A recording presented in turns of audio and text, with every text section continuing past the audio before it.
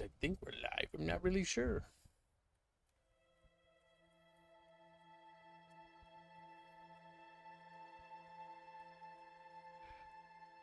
Hello, Widow Chatfish. Chatfish, hello. Hello. Fixed itself. Nice. 10 out of 10. Love a little bit of a Discord crash. Well, I think we've ultimately failed to fix the problem. Ultimately, it is not resolved. If it just did that, I don't think it's fixed yet. We'll see. If it hard crashes again, we'll see.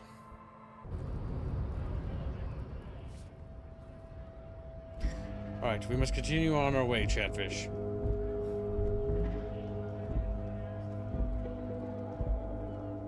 I'm not sure if the we said earlier it went through, but thank you, Harlot, for the membership. Thank you for the membership. Very generous. We've almost made today's goal, chat. Well, let's do that as quickly as possible, shall we, Chatfish? Now, welcome to the stream, Sturha, Frederick, Sternrat, Green Branch, Blake, Turnip Chips, I guess the Great Dong, and Blake, maybe Bensky. There's Robin in chat. Yeah, it did a crash, but it, like, froze and then it resumed. My assumption when it does that is that it's not actually fixed. I expect it to crash now. In presumably an hour?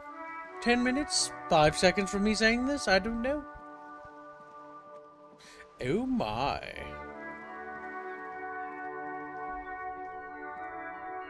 Anything new to reveal to this one guy? The mere sight of police in Martinez makes me feel safer already. How can I help you? I wanted to ask you about the union again. Sure, officer. Nope. No, thank you. For You know, being consummate professionals. You'll have A man so principled about his sandwich. I'm already calls for a knee-deep in principle. politics, baby. You really do. Now, unleash the fury. Your blood sandwich, point to it, is a tool of the oppressors designed to keep the proletariat docile. This city is going to shit sooner or later. Some foreign anarchist is going to steal your sandwich, that's a fact. What the hell are you talking about? What foreign anarchist? That's an ass No confused. time to bring him in. Just keep your eyes on the prize and ignore him. I don't think that's gonna happen. Why would you even... First, they take our jobs, then our women, and when the sandwich is all you have left, the anarchists will come for that too. He won't kill. As long as there's food in his fat belly, he'll lick any boots that's kicking it to him. Good. Renee's on board too. Time to take back the streets. Right-wing populism. Here we come. Fuck yeah, don't you guys get it? Us local boys gotta stick together, make the people feel safe again. Revelshall is calling. She needs us. Not tomorrow, not soon, but right now. Let's take our home back. Now you are talking sense, son. All four of us working as a group. We can make a difference. I'm actually already a member in a group tasked to keep the streets safe. You are too. We call ourselves the police. Kim, I got this. Wink. Men, let's review and possibly redistribute our resources. No, it's communist shit. On second thought, I don't want to organize a vigilante group after all, Jeff. Kim, I got this. Are you sure? Because right now, it looks like you are organizing a vigilante group. Men, let's review the possible and possibly redistribute our resources. Are you sure you want to do that? Officer? There's a suspicious look in his eyes. Ignore him. You are addressing the entire group now. We'll be Unit 1, Ghost Dogs. You and Gaston are Unit 2, the Royal Hounds. Agreed. What about the whole group? I propose a pair de la corne, swords of the crown, in honor of my old unit. I'm sure we can come up with something with a bit more oomph than that. It's got no, that's too old school. How about How about what? the Philippine 4, Gulliman's Alliance, the Suzerain Solution, oh my god, the Migrant Bashers, the Vigil Flame, Revachol. We have a gifted membership from Work Breakdown. Thank you for the gifted membership, Work Breakdown. Don't forget to get your rank in the Discord, and that's a very generous donation. I can't type his name. Work Breakdown S. Work breakdown structure, WBS, and then I can't read the rest. Whole time, says Karma's camera. They want to pick the names. The migrant fascist. I'm gonna not let the man have his say. I want the old man's unit. Migrant bash. Actually, let's honor your old unit. Espèce de l'économie it is. It's dignified. We need dignity. And you, get excited. His tone leaves no room for arguments. Giving orders is a second skin to the old carabineer. All right, all right. I have a bad feeling about this. The first option. Give me a sandwich. Good. Now, this is done. Give me that sandwich. Just one small thing. Your sandwich. I want to hold it for a moment. It's okay, Gaston. Just please give me the sandwich now. Just one small thing. Your sandwich. I want to hold it for a moment. Oh, you went through all that trouble for my sandwich. I'm flattered, officer, but my answer is no.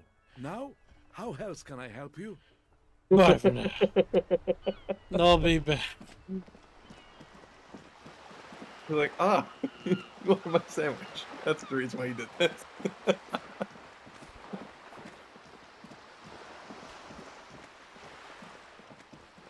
We'll get him next time, boys. Mission failed. We'll get him next time.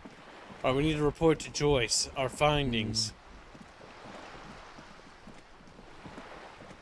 You're back. Good. What can I help you with? By the way, I've talked to Everart Claire. You have. And how did you like Mr. Clare? Everart Claire is a hero of the work. He's a bloated rainbow socialist. I can do business with him. For a socialist, he's reasonable.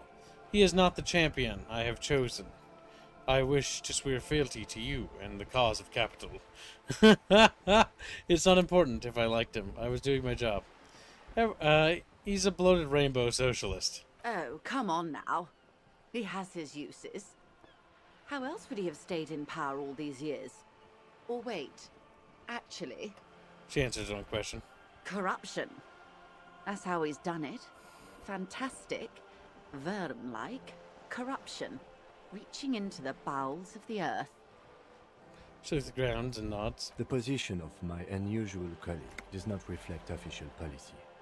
I hope you understand. The RCM does not pick sides. Of course. And I don't expect you to share anything he told you with me. I'm not a corrupt Verne myself. However, if you felt like discussing something... I do. How could I stop you? Are we not human? Are we not curious to hear another person's take? It's only natural. We would only be... gossiping. Intellectually speaking, it would be quite interesting to hear what she has to say about these things. Yes, your disgusting necktie agrees completely. Let's gossip.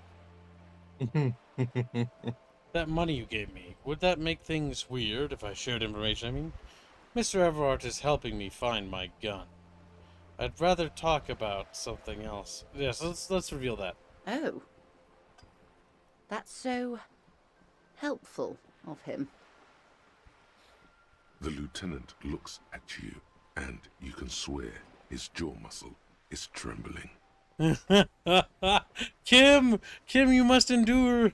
When I said be wacky, I didn't mean wildly, grossly irresponsible and damaging to the RCM.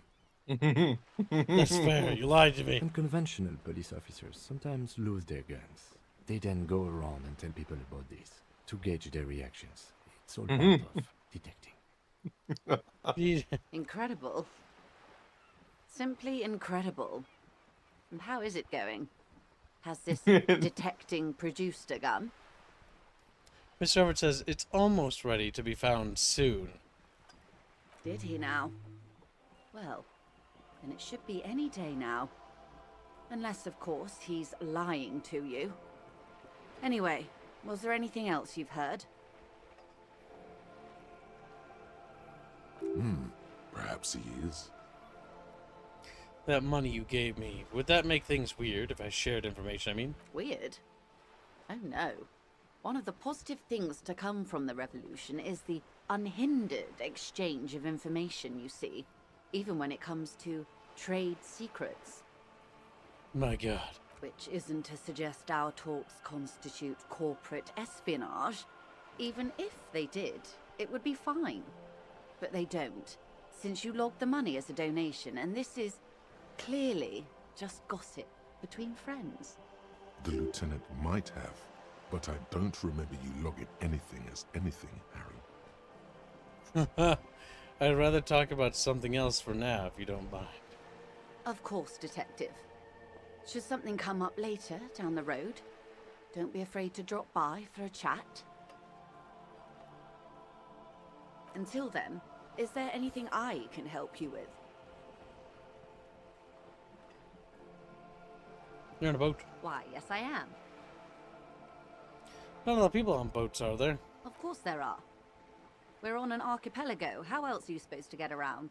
Wait, we're on an archipelago? Yes, we are. We are on Le Caillou. Technically, the neighboring Ozone and Fas Alamer island groups are archipelagos, while La Caillou, by contrast, is a single fertile landmass, the fourth largest island in the world. It is not an archipelago. Wait, I thought Le Caillou was a big one big island. Okay, if you want to get technical. The point is, we're all on islands here, and sail is still the most expedient way to get from one island to another, especially when you're in a hurry to resolve a strike. Still, I haven't seen anyone else sail a boat around here. I haven't seen anyone else drive a souped-up Capri Kenema motor carriage either. Actually, that motor carriage has been specially issued to serve as a patrol and pursuit vehicle. It's for crossing long distances in the greater Ravachol industrial harbor. It's not a toy. Neither is this. A toy, I mean. It's a machine for crossing long distances in the Bay of Revachol, between the city and the islands. You need to make this lady admit she's only riding around on this boat because she's rich. Yes, I do. Before you do, it would be pertinent to ask other questions. Gather more info on this boat of hers. Go on. Does she have a name? The boat? No. It is called Cordelati 19 because that's the type of sloop it is. The word "it" feels strange. Such a beautiful boat deserves a proper name. Cool, but your boat really needs a name. Okay. How about Cordelati 19? Why? Because it was manufactured in Revachol East by a company called Cordelati, and its hull is 19 paces long. She makes a point of being unromantic about it. How about sleek fish? What? Because it's sleek and fish-like. I think I'll stick with the factory name. But thank you. Okay, but what kind of boat is it? My sloop. No! I'm enjoying this part of the interview. It has so little to do with the murder we're investigating. I really do, the lieutenant thinks. Is she thrown off yet? He's looking at the woman, assessing her. You have a license for this boat? Officer, I assure you I'm a highly qualified pleasure craft operator. The crown, white as the boat's hull as she smiles. Qualified pleasure craft operator. So charming. Where's the damn license? Can I see your license? I just renewed its safety inspection last month, officers. It is completely seaworthy. In fact, it's taken part in not one, but two insulindic regattas. Even finished once. What happened the other time? The other time, I would have finished the race were it not for an urgent Well- work matter, much like the one I'm on now. Still need to see a license, ma'am. Actually, you don't. I'm pretty sure I do. I police. It is a little known fact among those who police that the Wayfarer Act specifically denies the RCM the authority to demand anyone's operator license. The Wayfarer Act is one of the few pieces of legislation governing human interaction in the Revachol Zone of Control, along with the Emergency Trade and Ailments Acts. The what now? It's one of the foundational laws in Revachol, designed to limit the authority of local institutions. Part of it prohibits the RCM from requesting most documents and licenses without permission from a coalition representative. It's a law that keeps Revachol what it is, in limbo. Yep, because we require coalition government aid to do anything without our masters, Chatfish, my lord. So we can't pull over random civilians and demand their papers? That's weak. More like the Anarchy Act, in my opinion. No need to politicize this. You may still ask for the lady's passport. You need to save face if you want her respect. Demand that passport. Yes, I'm going to need to see your passport. Of course. Look at her passport.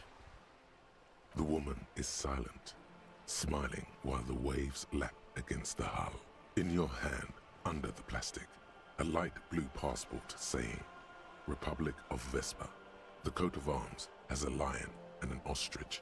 Seigent.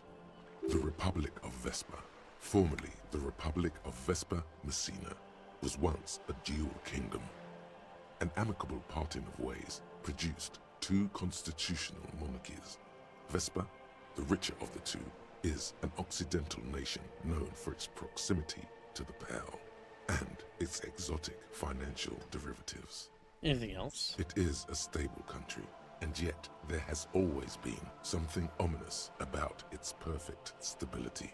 It's a place at the edge of the Muindi Isola, overlooking the Obisunt Isles, fracturing into the great unrest of the Pearl. Look at the photos page. The woman, born in the year 3 in the commune of Revachol, smiles at you, face adorned with frown lines and crow's feet. The photo is recent. The name reads, Joyce Leighton Messier. Your name is Joyce? Yes. But please don't call me that. Why? Joyce is much more efficient. She doesn't like it. Probably a bad memory. Mean girls at school or some ancient lover. You're from the Republic of Vesper? My husband is. I have dual citizenship. A Vespertine is handier when traveling. Everything appears to be in order. She nods and returns the plastic bag to her coat. I think I have a handle on the boat thing. Let's talk about the economics of this boat you're on. Go in for the kill. Oh my. The E word. You mean to say that it's a symbol of conspicuous consumption? That I'm a member of the ruling class? The Perskimundo class war time, baby. Oh my god! No, you're siphoning off honest Revacholian tax revenue to shifty-eyed Vespertine financiers. Forget about what I said. I was out of line, yes. Think nothing of it, officer. What's a little class conflict between friends? I think I have a handle on the boat thing. Good. Thank you. That's all for now. Hey. Who, me? Yes, you. Word on the street is you're ready to start building communism again. Get the fuck out of here. No. Alright, like, you want to start communism? It's like, no. I don't think I will.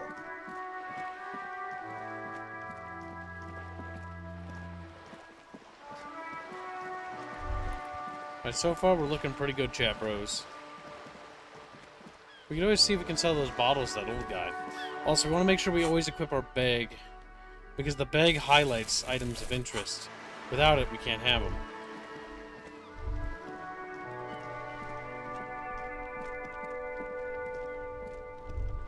Oh yeah, did you, maybe you want to go finish talking to the guy that gave you the key, Kibbs? Because that wasn't shown on the screen. The guy that was giving you a key? What do you mean? The guy that Everart told you to talk to that would give you a key.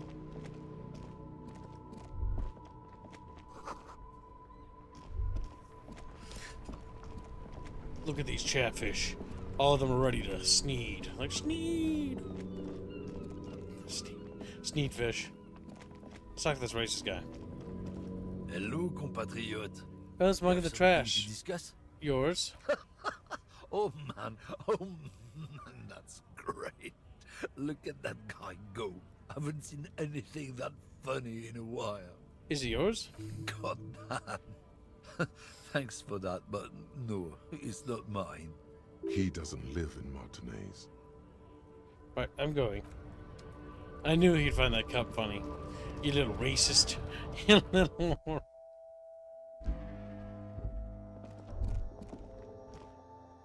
What's this? The tear machine stands in the corner.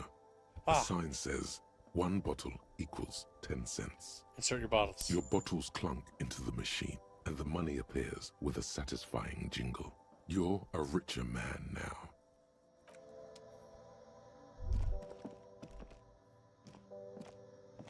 You see several packaged raincoats fill a low shelf beneath a display of croissants and juice bottles. The raincoats are transparent, except for the big Fritta slogan on the back. Let's talk this bitch. Is this about the questions again? Because I don't really know anything. I need to exchange this novelty check for cash. Wow. I didn't know you worked for the union, sir. She rolls up the giant novelty check. Looks like she's seen it before and slips it under the counter. Anything else I can do for you? No, you don't work for the union. The union works for you by supplying you with cash. Does Frit have a warehouse in the back of the Whirling and Rags? A warehouse? I don't know. Maybe. I don't really care what Frit does. Come on, give me something to work with here. This is important. She scrunches up her face into an expression of consummate adolescent skepticism. Fine. Frit doesn't have a warehouse. Just a little back room here. Okay? She turns back to the magazine without waiting for you to respond. Do you have any ammonia for sale? She looks up from her magazine, eyes filled with tired ennui. Yes. What we have is there, in the medicine cabinet. Go take a look yourself. Can you tell me anything about the dead body? I don't really know anything. I mean, I know it's there, but I haven't seen it, so... Already know all this. Uh-huh. Can you tell me anything about this reality we're in? Reality?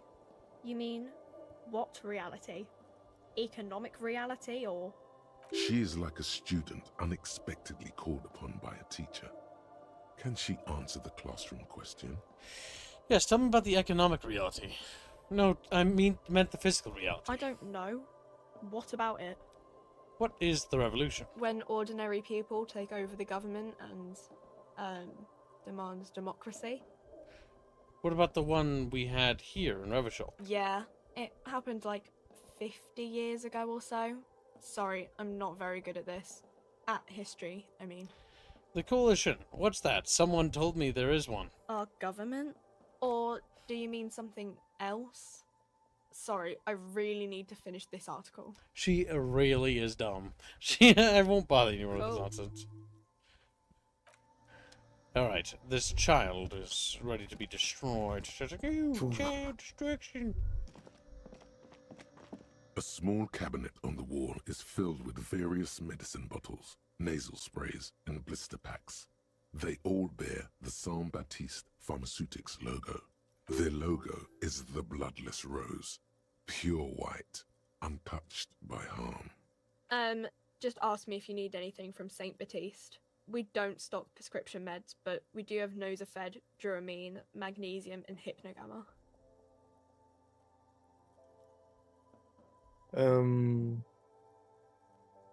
What was the one that you would need to use to get the fucker Okay, down? Here. I hope Saint Already Baptiste have makes it. you feel better or something. Okay. Like, could any of these happen? Help you with Okay, that? here. I hope Saint Baptiste makes you feel better or something. Who's Saint Baptiste? Saint Baptiste. You know, the pharmaceuticals company. Saint Baptiste Pharmaceuticals. The one that sells meds out of Saint Baptiste. That one. There.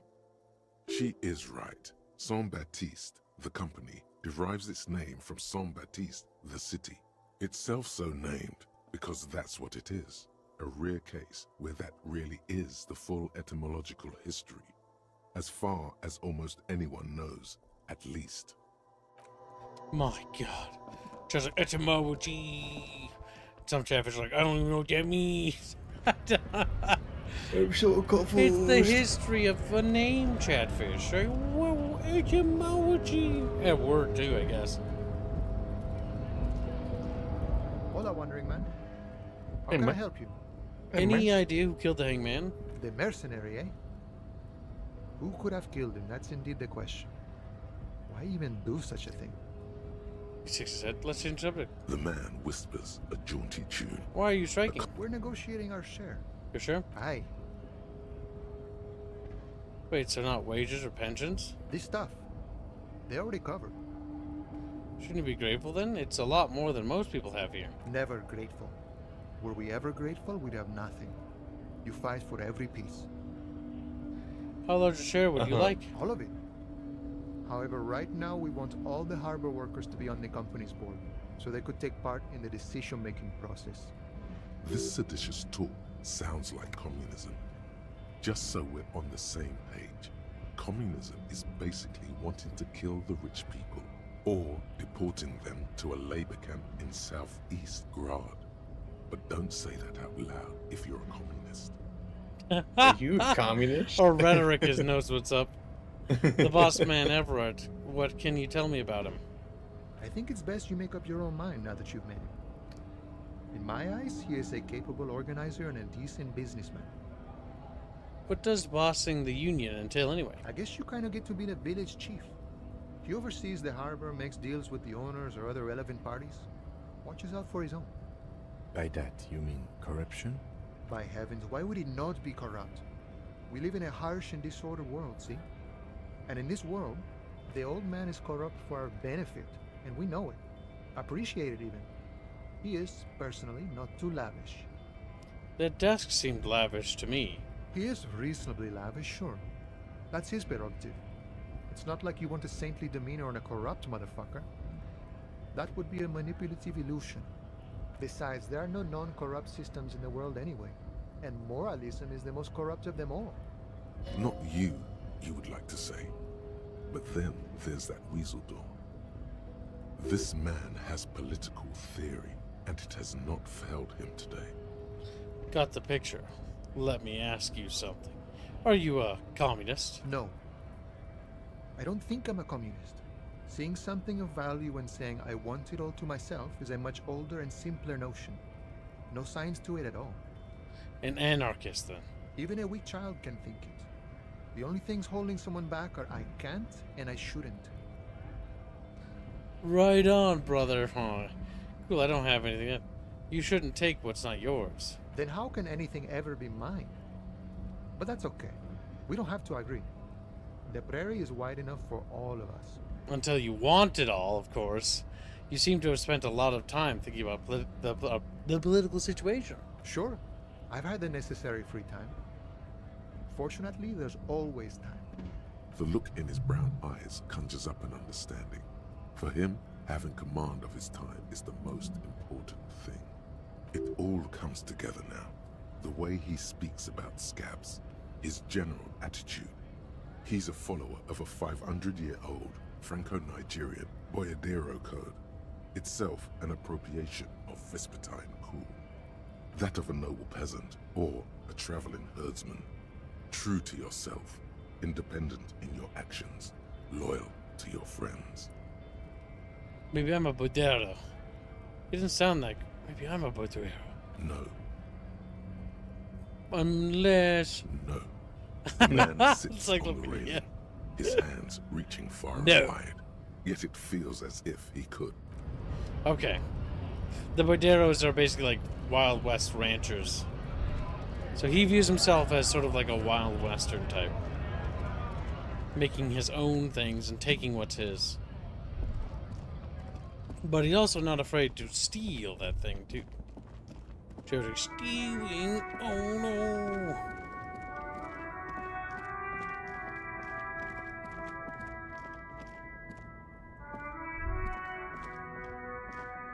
Alright, we got the key for that room. Where was that room located, you remember? Yeah, I was asking you to go ask him, Kibbs, because I don't know. The special brushed open apartment door for Everart. You have the key. The door is behind the greenhouse in the yard basement. Nothing a quick look through our logbook will tell us, chat bitches. Like, chat bitches. Welcome to India. A slur. Can I help you? Come on, bill for tonight. Got the 20 real. Yeah, Riel for the night. Good. You got the room for the night, but remember, you'll need another 20 real tomorrow. You're already set for the night. Your door is unlocked. My baby's a... Oh, your baby's a little squealy. David's a good boy. Such a Don't good boy. say my The man name, you ponders his cooking shit. utensils and gives you a little nod, Poor Reggie. acknowledging your Chatfish, presence. you didn't hear anything. Poor Chatfish. God damn it. You can't believe you just got... By the way, we speak Revacholian in Revachol. Get your Revacholian nationhood on. Leo said you're friends with Manana. Is that true? What is the brosh you're making there? Point to the large pot. The man says a couple of sentences in that Welcome to strange stream, language Daryl. of his, and then seems to wait for you to speak. I'm pretty sure he asked you a question. He doesn't know your language. You can just say something cool in return. Yes, nod, no, shake your head. Mercury rising, runs your finger through your hair. Sorry, I don't understand you. Just one word. Sounds quizzical. Then he awaits your answer with his brow arched. Mercury rising? Horse need more vodka? Vodka? Makes a bottle from the shelf. Okay, so it's vodka that keeps the men happy and in good spirits. Clever move by the Union. Vodka borscht! I love it, Bratan! Turn it the fuck up and then ask for some yourself. Turning it up seems like a dangerous idea, honestly.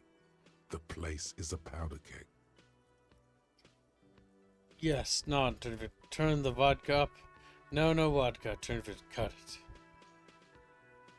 The cook gives you a long, disappointed look, then turns the stove off and seems to wait for you to speak.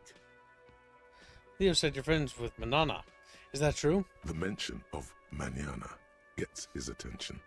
He smiles and delivers a whole slew of unfamiliar words and lively gestures. Then he falls silent again. They're friends. But let's make... That's gonna lock him out. Get your nation on. Speak Revacholian? Lieutenant raised an eyebrow. This man is a foreigner. Speak Revacholian, yes. Not this funky thing he's spurting out here. We speak Suren. There is no such thing as the Revacholian language. But don't worry, your message remains clear. The cook is still smoking, ash falling from between his fingers. His hands are large and clean. Good thing he didn't understand a word of your stupidity. I don't think I need anything else. Yes? Tell me about the case. What do you want to know?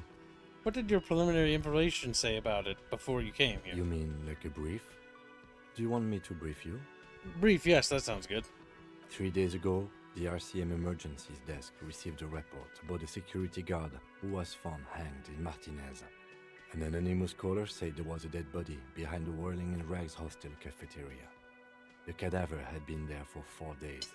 No one had come to investigate. During that time, the victim had been stripped of his belongings. The caller did not identify him, but used the word lynching. There is an ongoing labor dispute between the local dock workers and the logistics company Wild Pines. I was told we should approach the death as part of this dispute. Why didn't the caller know anything about the... why didn't we know anything about the caller? They didn't identify themselves in any way.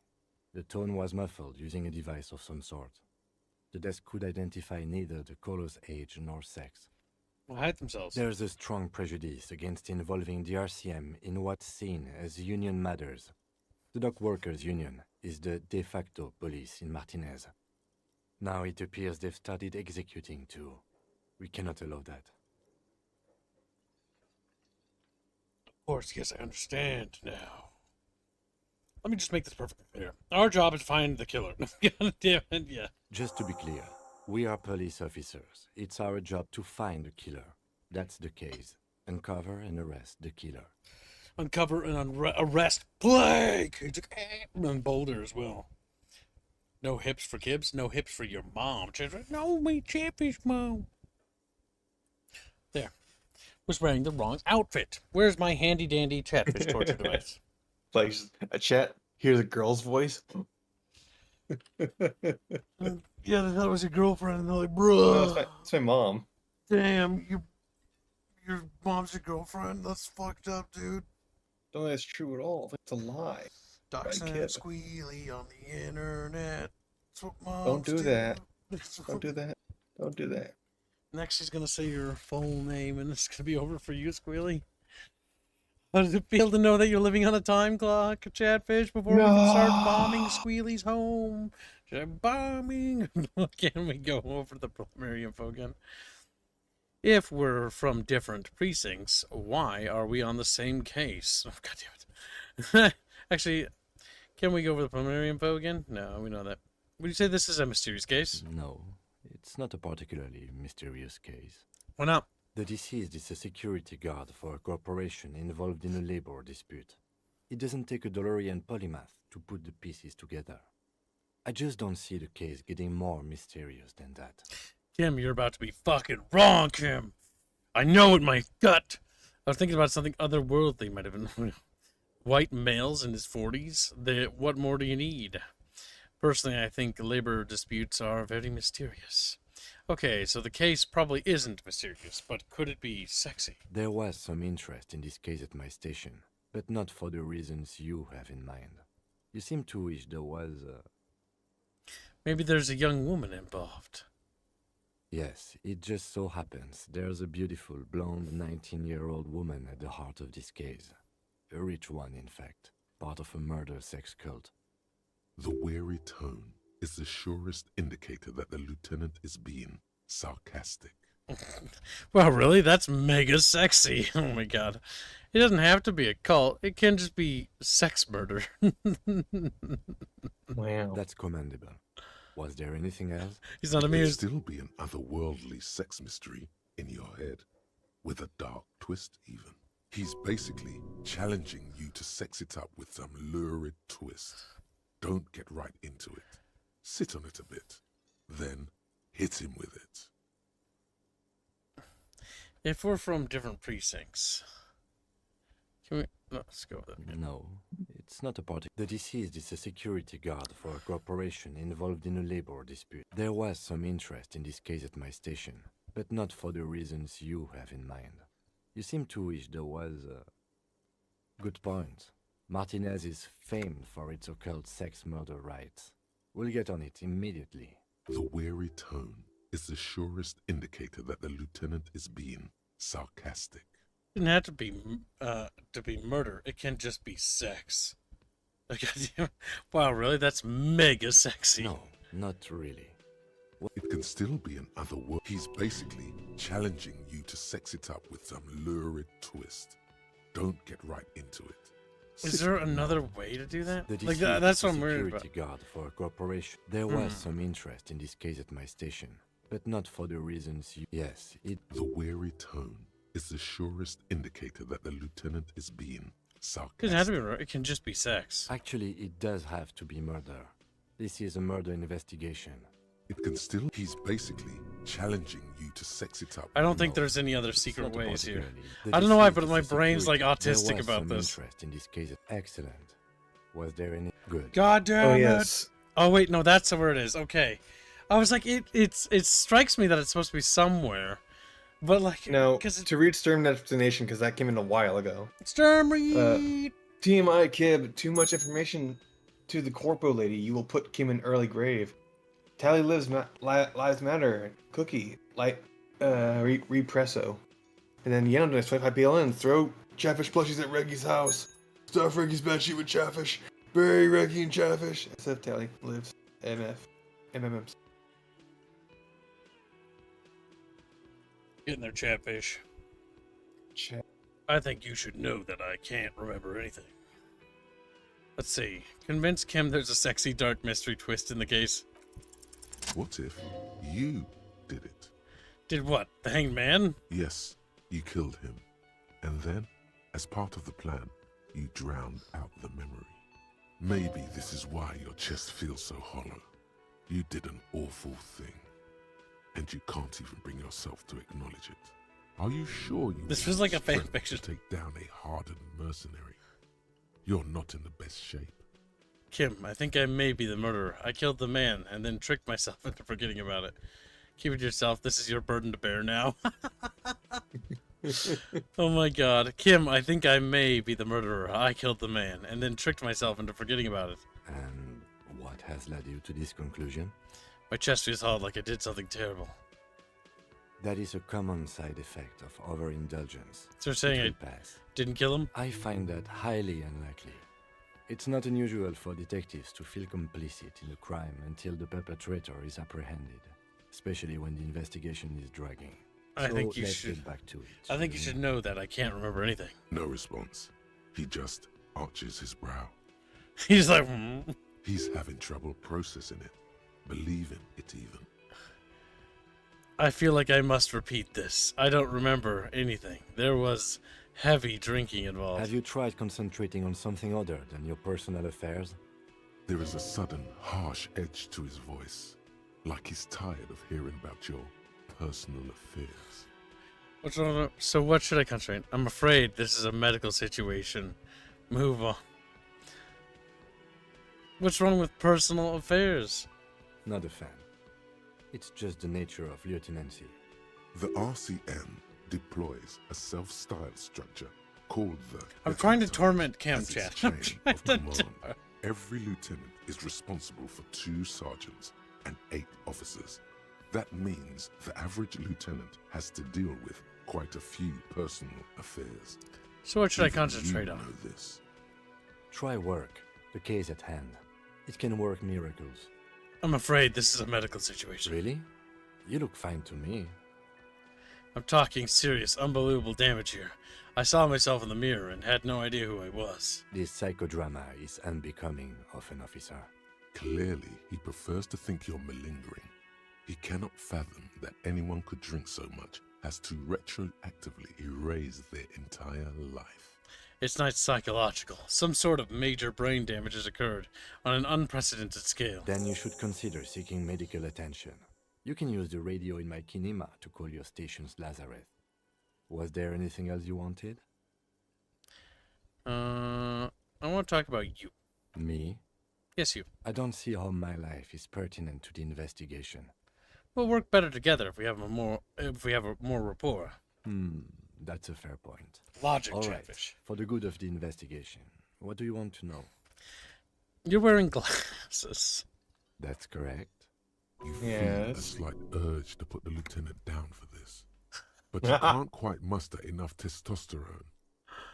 Glasses are cool, I guess. Just observing. I guess you don't need glasses, then. You don't look like other people around here. That's because I'm half Seolite, or quarter. My father's father was from Seoul. So was my grandmother, but from my mother's side. It's not an interesting topic.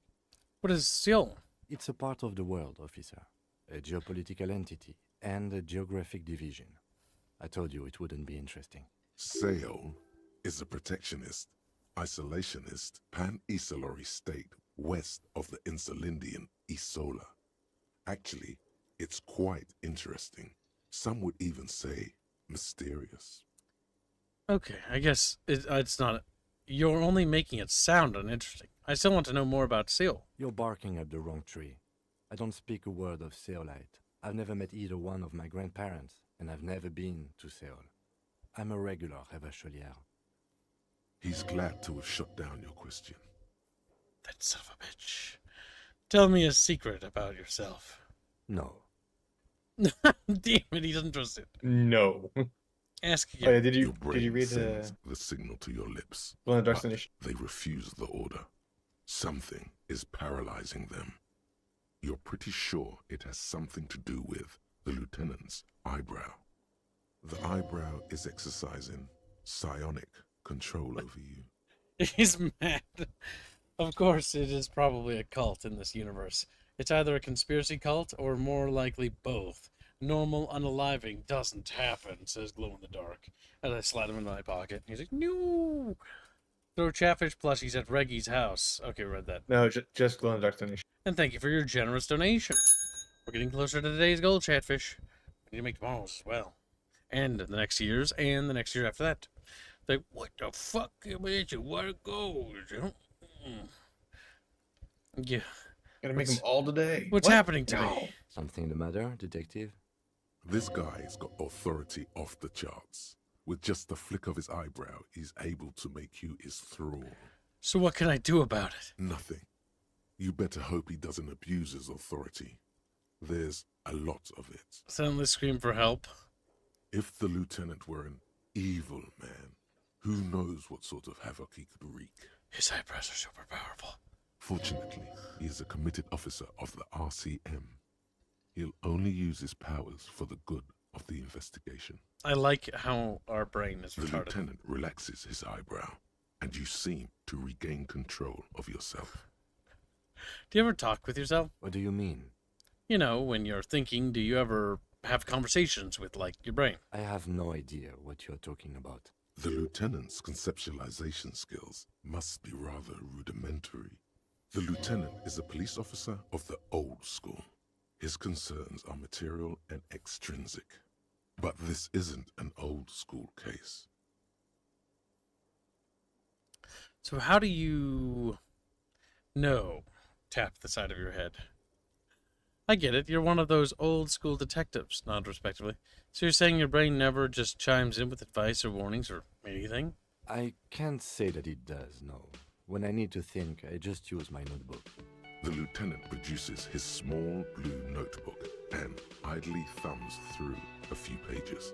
That's where his conversations with himself take place. We all have our different mediums. His is written. That's all for now. Good. Let's change the subject. Alright. Kim assessment complete. Kim brain, big, but also small.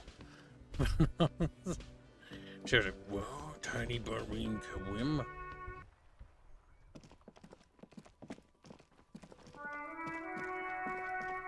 Honestly, I feel like this is a scripted check to get the body down. There he still is, looking right through you with his white eyes. And we need to get the body down, because it's going to give us some important information. I just fucking know it. Oh, that's the door behind the greenhouse. Anything Kuno has new for us? Hey, Kuno. Fuck, Hey, does Kuno. Kuno care? Kuno, find your shack. Point to the shack. Yeah, did you fucking there? What was with the pig head? Oh, that? Kuno decapitates pigs. That's just a Kuno demo tape. Were you trying to send me a message of some sort? Demo tape like some kind of musician? Cool pig head. I liked it. I got one too. This one. Point your head. I did. It's shit. No. Demo tape like some kind of... You know what? Let's see if this resonates with Kuno. What? Kim. No, it this shit? Fucking on yourself. This is weird level shit.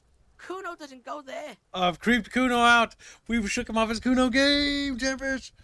Grumpy Kuno. donates $10 and says, "Hey all, not gonna stick around because I don't want spoilers, but have some fun. Sock fun. Tally lives. BMW. Thank you for your donation. Look forward to playing this game, Grumpy. You're in for a real treat." I can almost assure you, Grumpy, that in your own playthrough this game, nothing like this will happen to you. The one thing I will as far say as I was aware, is this game is very replayable. It has a lot of replay value because of how you build your character. But yes, because the reality is no one playthrough is the same, though you will learn certain truths about certain things that do spoil certain things. Continue. Fuck your shit back to normal. What is this? She's freaking Well out. played. No one saw that coming. I found a plate covered with powder residue. Know anything about it? That's where Kuno gets his daily hit of electric. Kuno Shazam. Kuno rides the fucking lightning in there, pig. God damn it. Bet you'd like to ride the lightning too, wouldn't you? You feel tired and old, but you could have that sparkle in your eyes. What's the tube of magnosolum? It's a vitamin, pig. Don't you know anything? You could use some. It's magnesium, right? Yeah, it's the mag. You fucking need that shit to stay on top of your game. Kuno goes through like a tube a day, rips mag like a motherfucker, and you could use a bottle. Oh, don't teach him, Kuno! He's gonna use it against you, Kuno! Come on, just magnesium. Don't mystify it. I know all about magnesium. I rock it all the time. You're not getting this, pig.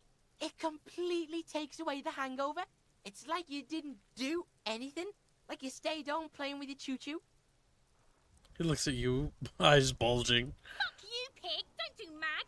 You're gonna OD and you're gonna fucking die! I've heard enough of this. Good call, Pigmeister. Don't come and talk to Kuno about his kingdom. Kuno, let's talk about your shack again. The fuck do you want with it? Good call, Pigmeister. Okay, Mom. Kuno doesn't... Alright, little shit. You other little bitch. I'll die before I squeal, pig. Eek. Good. Listen, child, the corpse made me puke twice, and I was wondering why you don't.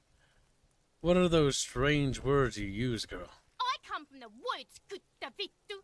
You don't want to go there with me. You don't want to see what I've seen. Don't be traumatizing here. Get the fuck out of here. I'll die before I squeal, pig. Eek. You there, behind the fence. Hey, kid. Listen, child, that corpse made me puke twice. Stay away from me, pig. You don't want to see what happens when you corner me. She's locking up. I'll die before I squeal, pig. Hey, kid. What's this kid shit? Fucking mind games. I'd rather die than squeal. Get the fuck out of here, face. You got done. Talk to me. Okay. I'll die before I squeal, pig. Either behind you the don't want fence. to fuck with me. You can still see the top of her hat from behind the fence. Eek. Okay, we need to isolate the little one and destroy her with the crowbar. Okay, what the fuck? Destroy the child. Do it now. Wham, wham, wham, wham, wham. Wham, wham, wham, wham. It's almost getting time to go talk to the smoker guy at 21, Kip. Yep. Oh, Kip. a point of interest.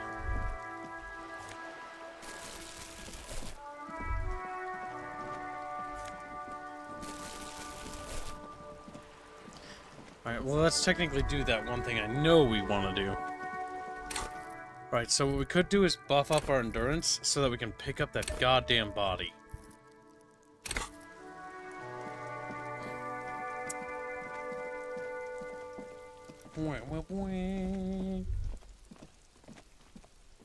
This must be it.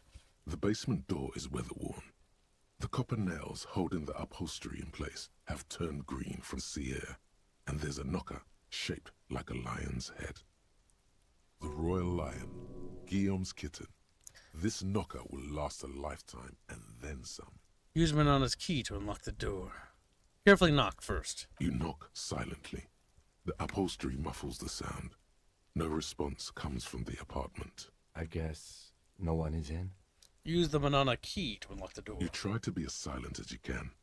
It takes a bit of rattling of the handle to loosen the bolt. Finally, the door unlocks with a small clack. Thoughts race through your head. Only curiosity could account for stepping over that threshold. Maybe there's treasure in there. A white alligator. A fountain of quicksilver. There might be important information in the apartment. I mean, there might. Chatfish, what's in this apartment? A row of mugs sits on the shelf. Each one depicts a human figure. A dark-skinned woman grinning amidst mysterious symbols. A broad-shouldered man shoveling potatoes, and others. Tap on the mugs. A little ring. Though cheerful, the images on the ceramic make you vaguely uncomfortable. There's something disdainful in the way the curves and lines of the bodies were drawn. The images betray a lack of interest in human beings. They are merely unflattering caricatures. What do I mean, uncomfortable? The owner of these mugs doesn't like people of other ethnicities very much. Come on, it's just a bit of fun with a pinch of truth. People have the right to make fun of each other in a free world. Thanks. Good to know I have no opinion on this. Anytime. The lieutenant picks up one of the mugs, then puts it back down with a look of disdain. I'm beginning to feel better about breaking into this man's apartment. What about your yellow man mug and compare? Oh no! Yes, your broken mug friend would feel very much at home here. The same humor, the same mocking lines. There's the missing tin soldier. Whoever lives here might have used the Whirling's container to dump his trash. And now they've drawn the ire of the Union. The plot thickens, as they say. An interesting little clue. Let's see where this goes. Clues have a way of magically connecting to other clues down the road. Perhaps you should break into apartments more often. Yeah, pretty much. Do you really think it's the same person who put the dead man's clothes in the trash? Who knows? I'm not expecting too much from this clothes in the trash lead either way. It might turn out to be some random local matter, but still, a nice coincidence. You could ask Everart who this person is once you're done here. Move on from the mugs. Whoever lives here admires fair-haired fantasy heroes with big muscles.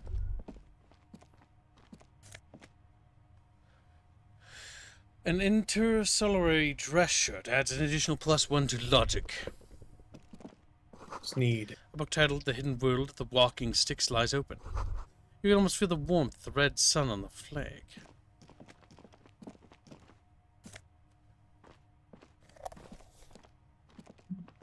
We are just stealing some other. A small suitcase full of clothes. Guests are staying over here?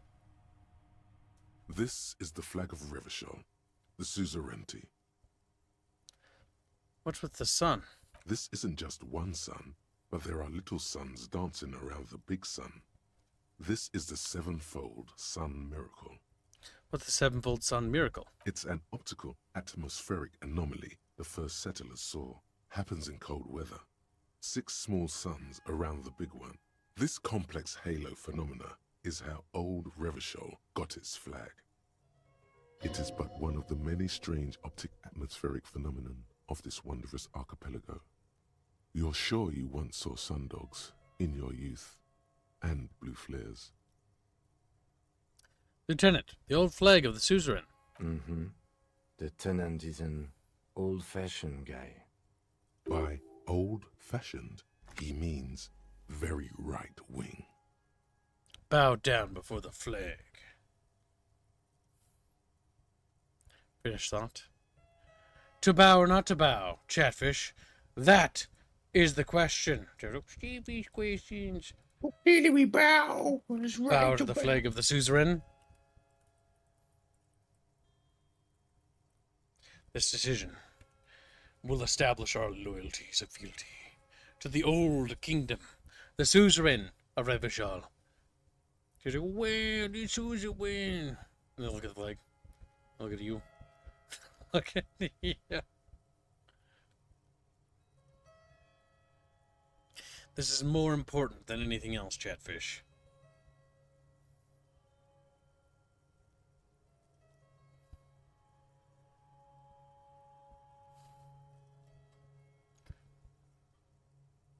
Not right-wing enough.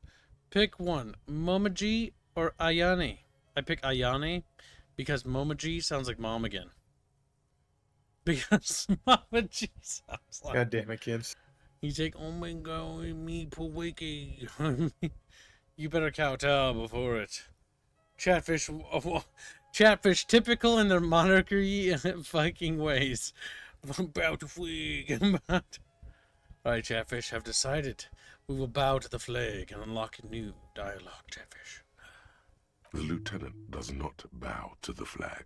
It accepts your salute with quiet dignity. It is not my flag, he thinks. My flag is the signal blue of the zone of control. You have to contest faster than that. He didn't say he was going to contest either. Yep. Stupid Bucky. If Chatfish don't contest within a minute, or instantly, we roll. There's a million decisions in this game. We bow to the flag, and there's nothing Bucky can do to stop us. She Bucky screams, looks at you, screams you again. Bad Buckabus, Slowbus. I'm curious. Is his dad always in here, like laying in that fucking bed? On the verge of death? He was on the verge of death. The aging alcoholic is still there, breathing. The air. Unironically, he is.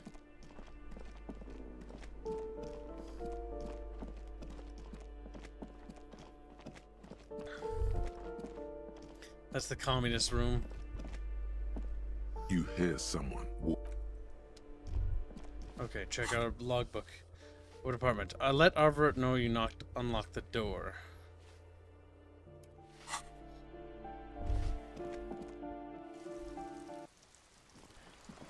I feel like unlocking this door for him is risky business, Chatfish. I don't know what's gonna happen.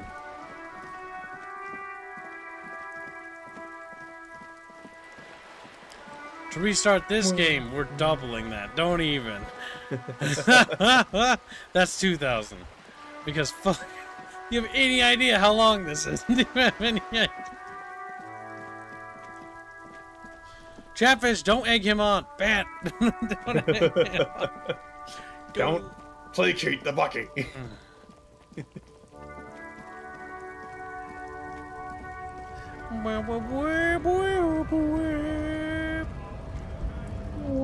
Okay, we gotta talk to Fatso.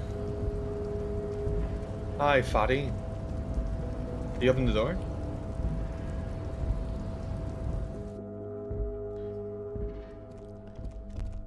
I gotta go up the steps. I'm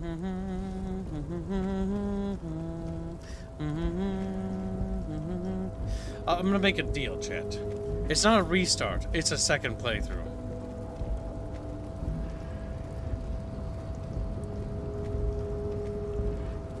That would be a... That way I don't have to restart. Wow. There's so much other options and shit that it literally could do a second playthrough. I feel like it would be a drastically different experience. Alright, Fatso. Mr. Dubois, every worker... A member of the board is a It's a living, living god. Is an organ of this great state organism of war. Also, looks just like me. Hey, why the hell not? Now, how can I help you today? He wants to see if he's indoctrinating you well. Yep. It turns out the strikers were being served an alcoholic brew. I stopped this madness. I don't know what that means, Harry, but I love it. I love your initiative. Knowing you're out there keeping things running lets me focus on the big picture stuff. Don't even tell me what was going on. Alcoholic brew, stronger, stopped it, strike. I'm just gonna let you surprise me, Harry. I opened the door, you asked me. Can we discuss the murder now? I'm very glad to hear that, Harry. One question. Harry? You didn't actually happen to stumble in and see what's inside the apartment, did you? He's trying to figure out if you're lying. I may have gone inside and seen a collection of racist mugs. I did go inside. He had the glorious flag of Revachol, the suzerain, on his wall. The deal wasn't for me to go inside, so I didn't.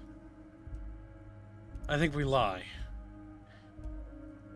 You're right, Harry. You only had to unlock the door, which you did.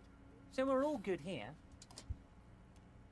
He was testing you, and you succeeded. Good. Now let's get down to brass tacks. It's time for men like me and you to figure out who's killed who and why. Real police work is gonna start happening now. I promise you, Harry, this is gonna be good. I've heard about the connection between the lynching and the strike. I'd like to hear what you know about it. By now, I'm sure you've figured out who the dead man was working for. The bad guys. Wild Pines. Sent to scare us. Another violent measure of the top hats against us flatcaps. He's definitely a communist. Harry, this strike is the culmination of many, many mistakes made by the Wild Pines group. They tried to shut the strike down by sending in armed mercenaries. You mean our victim? A security contractor? Can you imagine that? Workers standing in peaceful protest, united in the spirit of fellowship, and they send hired killers to mow us down with machine gun fire? I mean, they didn't send them necessarily to mow you down. I'm talking beasts. Hardened killers from proxy wars in Yesut, Semenine, Sadamoritsa, you name it, they've done it. Raping, killing, burning villages, killing little children for the Senorita Pineapple Company, Harry. Everything they did there, they brought over here. They want to turn Revachol into a third world slum. Honestly, the only thing they didn't do is kill the village elephant. Hold on, you have a village elephant? Go on. Now, I haven't personally witnessed the brutalities out there. I have the luxury of staying in my container, you see. If I need to go somewhere, they just move my container. Wait, they moved the container? Oh my god, he's that fat. Yes, I'm an old man, Harry. My legs aren't what they used to be. They lift my office with that big crane. It's actually very fun. You should try it. But enough about me and my fun container. The killers the company hired, I think there were 3 of them, all hardened commando types. In my fun container. One of them got downright suicidal, getting drunk, violent, a little rapey. Even their own negotiator couldn't control him. That's your boy, the one who likes It's your hanging boy. out and trees. By negotiator, you mean Joyce? Harry, what you need to realize is we He doesn't like are Kim. not pushovers. We Kim got asks grit, questions. Harry. This whole neighborhood does. Push us hard enough and we push back. And when we do, we push to kill. Wait, the whole neighborhood is in on it? Who exactly did the pushing? There's a militant wing inside the Union. A group of people whose duties don't involve manual labor, but peacekeeping in the neighborhood. Making sure everything runs smoothly. The Hardy Boys. That sounds a bit like organized crime. It is. They're like you guys. Idealistic people who want to make sure bad things don't happen. And if they already have, well, punishment must follow.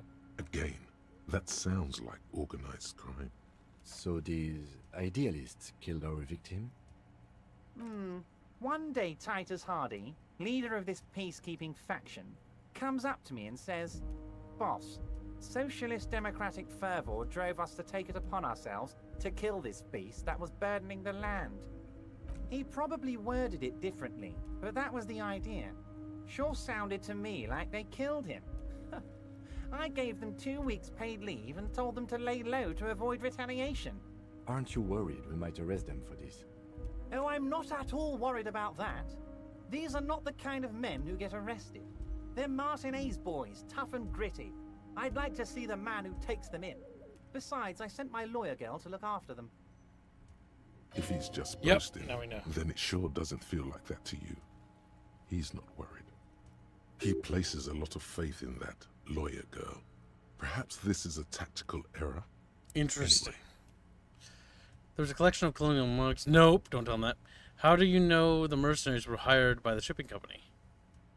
You mentioned... Yeah. How do I know? Let me tell you about these people. That's their MO. It's what they do. Last winter, some poor workers in Terminal E went on a little strike. The company sent in Sediment, a security contractor. The strike was over the workers' right to wear protective footwear, Harry. These guys turn up and start beating people. Tell you what, Harry, I wouldn't be surprised if we got the same mercenary company, after a little rebranding.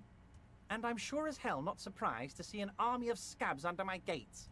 So you believe the scabs were organized by the security contractor? You said it. Hell, one of those guys looks big enough to take down that proverbial elephant.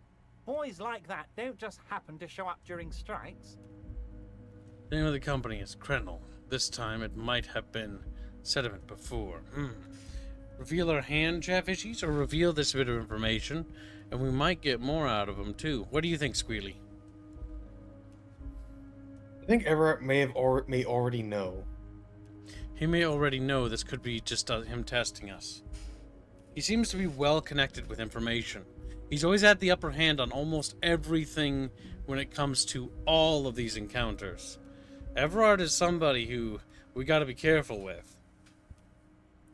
So we could drop the name of the Krenel company. Not that would change much, in my opinion, but it would let us know whether or not he's testing us again, or whether or not he does know everything. So let's try that. Of course. You're always one step ahead of me, Harry. I'm no genius. I'm in this position because people like me. The remaining mercenaries are organizing a tribunal to take on the Hardys. I don't know if letting them know that is a good idea. That might only lead to further escalation. Let's change the subject. By all means, Harry. What's on your mind? You mentioned a loyal girl. Oh, Liz is a bright one. I paid for that law degree myself, thinking it'll probably turn her all fancy. But hell, Harry, she came back a firebrand socialist. Sometimes she scares me with her zeal. Tell me about Titus Hardy and his crew. Oh, they are simply fine young men, all 7 of them. Exemplary union members, always working to advance their position in the local socialist democratic movement.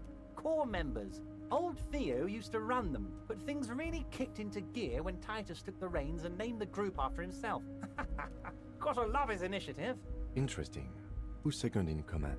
They're almost all of them great guys, born leaders.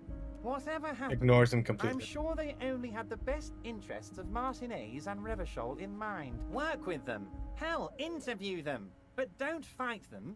They really are just like you. Men who like beer, women, and some order on the streets.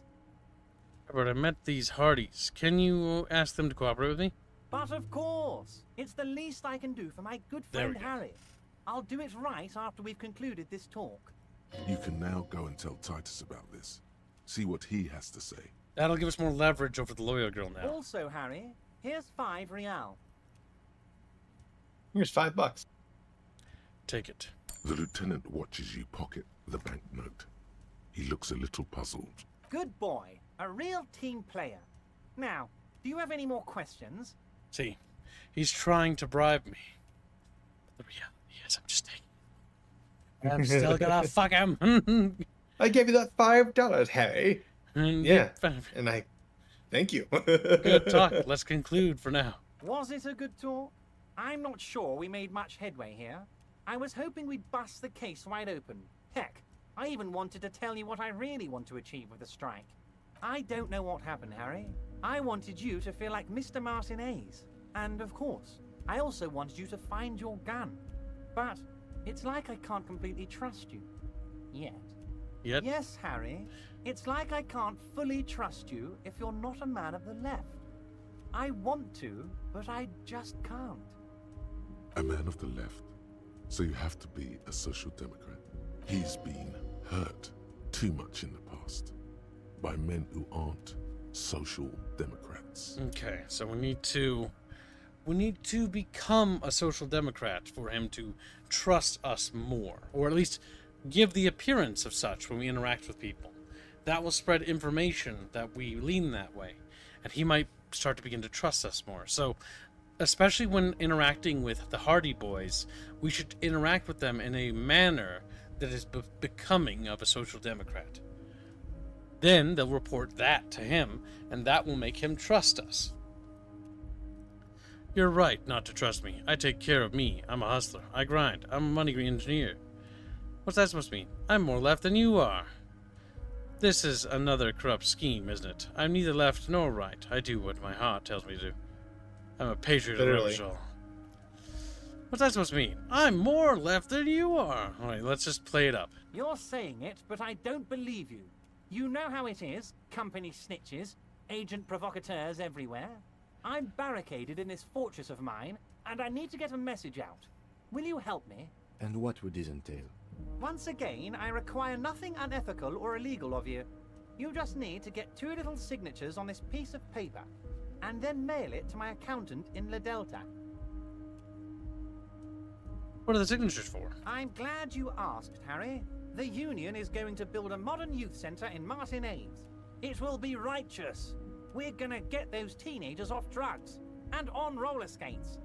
There's a nameless little street on the coast with some old houses around it. Most people have already signed. I just need 2 more signatures to get this mission off the ground, Harry. And these are people that are in the way. It's not so easy, I'm guaranteeing you that. What will happen to the current occupants? They are just gonna have to deal with the construction noise for 6 months, and then they'll be living like kings. Right next to a fancy new youth centre, designed by the best architects from Stella Marie.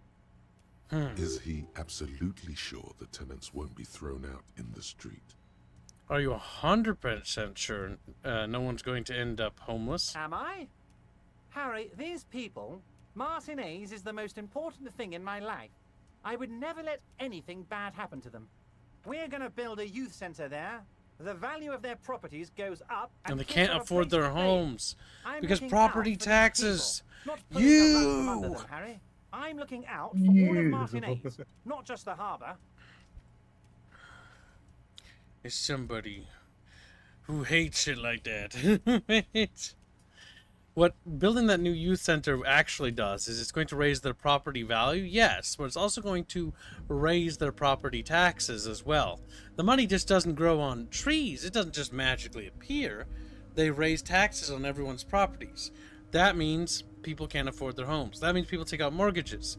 People take out mortgages and then they can't afford to pay them, or they lose their homes and stuff like that. Leads to foreclosures, and then all of a sudden, little Everart here swoops on in and claims the properties. Chatfish, it's all a conspiracy, fish. He means it. He means it? I don't believe him.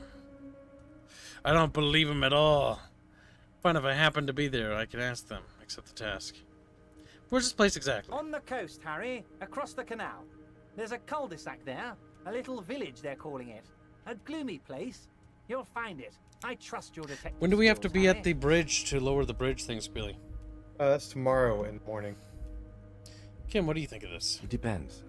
I don't think what we just got from Mr. Claire was very useful. He studies Everart. But he thinks it's your call. As I said, it weighs on me heavily. But once we get really talking, well, I'm gonna hand you the keys to Martinez, and maybe even help you figure out who's behind this killing. He's saying as little as possible, as vaguely as he can, deliberately omitting things. Fine, if I happen to be there, I can ask them. You bring joy to my heart, Harry. Such a pleasure to be We'll working ask, with you. but doesn't mean we'll do. You need to get signatures from Isabel Sadie and Lillian Carter. The cul-de-sac is right past the pawn shop and across the canal. I hear there is some trouble with the water lock, but they should fix it by Wednesday morning. Once you have the signatures, mail this to 13022 La Rocca in La Delta. Then I'll know you're a solid socialist. Everart, I'm going to leave now, but we might talk again later. See you soon, Debardeur. Just kidding, but not too much.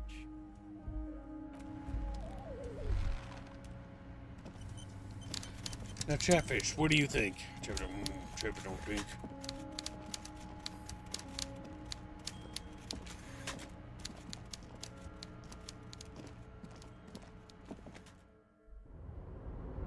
I doubt this guy has anything new to add. Oh, hey, mister. Nope, nothing. Oh, hey, mister. Alright. So he's been giving us very little progress. Lots of big talk, but very little actual results. We should not trust him, no, Chatfish. For all intents and purposes, he may not be directly involved with the murder, but he is definitely a part of it. No matter how you slice it, Chatfishies. We do know that his organization is involved with it, so that means that even best case scenario. The file cabinet stands steady as the drawer slides. Okay, I just want to make sure there's anything new there.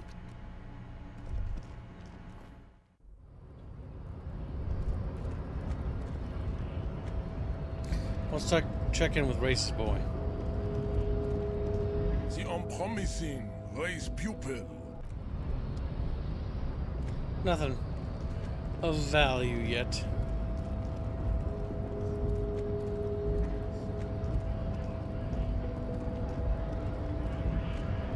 Check in with this guy.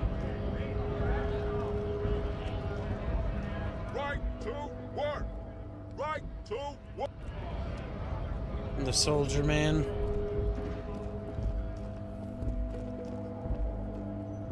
Hello, compa. Alright, so the racist mugs, the flag of Revachol, and the Suzerain.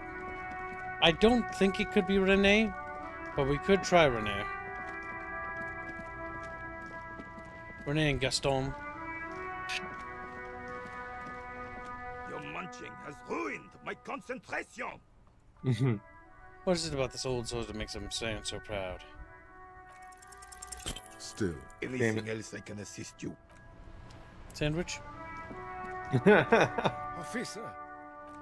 Damn. That looks like one good sandwich.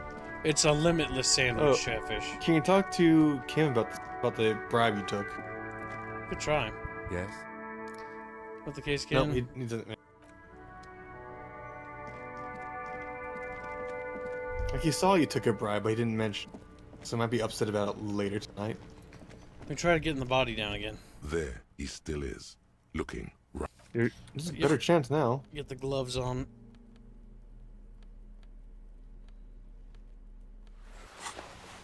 There he still is, looking right through you.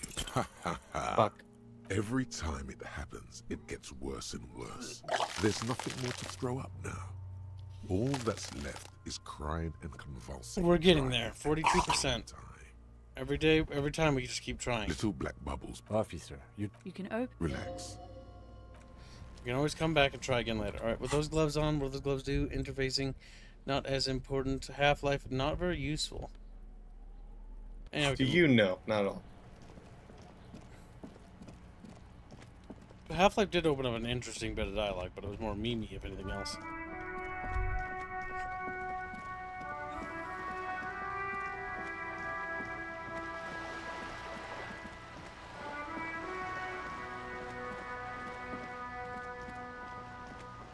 Grace Pope has nothing to say at the moment. What I was going to do is check the apartment building to see if there's any other points of interest or value in here. Give me a moment. Nothing new with her. We couldn't paint the thing yet because we still don't have the paint. We could probably check that guy on the coast to see if he has anything we can use to paint.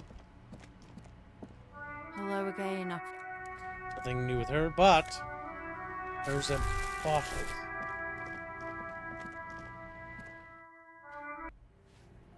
Slendio.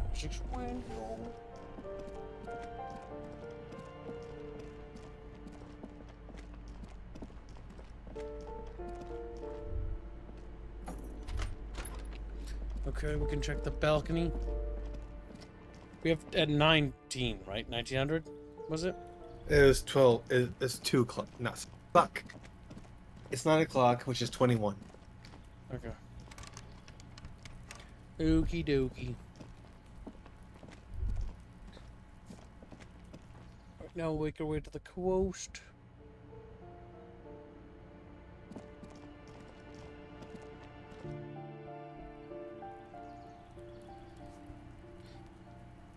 Check our notes, get 2 signatures, call your station at Lazarus. Alright, so we can call our car first. Chatfishies, big round fishies. Big round fishy, big brown chatfishy.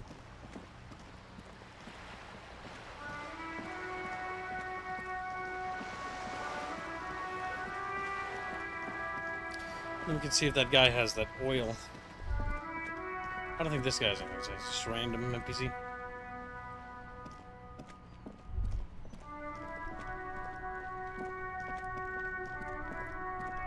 Inside, you see a set of steering levers, a radio microphone, a pull-out toolbox, and the soft glow Kim, how do I turn on the headlights? All right. Ready? I turn, you press start. It's next to the preheater. He's downplaying his excitement. The lieutenant is more than happy to show off his precious carriage. Press engine start. The dashboard lights up with orange glow. The rounds per minute gauge jumps, and the engine of the Caprice Canada comes to life with a whiny growl. Press the button labeled headlight. The lights unfold with a little click, casting electrical light onto the ground before the vehicle. There you go. I'll turn them off from the remote once you're done. We just need to stand in front of the machine now.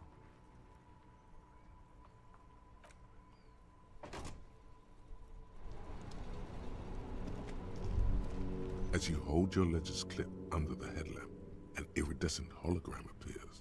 A street grid and the veins of a great river. A familiar sensation washes over you. There she is. Raffles West. There's a note of pride in the lieutenant's voice. Around the borders of the watermark are dozens, no, hundreds of micro-perforations. Look at the shimmering street grid. The rectangular watermark is overlaid with the logo of the RCM, and yet the major arteries of Revachol are all recognizable. They shimmer in the Kanema's headlights. Wait, look around. A rat brazenly darts past you and disappears amongst the stopped lorries. In the distance, a child somewhere shrieks. A woman reprimands her in a voice no quieter than the child's cry. Ah, Martinez. Smells the air and says, "Where are we on this?" Let me see. Right here. Seems nice. No, it does not. Look at the perforations. There are many of them, and they are divided into 3 separate rows. Tally up the different rows. The first row has 18 dots. What about the next one? The next is the longest. It runs all the way around the border, and then some. Count them individually. There are so many, it's hard to count. More than 150, at least. Maybe even 200. What about the last row? The last row has 3 perforations. 3, that's it? That's it. Hey Kim, what do all these holes mean? Point to the dots on the watermark. Those are perforations. They represent your record as an officer of the RCM. They are your statistics, as it were. I should have guessed you'd keep a record. Officers often do. Let's take a look. Alpha male officers who are proud of their numbers often do.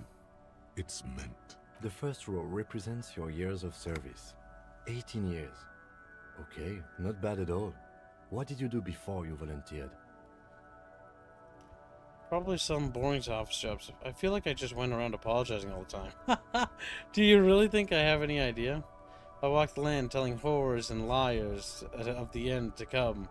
There are 9,855 days remaining. Wait, 18 years? I've done this? That's what it says. I might have guessed even longer based on your age. What did you do all those blissful years of your youth? Do you really think I have any idea? Fair point. Yeah. Let's move on, shall But we? I don't. This next row, the one that wraps all the way around, is your number of closed cases. Closed is good. It means finished. You've got, let's see. Chow Chow Don't Sell says, "Here's $1 for small swordsman. Chow Chow wanted to help a bit with the tally fund. Enderal, tally lives. Big booty Quarians. Thank you for the generous donation." Wow, more than 200. Thank you, Chow Chow. Is that a lot?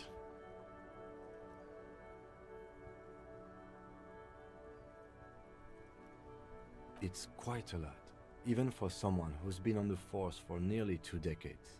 Usually, clearing more than 10 cases a year puts you in the 90th percentile of all RCM officers. I used to be good. That's some solace, I guess. What's the last number? Right. Those are your confirmed kills. You've got precisely 3 perforations there. I'm expecting a higher number, honestly. That's not too many. For an RCM officer, especially Precinct 41, which is in the Jamrock quarter, it's rather tame. I mean that in a good way. There are certain officers who treat their kills like some kind of ghoulish game. If they do happen to solve a case, it's usually by accident. It's obvious that the lieutenant doesn't think highly of these officers. But it seems as though you are, or at least were, one of the good ones. So we have that to be thankful for. Have you ever killed anyone, Kim? Yes. It's He not doesn't a want to problem love for it. him to state it, however. He can state it, but he doesn't want to talk about it. How do you handle the strain? Everyone has their own method of coping. Some more effective or self-destructive than others. Personally, I find it helps to keep up a few hobbies. Like what? Oh, this and that. Let's not get into it now. Maybe we should find a hobby. Why not gardening? You've already got the gloves. You bunch of little gardening gloves. It's meant in earnest. Please don't mistake it for a jab. Thanks for this. The lieutenant nods. Okay, let's go. Right. I'll go turn off the lights. You can now see your statistics on your journal page, to the right of the task description. We love to get in chat, bitches. Like, gee, bitches. I'm gonna kill Kunos. Adding it to dash to it.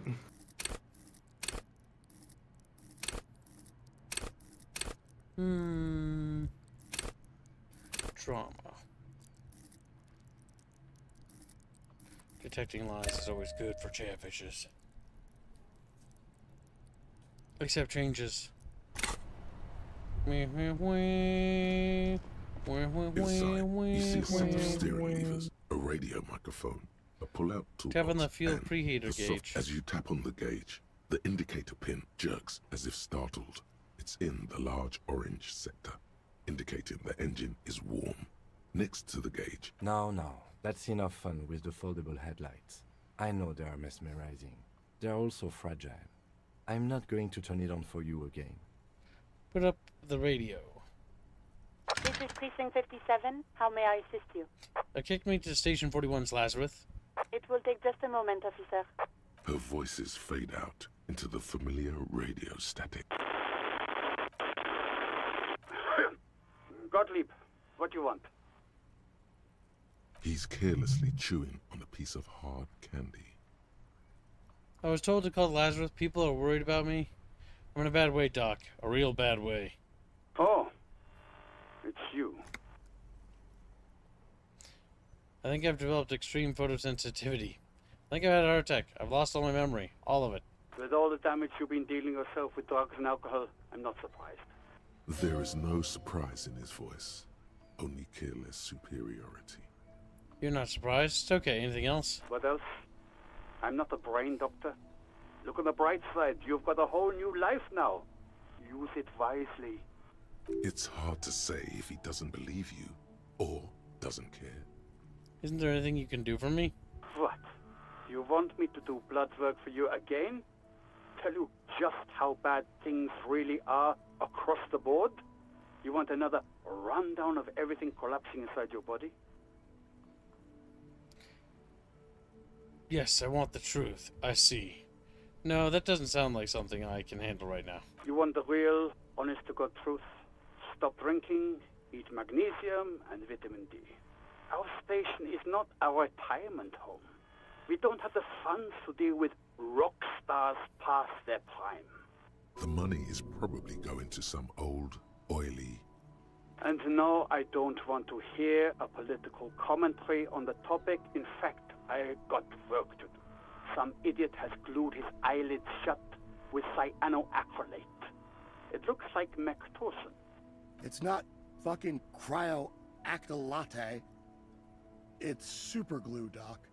Thank that Mac for laughing at me. Cyanoacrylate is superglue. He's dumb. We should make fun of him. I think I've developed extreme photosensitivity. Photosensitivity? I don't know about that. I think I've had a heart attack. I don't know about that. I guess that's it for now. Anything else I can help you with, officer? Connect me to Sylvie again. Just a second. She's not gonna like this. Sylvie Malaika on the line. Yes. Hello? Hey Sylvie, it's the police again. Oh, great. What else do you need, detective? You see my gun? Please, no. Everyone saw you were trying to impress some people with it. Everyone was eating, and And what? What did I do? you were waving it around in everyone's face. begging them to describe it. You said it calms you, and then you started making suicide jokes. It got pretty graphic. Oh, those again. I have been trying to wean you off them. You know, when you put your gun, your actual gun, on your temple and pretend to shoot your brains out, off of that, people don't like that. I remember this. You were screaming things like, "My brains are all over the wall," painting them red. I won't be seeing it, 'cause these are my brains. I can't see without my brains. Very nice visuals there. Some poor sod was trying to eat his pudding while you were screaming, spit flying, imitating the mercy shot right next to him. Spat some in his food. I don't think he touched it after. I should have killed myself. Why would I threaten to kill myself? I mean, look at this world. I would love to say. Okay, I don't know what to say. Yes, but what happened to my gun? No idea. All I know is next you were waving around money instead, saying things like big bucks cannot lie and guns can't buy money, but money can always buy guns. True. It almost looked like you pawned it. But believe me, I did not ask. You hear the call Anything else I can help you with? Under the radio. in the cabin. Alright, Chatfish. Turns out we're a super cop. We're We're actually the best cop in the world. We're like incredibly impressive, apparently. Massive cop penis coming through to the cop penis. Cop penis. Chatfish, thank you for sharing.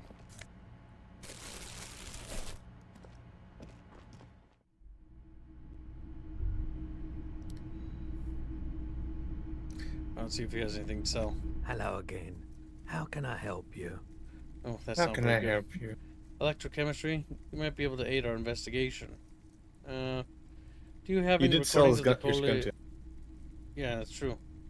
I wanted to ask about my missing gun again. Sure thing.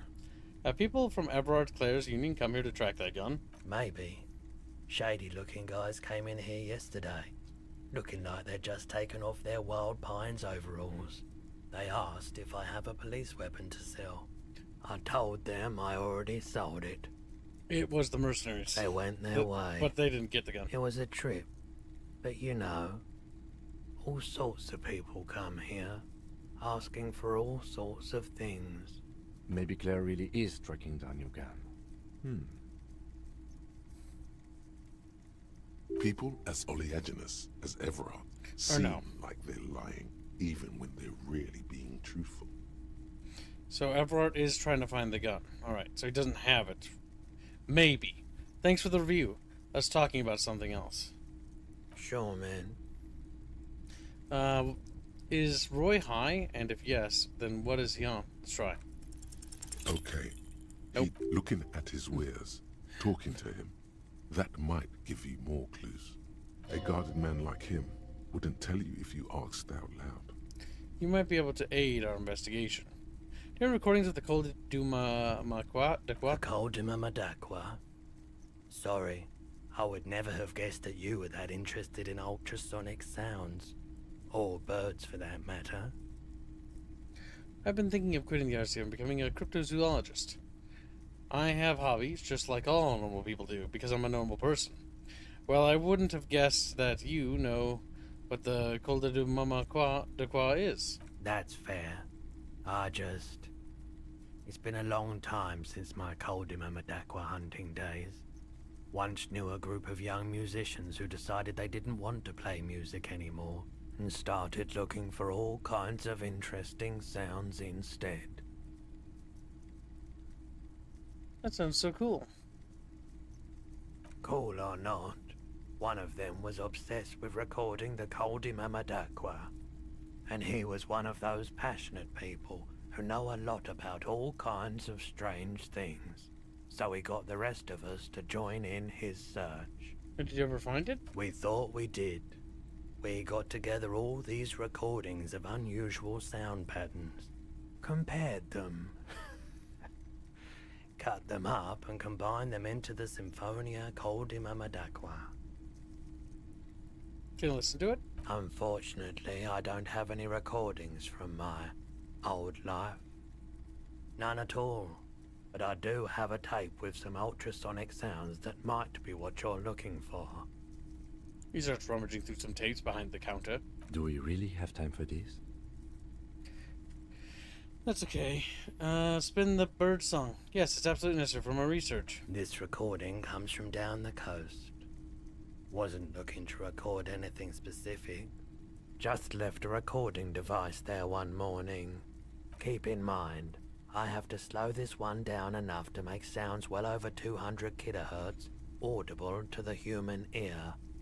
It will be strange.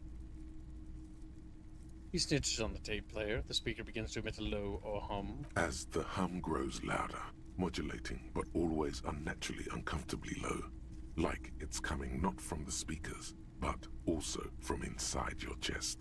Breathing is becoming difficult. That's an illusion. Your breathing is just as it was and will remain that way unless you start panicking. There's a growing sense of dread. The sound is coming from inside you, but also surrounding you. It feels as though someone is standing just outside your range of vision and watching you, doing this to you.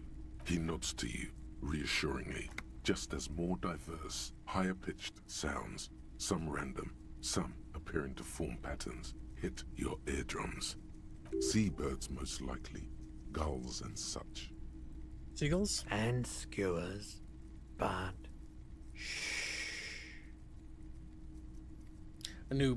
He raises a pointer finger and inclines his head towards the speaker. A new high-pitched shivering sound. A low range of sounds is easier to handle with a focal point, but still troubling. You are mesmerized by the sounds, but also feel nausea welling up as the motif continues.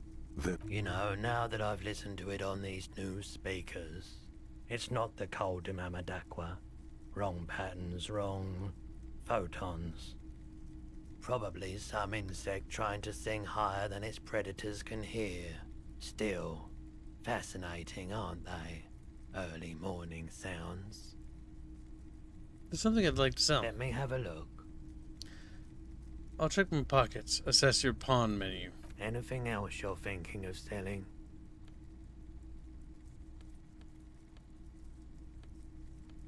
I don't need to sell anything right now. I don't have anything to sell at the moment. Another time, perhaps. You might be able to aid our investigation. I doubt it, but I can try and answer any questions you may have.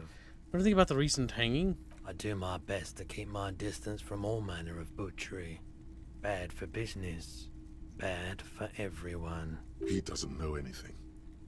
The pawnbroker's gaze is already fixed on the dancing colors. I have other business to take care of.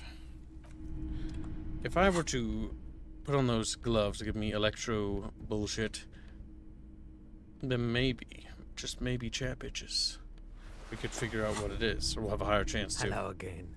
How Not can I yet. help? We'll have to come back later.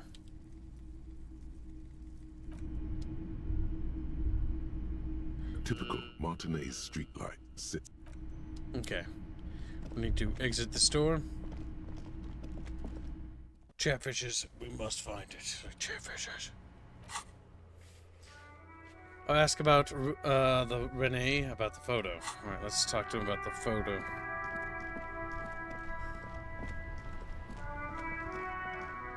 Oh yeah, you picked that up a while back. Yep. We got a lot of stuff actually to talk to people about. Your munching has ruined my concentration. Renee, I found your guard booth. Yes, the Debadir's union pays me to stand vigil during the nights. Not out of any political allegiance, mind you. I'm an old man.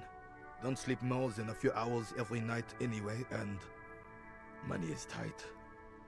He has with a slight sigh. He feels like he has to justify himself for some reason. You must have seen something on the night of the murder. Your booth looks right over the yard. Let's start with the picture. I saw a picture in there. You were in it. You looked happy. Who's the girl? She is nobody. This is none of your concern, and I refuse to discuss my private affairs with the RCM. The lady is Jean-Marie Beaulieu, and she sure as hell wasn't a nobody. Oh, probably somebody he lost. You must have seen something on the night of the murder. Your booth looks right into it. Yes, it does. Unfortunately, I wasn't working that night. Been on a 2-week leave since last Monday. Hold on. Why are you on leave? So who was working your shift that night? No one. The boss has been unmanned since last Monday. There's no other guard. It's just me. No one has been guarding the container yard since last Monday. Yes. It's not actually an issue. I mean... Look, officers. The container yard doesn't actually need a guardsman. Never had one before Renee. Monsieur Claire had that booth built specially for him. It's mostly decorative. Mostly decorative? The possibility of someone being in there is enough to discourage any ill-minded individuals. He tries to argue. Evrart created this job for Renee because he knows the Royal Carabiners' pension of honor and PTSD isn't something a man can live off. A decorated Kingsman collecting tear reflects bad on the whole neighborhood. His words. Everart gets it. Big guys looking after the small, and everyone working together. I love it. Such dependency only weakens a man. Further, do or die, there is no middle ground. Renee, but one man. We need a program. Get all the elderly back in the job market. Keep folks motivated. Renee should rent out his services, invest the profit, get a few more guys, expand and repeat. Wage workers a dead end. There's absolutely nothing wrong with tear collecting. It's my side thing, too. Proudly hold out the tear bag. Oh, no. I think he'll be offended by the idea that he's going around. Renee is but one man. We need a program to get all the elderly back in the job market. Keep folks motivated. Something hopeful. Look, officer, can we conclude the topic of my guard booth now? He's a sad little guy. Got it. Thanks. Yes. Like I said, it would be up anyway, so might as well keep an eye out. It keeps my senses sharp. Let's try to analyze this old man again. Still, all you see is an old soldier refuses to replace his uniform with a civilian attire. Anything else I can assist you with, officer? We still have a game to finish. Nothing yet. Officer, the mere sight of police in Martinez makes me feel safer. You mentioned already. Jean-Marie Barreau. Who's that? Oh, sweet Jenny. She was the finest woman in all of Revachol. Maybe the entire world. Do not defile her memory, Gaston. Let her rest in peace. His tone lacks its usual intensity, like he doesn't feel he has the right to speak on the matter.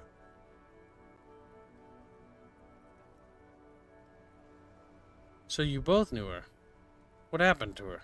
She died of pneumonia 2 winters ago. It was a quiet passage, peaceful. Renee and I were both by her bedside when she... died. No use sugarcoating it. Won't bring her back, will it now? Departed. Until the very end she couldn't decide between us. The most indecisive woman I've ever met. Why do you think she was indecisive? She could never make up her mind about anything. What to have for breakfast, favorite color, or which one of us to marry. They were both trying to fight over her and they couldn't even get... Wow.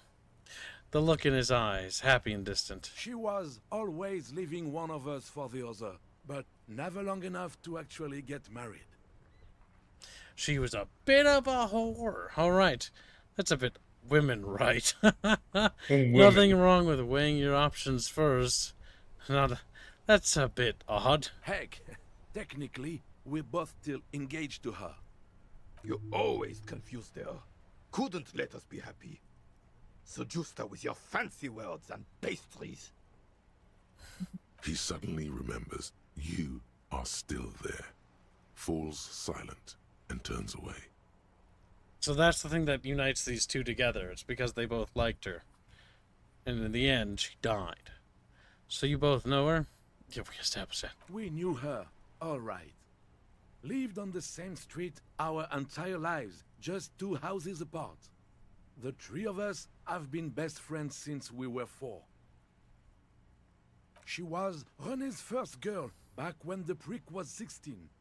They were courting till he decided he'd rather die for some great ideal than just be happy. And then you stole her from me.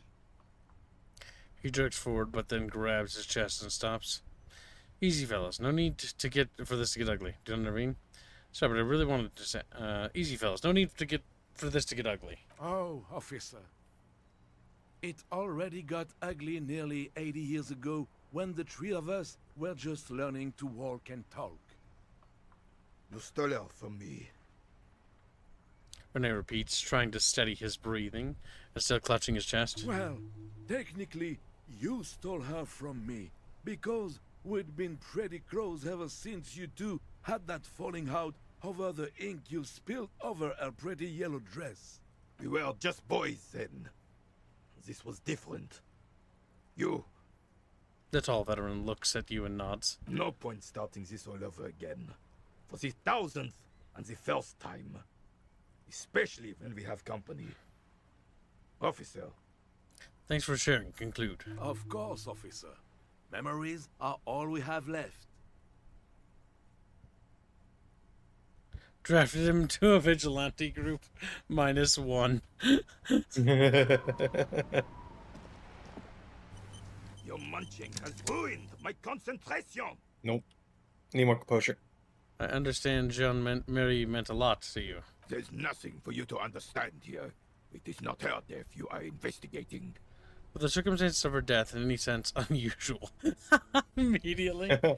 What happened with you, Gaston, and Jean-Marie? I was 22 when I returned from King Guillaume's Akira operation in the south and found my sweetheart in the arms of this wretch. The Akira operation was a 7-year campaign during which suzerain Guillaume's army forcefully united the people in the southeastern part of La Petite Continent, collectively known as the Akira tribes under the Revacholian banner. I won her back, but while I was dealing with some issues. Scars from the war. You were like a dark cloud sucking the joy out of every living thing around you. And you hurt her. Dark cloud. That sounds unpleasantly familiar. Me.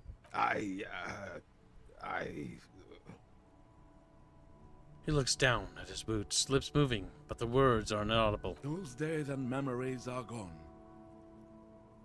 He nods and looks Renee with something resembling compassion. The old soldier says nothing, but when his glance quickly runs over Gaston's face, there's an odd look in his eyes. It's because even though despite this disagreement, even though despite this past grievance between these two men, they're still best friends. They're sad little friends that are old. Chatfishies. These two characters are by far, I think, my favorite. Gaston and Renee. They have a lot of history. They are really good characters.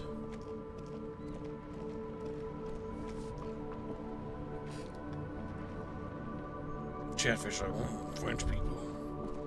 I don't think this man has anything new to add. Make way for the master poet. Or maybe. Didn't force him to out the lady driver. We'll try. In his eyes, an unfamiliar longing. Flecks of brown and gold. Familiar how? It's hard to say. His gaze wanders southwest, down the street that goes beyond the horizon. What is in the southwest? Excuse me? I'm a cop. I can fix anything. Really, you can tell me. Hell, I got longing. I felt something similar since I woke up. Man, I don't know what to say. Not much anyone can do. There's no helping in absence, you know. I miss my family. They're all I have. My wife, second kid on the way. Waiting all the way in Diora. And here I am stuck in this shit, so far from home. Diora? Diora of the Seven Seas. It's on the other end of Le Caillou, pretty much. On another island called Laurentide, off mainland. We've got a little place there. Can almost hear my kid laugh when it snows. What's it like to miss someone? What's it like? Good.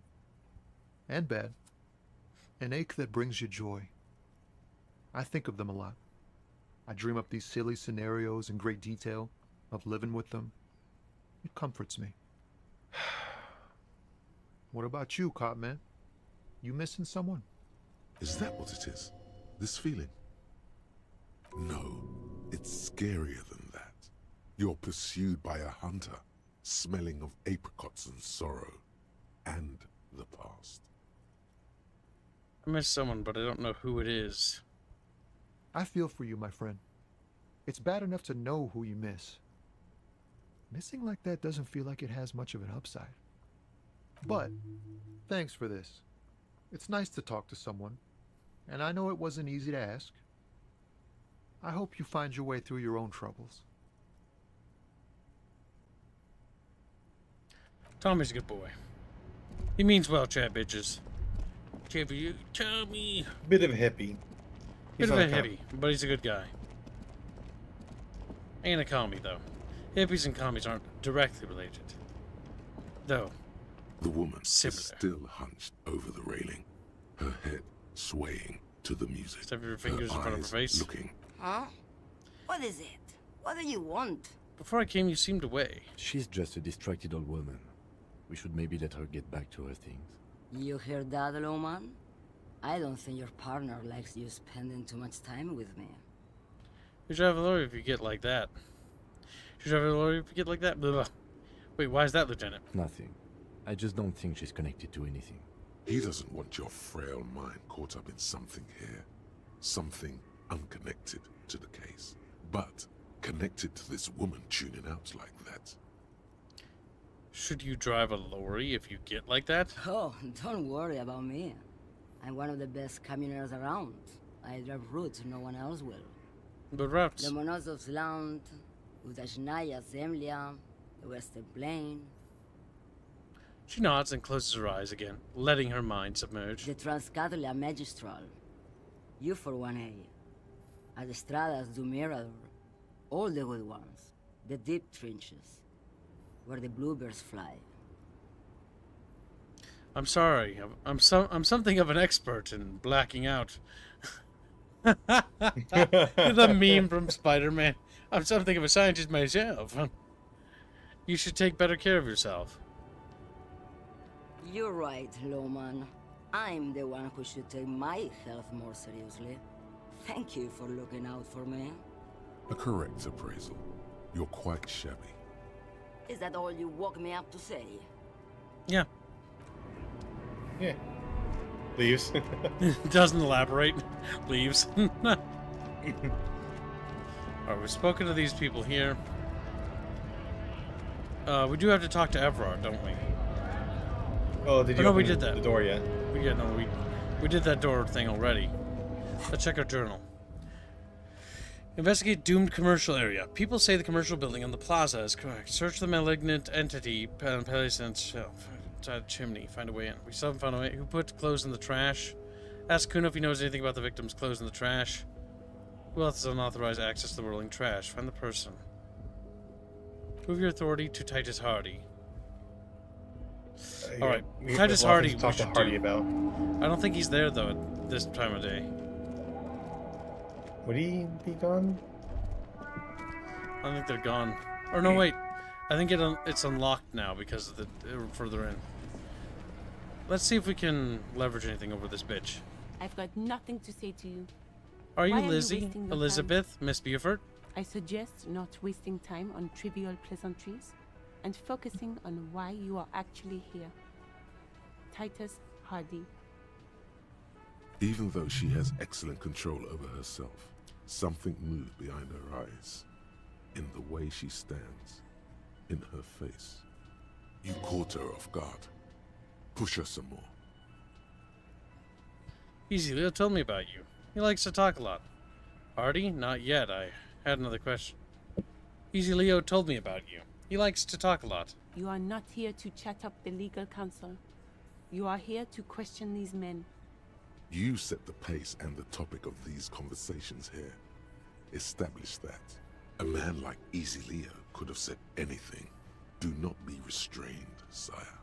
A man like Easy Leo could have said anything. Yeah, that's true. He said Mr. Everart sent you to law school. He said you were in debt to Mr. Clare. He said you're the union fixer. You fix things. He said you're Mr. Everart's death machine. He said that Mr. Everart sent you to law school. I represent the union and these men here. Don't make this personal. A very minor victory. Damn it. We should have been more harsh. Not rational. Bad Chatfish. Sometimes like rational, logical. But I need to be irrational. It's you again. What is it?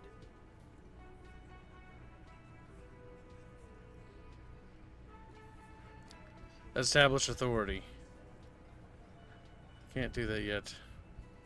Me and Everart talked. He promised you'd cooperate. Oh, so you went and talked to my mommy, and now she's making me play with you. Is that it, lawman? And what's gonna happen Yes, so quiet. if we don't? You're gonna go and tell on us? Why don't you push me some more and find out, Gimp? I would never tell on someone. Confrontational might not be the best idea here. Very mature, guys. Everart sent word, right? Yeah, I heard him. Now fuck do you think I'm doing here? You'd have your ass handed to you if it wasn't for the boss man's word. Let me state this very clearly, capo. Hello, officer. I'm Titus Hardy, and these are my boys, Hardy Boys. How may we assist you? Explosive laughter follows. To his men, Titus Hardy is a golden god. They want to laugh at his jokes even before they leave his lips. This guy is a born leader. But having Everart back you up like that did seem to have some effect. We might be able to establish our authority now. Let's try. Establish authority. Yes! I was gonna get a little annoyed if he failed that one. Spitting out tobacco. Does this look familiar? Where have I seen this before? I get it, Titus. You guys really are the authority around here. Where have I seen this before? You believe the place was called Precinct 41. It was also filled with, almost exclusively, men. Sitting on desks, talking shit, and wasting time. I get it, Titus. You guys really are the authority around here. Huh? You must be. You're just like real cops, drinking beer and sitting around with your dicks in your hand. You got a problem with beer now? And dicks in my hand. Not quite there yet. I love dicks in my hand. No, I'm drunk on the job. No, I'm also a big fan. I have a beer problem, but not a problem with beer. I also have no idea how to do my job, like you. No, I'm also a big fan of beer, and jerking off instead of helping people. No, I'm drunk on the job too. I don't give a shit, just like you guys. I have a beer problem, but not a problem with beer. I also have no idea how to do my job, like you. I don't know which one really breaks through to this guy. What do you think, Squilly? He seems to be more than fine with talking about his dick based off the last thing did to him. Give it a glance, Skittles. Saying that he can't do his job would probably get under his skin, though. Yeah. Let's see if we can shake him up. Speak for yourself, buddy. I've been running this outfit for 10 years now. You should have seen Martinez before it started. It was like jam rock now. They didn't see shit, man. Kids getting shot. We had 3 shootings a week. Fucking graffito everywhere. You cops haven't shown up since the 30s. Congratulations on the graffiti removal. All I see is you sitting around talking about Monica's titties while there's a rape victim. So what? What do you want from me? We took care of that fuck. He picks the beer up back up. Don't let him drink that. One more push. Quick. Someone's been raped. She needs counseling. We need to talk to her. It's not about who did it. It's about the victim. She needs help. Someone's been raped. What's gonna break through to this guy? It's not about who did it. It's about the victim. She needs help. Let's try to take the focus away. Titus? He looks at her. She stops mid-sentence. That's it. You got him. He's going to give it up, but on his terms. You want to help her, cop? Because he's not a bad guy outright. I'm gonna let you. No, he's a bad guy. It's a social. Treat her with Yes, respect. but he's not. What's the word? A psychopath. Yes. He's empathetic, and we're appealing to his empathy by doing this. If you don't, if you question her, harass her, a freight train of pain, buddy. What is her name? Lieutenant takes out his notes. Claias. I'm on due. She's staying here at the Whirling in Rags. A real pretty one. Silvery jumpsuit. Blonde. That's on due. With an O-U. Shit. The girl upstairs? That can't be her. She knows you drank so hard you forgot you were a cop. Oh, it's her! It's definitely her! It's Miss Oranje, disco dancer! Miss Oranje, disco dancer? Sure. Why not? You've probably seen her around.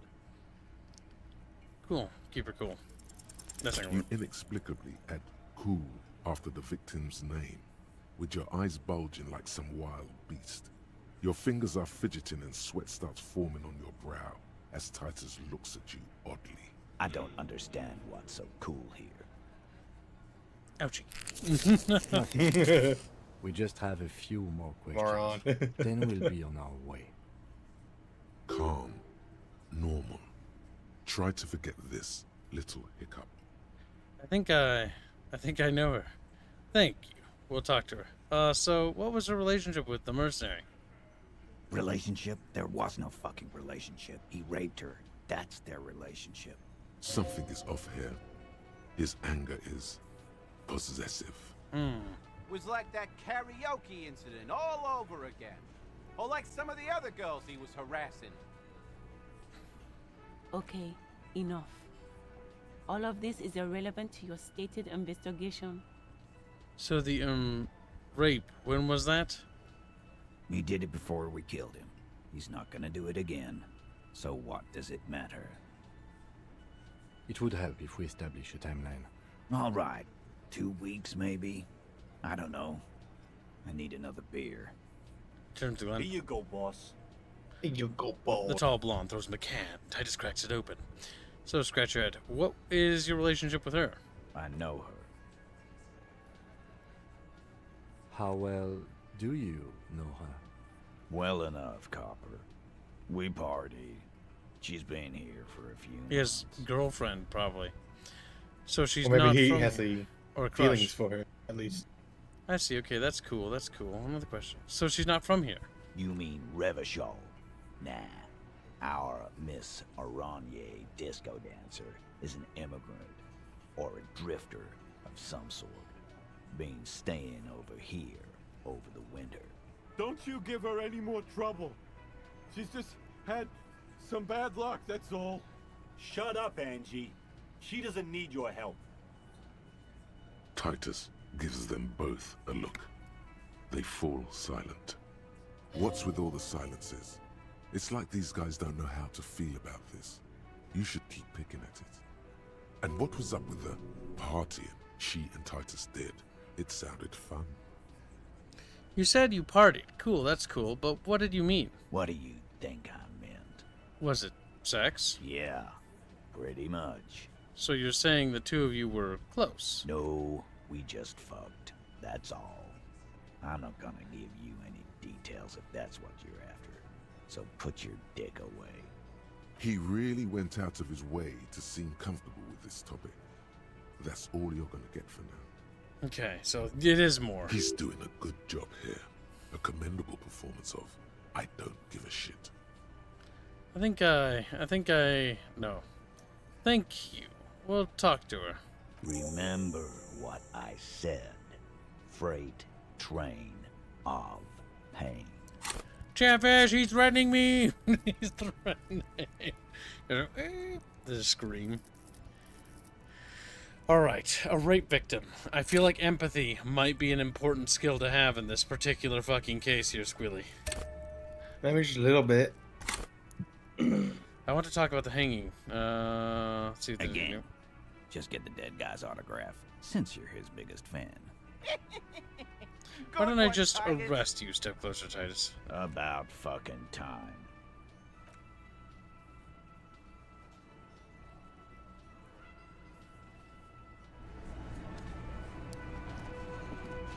I've got nothing to... I hate legal people. They're evil. Racists and bigots. The kip. True. This is right. You belong here. We'll sing our karaoke song, Chatfish, and all the Chatfish will cry out in agony.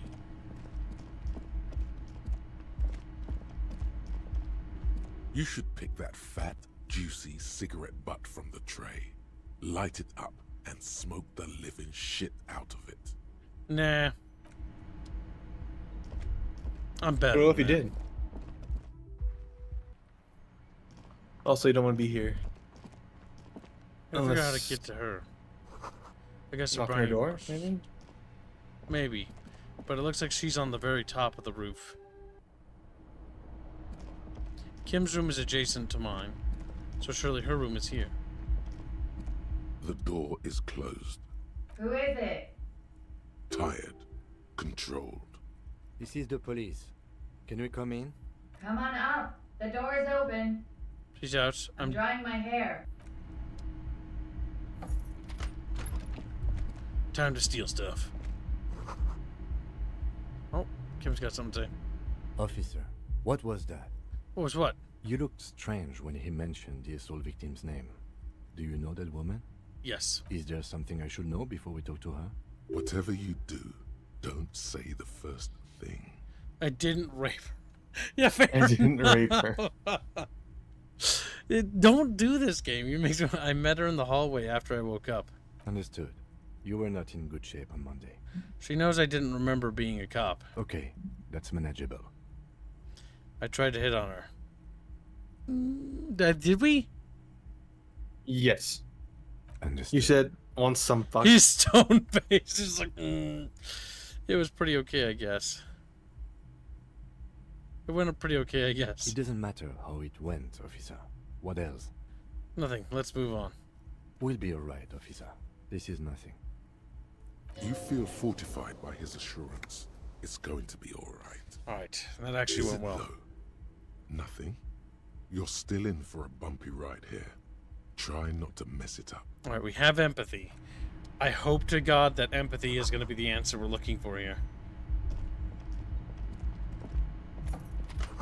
This room has sad written all over it. Reminds you of your own. Nice. The yard below a corpse hanging from the pine tree. Right, upstairs we go.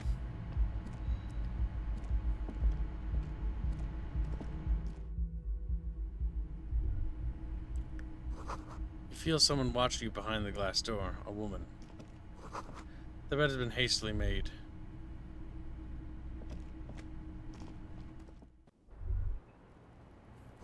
Smell of cigarette smoke in the air. Astra menthol. Cold coffee and an ashtray. It looks like a hedgehog.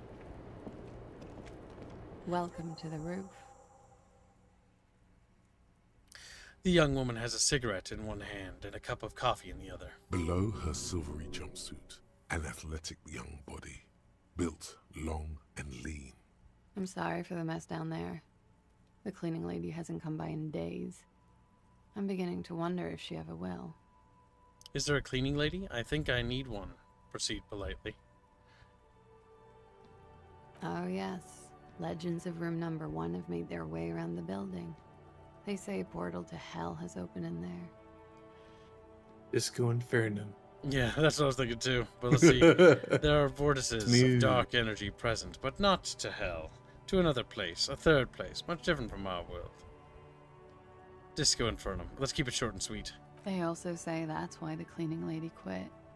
Because of the infernum. I'm Kim Kitsuragi. I'm a detective from Precinct 57. I believe you have already met my colleague from Precinct 41. Have I ever? Have you grown accustomed to your role as a police officer? I have very little idea what I'm doing. Once a cop, always a cop. Like riding a cop-a-cycle. She takes a sip of her coffee. Miss, we are investigating the murder of the man who was hanged. The people responsible have asked us to talk to you. Huh. I see. She takes a pensive drag of her menthol cigarette. Be careful. Ask something else first. When you go there, use words like, I hear you have been through something difficult. They tell us you've been through something difficult. Not yet. I noticed your room is close to mine. I have a personal question. No. Nice room you've got here. What's your name, miss, for the record? Nice room you've got here. Yeah. It's pretty deluxe. What are you doing here in the whirling in rags? I'm wintering. How long have you been staying here? About 4 months. I came in November. Why here? Here in the Whirling, here in Martinez, or here in Revachol? Here in the Whirling. Because it's the funkiest building in Martinez. And because all the other buildings are bombed to hell. I have other questions for you. Okay. What is your name, miss, for the record?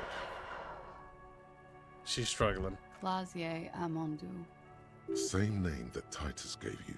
It sounds Oranese, as does her accent. Are you from Orange? Right, sir. Vredefort, Republic of Oranje. I guess you could say I am an Oranese expatriate. How old are you? I'm 28. What do you do, miss? What is your specialization? Could we take a look at your passport? What's your name? A bad memory, officer.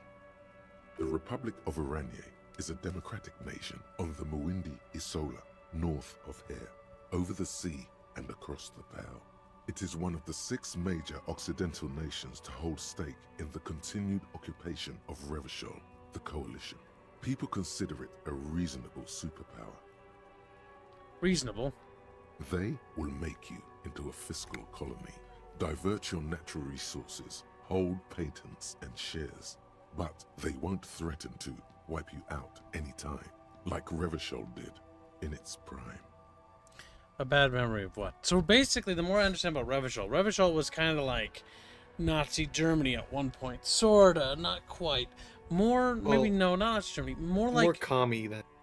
Well, before then, back in the suzerainty, it was like a Kaiserreich, right? It's like basically what happened with Tsarist Russia, right, where you collapsed because it sounds like the suzerain was incompetent, much like the Tsarist Russia was incompetent. So that led to a communist uprising. The communists took control and won the Civil War, but instead of the world not intervening in this world, the big powers did intervene and put down the communist revolution. That's what it sounds like. And now it's basically like a supervised state, basically. Like Nazi Germany was after World War II, except under this case, under these new powers, which form the coalition. Chavez are like, wow, geo power squeaks. Then we'll make you into a fiscal colony. A bad memory of what? Maybe prodding this isn't the goodest idea, but let's try. Of lilacs and lightning. Parks, glass, duraluminium. Vredefort is a conference city. It's always autumn there. A night. At least it was for me. What's so bad about that? Nothing. if you're no longer there. The conference centers are filled with people who get angry at you if you do something wrong. Did you do something wrong?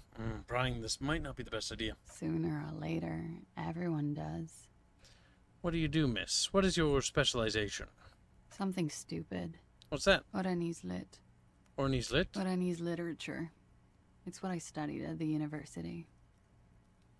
What is Oranese literature about? Fear of failure, fear of death, how it sucks to be Oranese.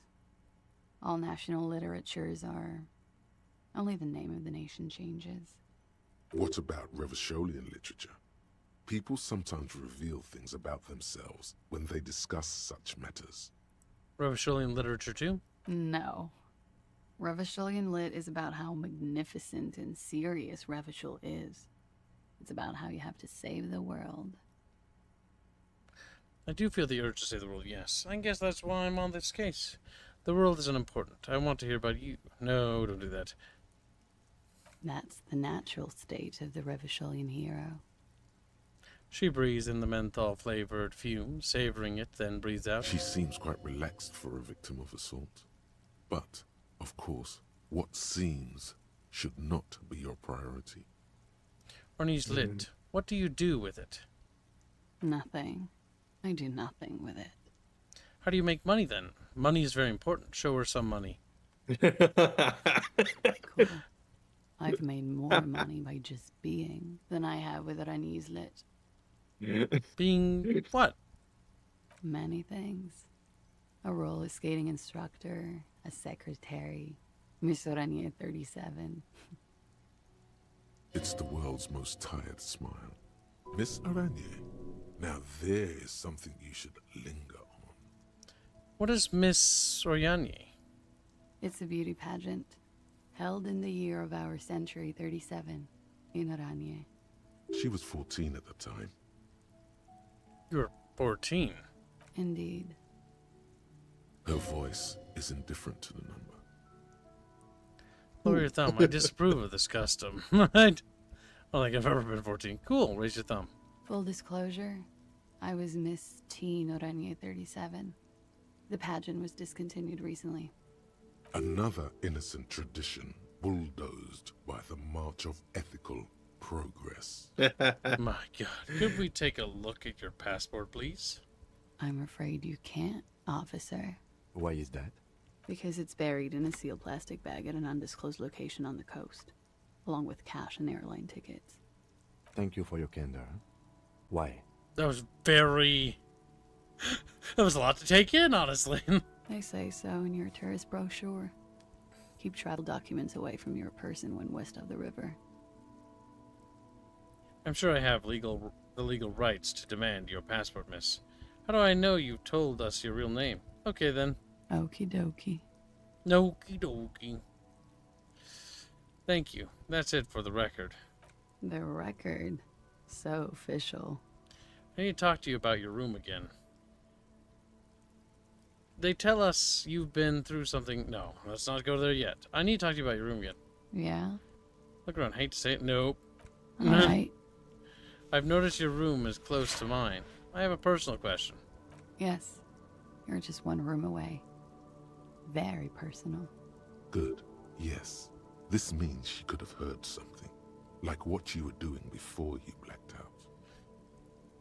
Were you in Sunday night? I need to know what I did before I lost my memory. You do not need to know that. What you need is to ask normal police questions. Like... He waits for you to finish the sentence. Get a grip, he thinks. At least do your personal stuff when I'm not here. He doesn't want... They tell us you've been through something difficult. Something difficult?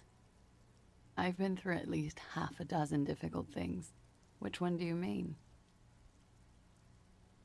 Were you sexually assaulted, miss? By sexually assaulted, you mean raped?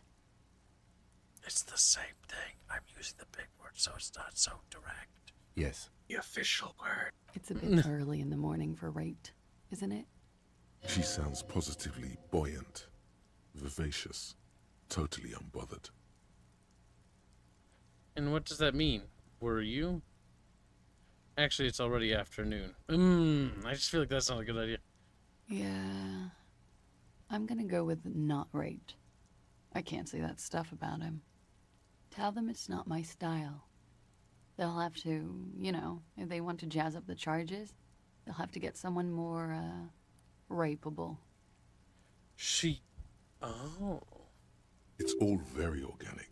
Her mannerisms, her movements. If she's acting, she's quite gifted. They kept saying rape.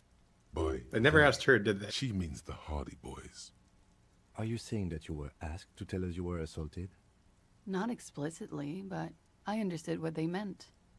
It wouldn't hurt to spice things up a bit. Some assault and battery. Sexual assault, maybe. It was clear the latter would be spicier.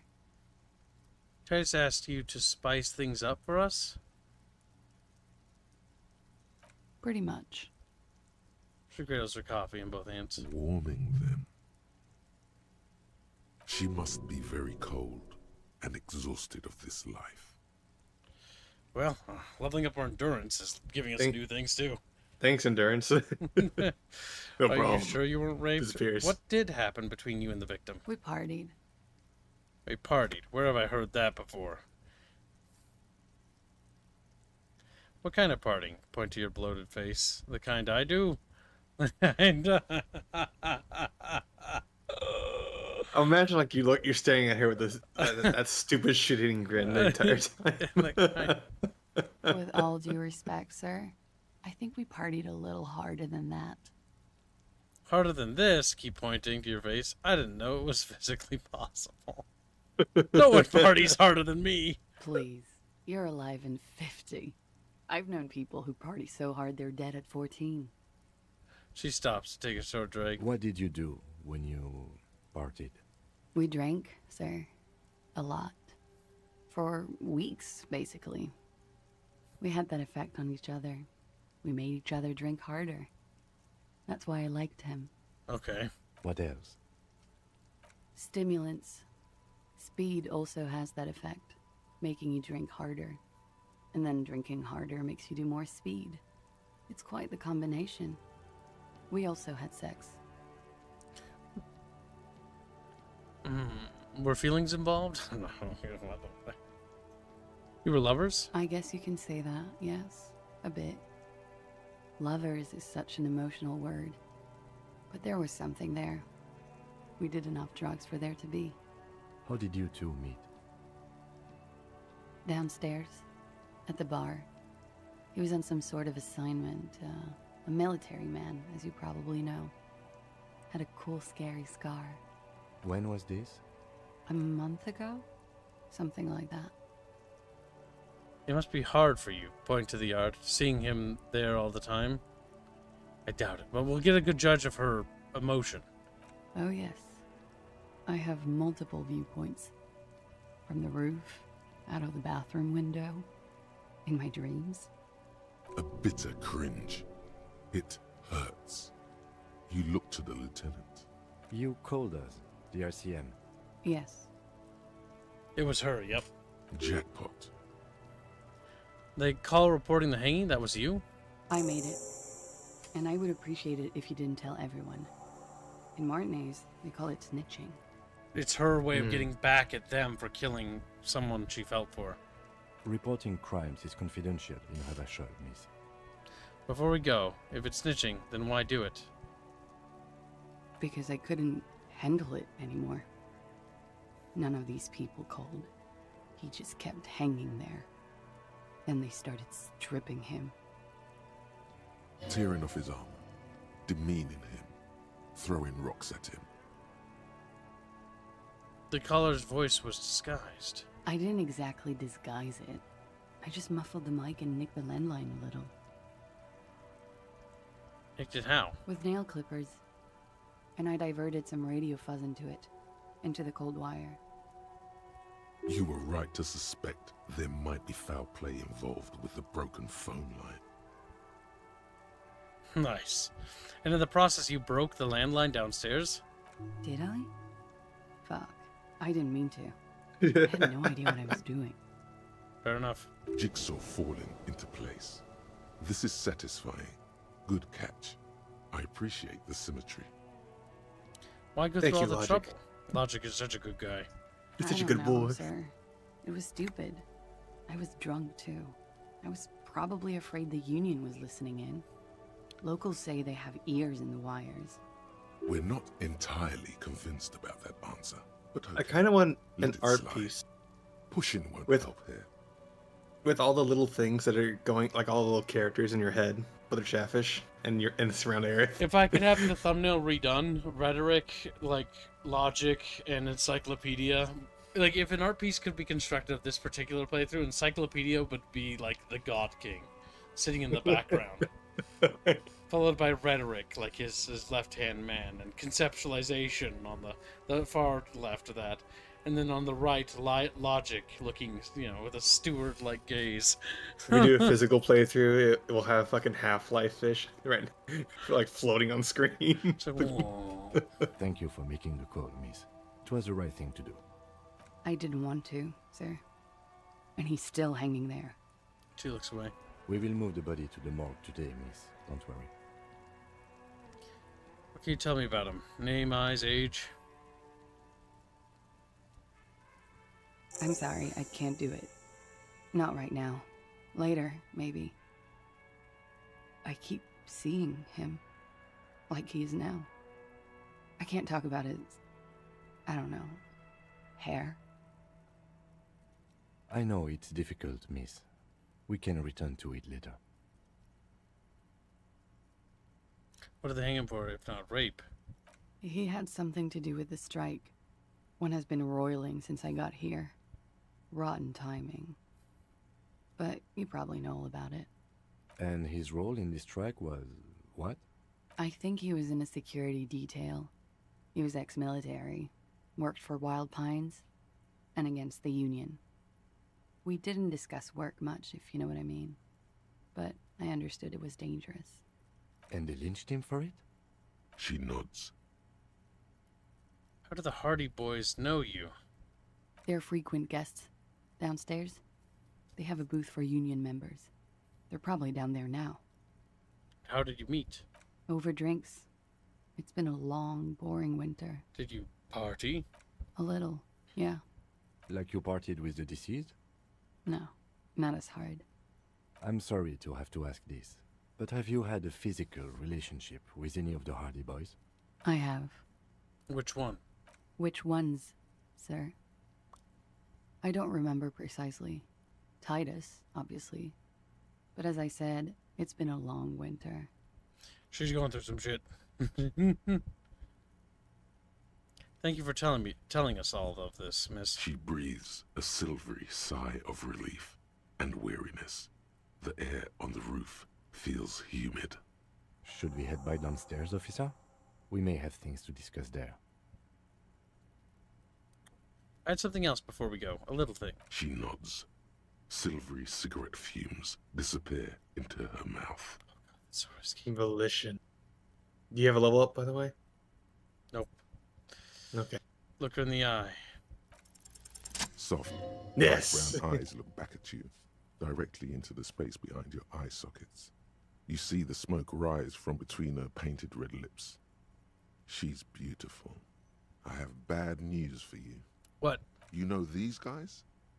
Who? Me? Yes, you. He's talking about you, you boring stiff. Volition's talking about my logic. You too. Oh, and drama. Me? What did I do? These guys are compromised. She's got them singing along to her tune. The little bleeps and bloops you trust for info, you can't trust them anymore. Oh my god. Oh no. Oh my god. So drama and logic are playing to her tune. Oh my god. Believe it. Which ones exactly are affected? There's no way of knowing. At the moment, I'm afraid it's best to assume all of them. Bullshit, man. I ain't compromised. Especially that guy. That guy's the most compromised one in here. No fucking way, man. I just want a drag of that sweet menthol Ziggy. Really? Quick, tell me what's under her jumpsuit. Glory, truth, softness. Protect her. She wants you. I take it back. He's got it pretty bad. But this next guy's on another level entirely. She likes you. The crown head is a boring condom. He's jealous. This is human nature. Oh my fucking god. Chatfish, our psyche is now warring with themselves. It's like Volition's like, man, they're all in love with her. They're all fucked, man. You can't trust a damn one of them. You can't trust. Me? Does this mean she's You been too. lying to me? What is her plan? How did this happen? How it always does. Through subtlety. What can I do? There's nothing you can do about it. You are how you are, and she is how she is. Things will go as they do. Can't you turn them normal again? No. What use is this then? It's better to know you're being played than to be played without knowing it, is it not? Does this mean she's been lying to me? Yes. Mr. Thespian here has been singing paeans to how truthful she is. She is a lady, most fair and just. Drama!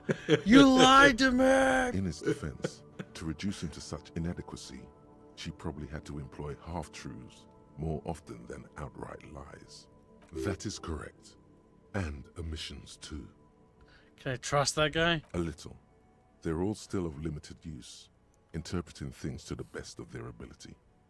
Maybe they add flair or something. I wouldn't know. I don't add flair. Yeah, that's true. Volition's pretty, you know... You're a pretty boring condom after all. Yeah.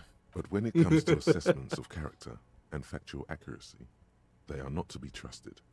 Not with her. Can I trust any of them ever again? Don't be melodramatic. You can trust them. Just not with Miss Orange Disco Dancer here. What is her plan? You can't draw a sound conclusion. The one who usually does says, she may want to control the information rollout, not to become a suspect. She may have a past she's escaping, unrelated to this case. You doubt it's something truly insidious. See?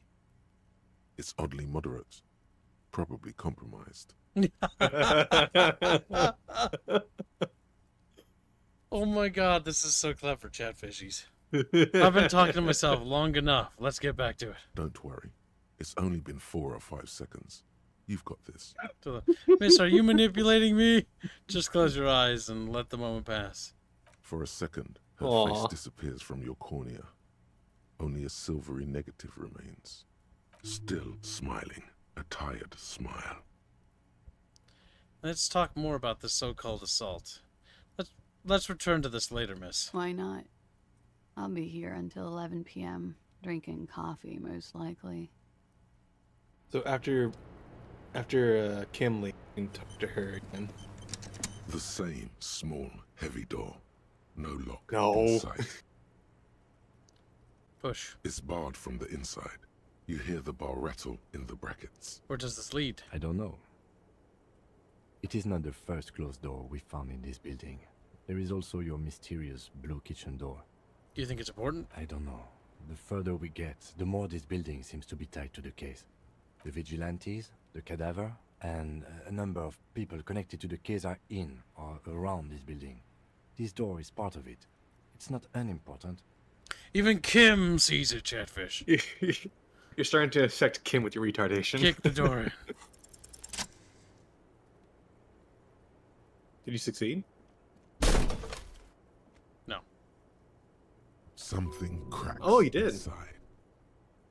It is an unbelievably satisfying sound. Nice. Yeah, no, nuts. Oh, because she's the compliment. Filling you with a belief in your own body. Another one?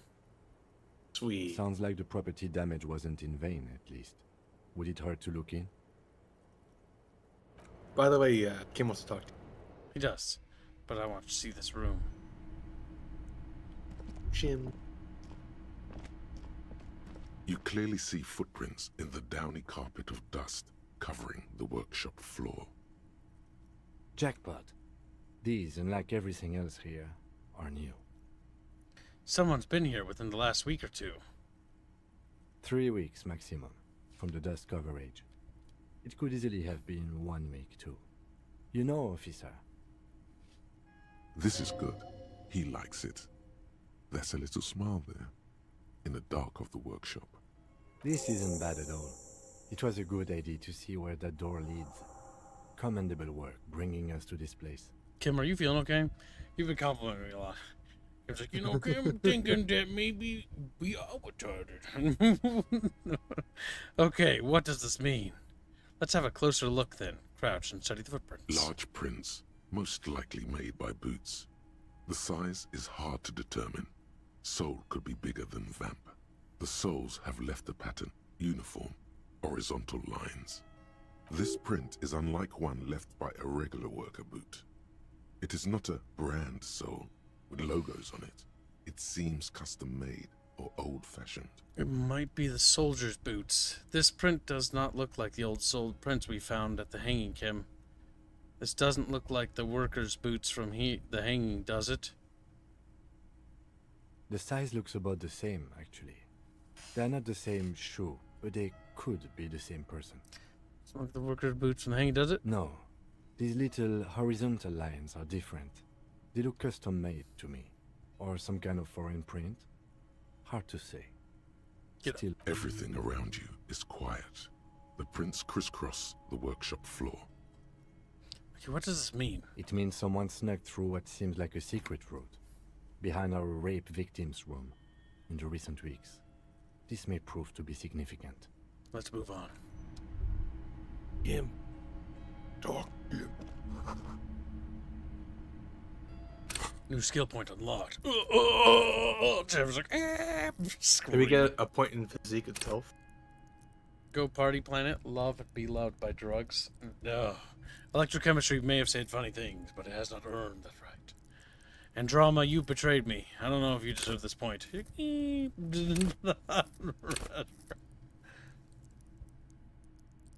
Rhetoric could be useful.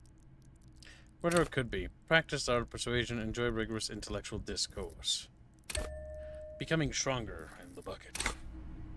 Up to Cam. Cam! Hold on. Opening. What's this? Nice. Pinball maker's coat. Empathy and eye coordination. Priest need. We lose one. You lose suggestion. Let's take a net positive. Actually, the cooler. That takes my coat. But I get esprit de corps and one shivers. But I do look fashionable. I look like a proper detective. I feel pretty fucking cool, Chatfish. Electrochemistry and Inland Empire are also in cahoots with the horrible necktie. Yeah, it does appear that way, Chatfish. The necktie cannot be trusted, Bucketfish. The necktie tells us why. Take him! Looks like we have more to discuss with those so-called Hardy Boys. Half their reasoning just went out the window. You think this will make them cooperate? Nothing will make them respect the RCM, but it will disrupt the game they prepared for us. We just stripped off one layer of whatever it is. Her decision to not corroborate their story was definitely not part of the plan. St. Hush-voiced, why did she tell us all of that? What else could she have done? Lie? She saw there was no way to lie and get away with it. You would have caught it. Like hell you would have, remember? I would have got it. Drama. Drama's Thank you, Volition. Volition's, it's good that we have Volition up, because Volition is actually helping us out dealing with a woman. Woman is unironically scary because it makes my other parts of my psyche fall apart. I'm not sure she had to lie. I wouldn't have known. I have reason to doubt my ability to see through her lies. If not you, then me. It was a smart move from her. She seems candid. Something is off. I know she's manipulative. What do you mean by that? She has half my skill set compromised. Singing her too. My assessments of her are untrustworthy. She seems forthcoming to me. Unusually so. Being forthcoming with some things is a good way to obscure other things, but I wouldn't call myself compromised. Perhaps that's because you are? Well, I am, anyway. I am not easily swayed by young women. But on the other hand, the best liars are candid. And she was candid. The lieutenant seems oddly sure he is not compromised. Not psychologically, at least. Is it hubris? Volition! Volition's like, you can't trust Kim. Anyway, we should move. I suspect our investigation will Boring bring us back soon con enough. skill. Where did yeah? Pinball machine, features and theme. Boxes full of replacement parts line the shelf. I imagine you come down the stairs and Gart sees you wearing the jacket and he just gets upset. Like, that's my jacket, what the fuck? Oh, same place. We found the back word of the blue door. This pinball is white Dora. The black glass shows a female figure. A note NB. The spare key is tied to the bush. Well, no, it definitely can't be the blue door, because the blue door is also accessed by the roof door as well. Well, $5. Not bad. Sneed. Over there, in the corner. The pinball machine?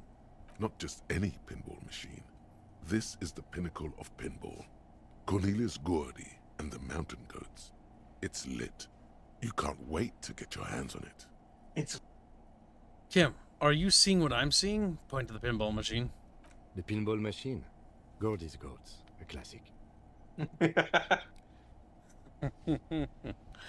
Wait, you played it? A little. Feels like a lot. Too much to play it again. Let's take a closer look. Pull out the machine. Ah, great.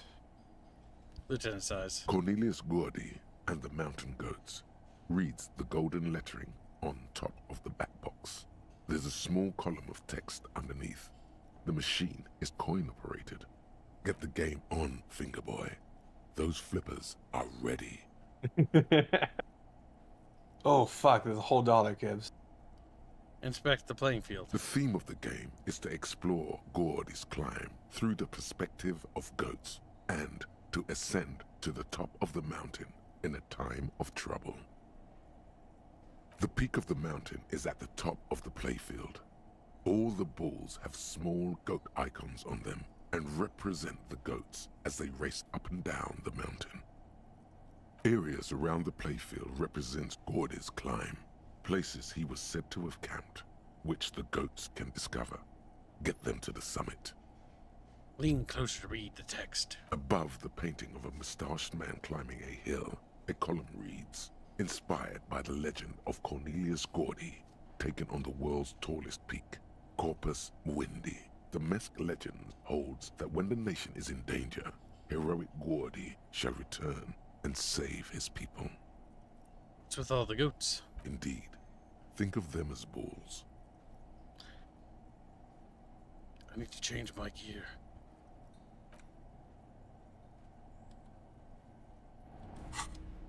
We need the gloves that provide electrochemistry. No. Interfacing. Reaction speed you want up as well. That's a negative, Gibbs. Oh. You're not wearing pants anymore? That's funny that you can actually be naked. Reaction speed, +1. Orange bum hat. Composure. I think that's it. Over there, in the corner, not just any pinball machine. Ah, great. Cornelius, get the game on, finger boy. Those flippers are ready. Come on, chat bitches. It takes a while to get into a rhythm, but pretty soon you're able to keep 3 goat-faced balls in play with relative ease. Nice. Go, go, finger boy. I feel sorry for the gods. If they only knew the kind of guy old Cornelius really was. Wait, what kind of guy was he then? The kind of a guy who uses the word savages a lot when recounting his travels. A masked nationalist. A racist mountaineer? An avid huntsman too. He was often photographed in his dining hall, surrounded by wall-mounted hunting trophies from every continent. Technically, human beings are at the top of the food chain, so... He also hit his wife and kids. Other people's kids too. Sometimes pets. Hateful little man. Why did he hit their pets? But you seem to be having fun. He nods to the machine. I'm pretty good. It's like, I mean, you know, at least he's human, you know, top of the food chain. He's like, he also hits everybody. It's like, wow, okay. Never mind. I feel like Kim's making this up. I feel like Kim just wants us to have an opinion here. I'm pretty good at this. Continue playing. Your game is definitely improving. The jolly goats are flying all over the board, and although a few plummet to their deaths, you're never left with less than 3. Suddenly, a special passage leading to the summit slides open at the top of the board. This is where the balls need to go. Concentrate and aim for the narrow passage. Maneuvering a goat ball into a position for a perfect hit isn't easy. More fall to their deaths. But finally, the opportunity presents itself. One of them gets through. The words "Pale Rupture" light up on the speaker panel, and the machine starts filling with a thick, milky fog. Something's happening. Congratulations. This is where the game ends. It's a cheap way of getting more money out of the players. A stupid, nihilistic finale. There's so much fog, you can barely see anything. Some is actually leaking out of the machine, and one by one, your goats start slipping, disappearing into the milky nothingness. This can be navigated. The balls leave almost imperceptible disruptions in the fog. Use them to calculate where they... Visual calculus has got our back, Chatfish. You're down to your last goat, going mostly by sound. Eyes are useless at this point, but that goat is something special. 5 times you snatch him back from the jaws of death. You're in a perfectly balanced system where neither you nor the pal is able to get the upper hand. Kim, it can be done. Just watch. Why do they even... Kim, it can be done. Just watch. I am. I've seen it before. Played it too. You will eventually make a mistake, and then it's all over. Stay on the ball. No! The last goat plummets into the fog with almost suicidal glee. It killed itself to spite you. There goes nothing, Finger Boy. Well, you passed time, so go put your clothes back on.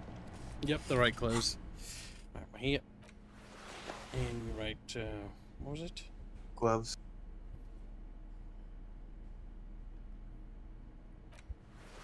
Pants.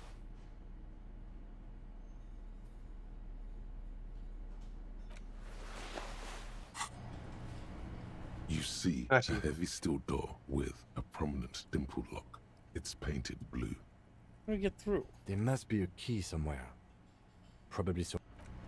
Oh, get a flashlight, Gibbs. The flashlight. Yeah, because it's dark. Oh my god. See, this is why we Dark should and leave the spooky. flashlight out at all times. At all times, Squealy.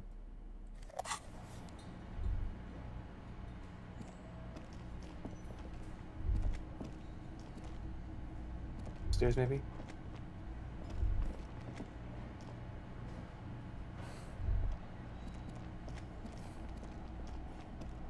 Maybe we could check. This small elevator is dimly lit by smells of nougat and sweat. Your head brushes up against the ceiling. There is a control panel to your right, and just enough room for 2 people to fit in. This elevator must have been used to transport pinball machines to and from the upstairs workshop. It was mostly pinball machines riding this elevator. Seems so, although it's pretty quaint for a freight elevator. Look at these elevator controls. There are large rectangular buttons, monter, descend, and an international call for emergency assistance. That third one appears to be broken. A small steel plaque reads Halter 800. Halter is a Koningsteiner lift company who went out of business a long, long time ago. Close the doors and go up.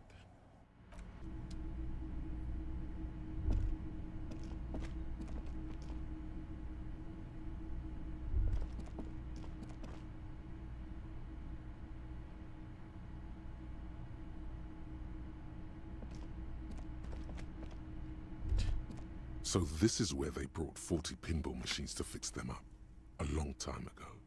Everything is covered with dust now. The lieutenant looks around the dusty, crowded room, inspecting the tools on the shelf. Looks like they gave up on fixing pinball machines at some point. At some point, 20 years ago, 15 maybe, before pinball went out of vogue. There used to be a pinball workshop. Looks like it. I'm guessing Martinez North 22 used to be a pinball arcade before it became a hostel. There are machines downstairs in the hall, next to the main door. One of them even works. I've seen one of the artists bang away at it. But then it went bankrupt. Your skin crawls from making the connection.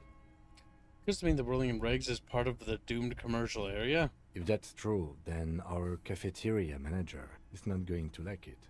We should tell him what we found up here, omitting that suspicion. He does not appear to be the kind of man who likes his establishment to be part of a neighborhood ghost story about bankruptcy. Stupid superstition. But still, it would be interesting to see what the cafeteria manager thinks of this. It's not a ghost story. It's a curse, and God ought to be made knowledgeable so he could perform counterspells.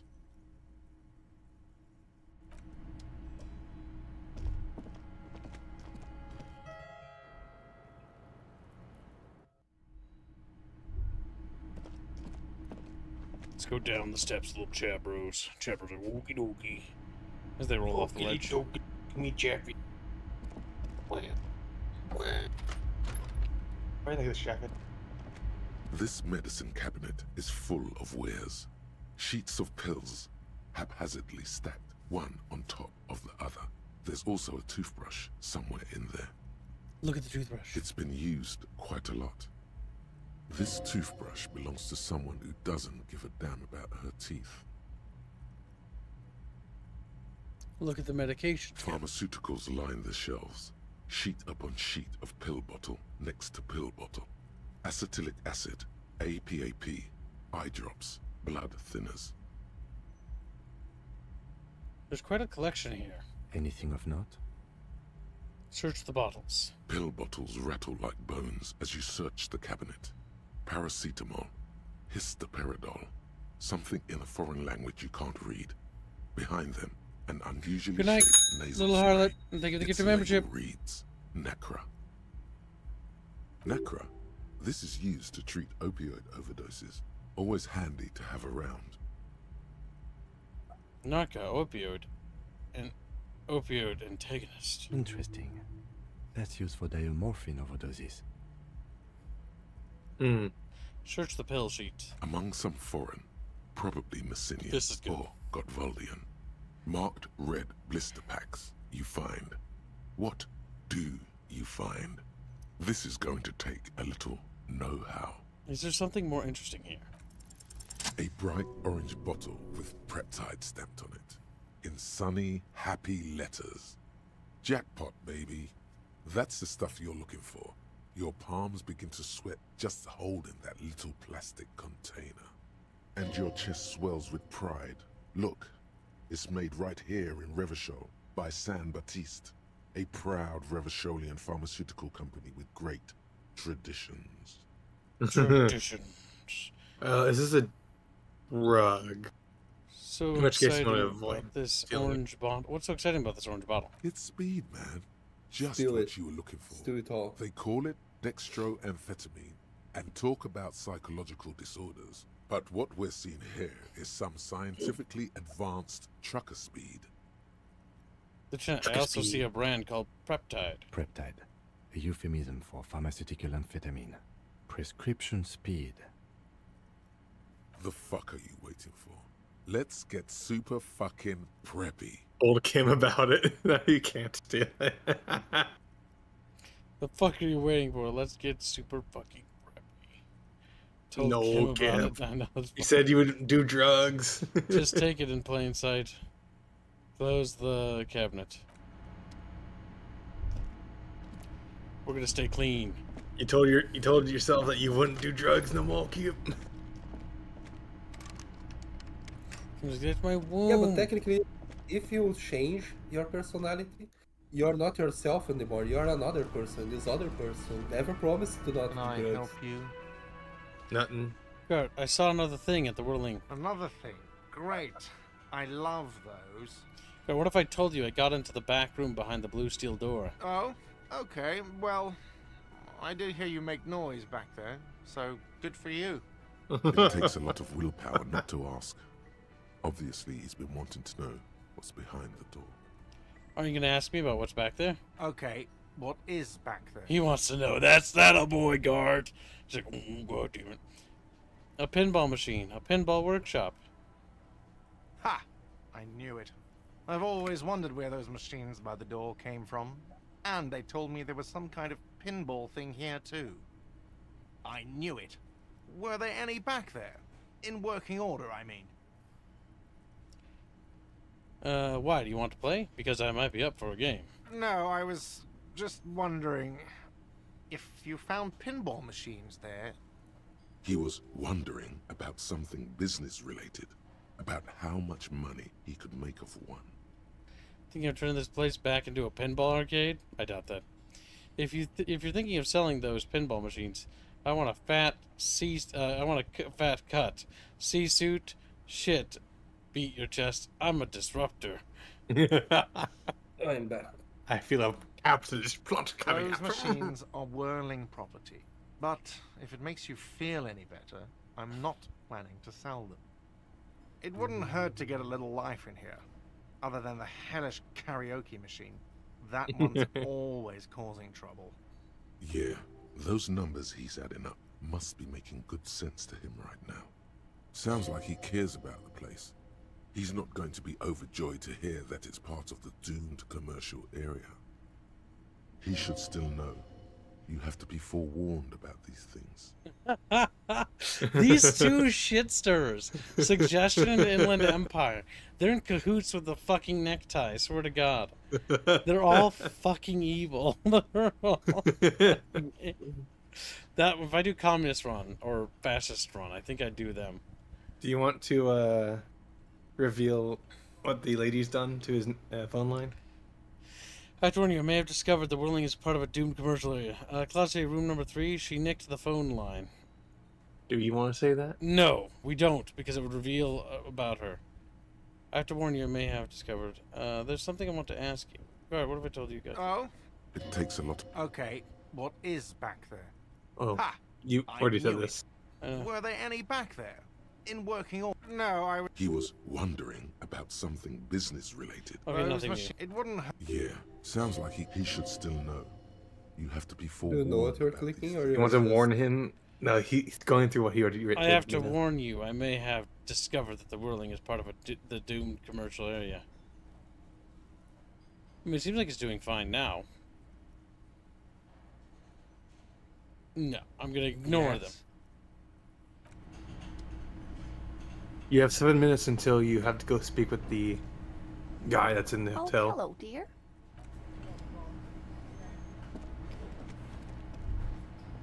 We I now wouldn't. have I infinitely wouldn't. more leverage. I wouldn't investigate them now because you only have 7 minutes. Yep. 7 minutes until midnight. Kuno's still Maybe you here. can take him down this time.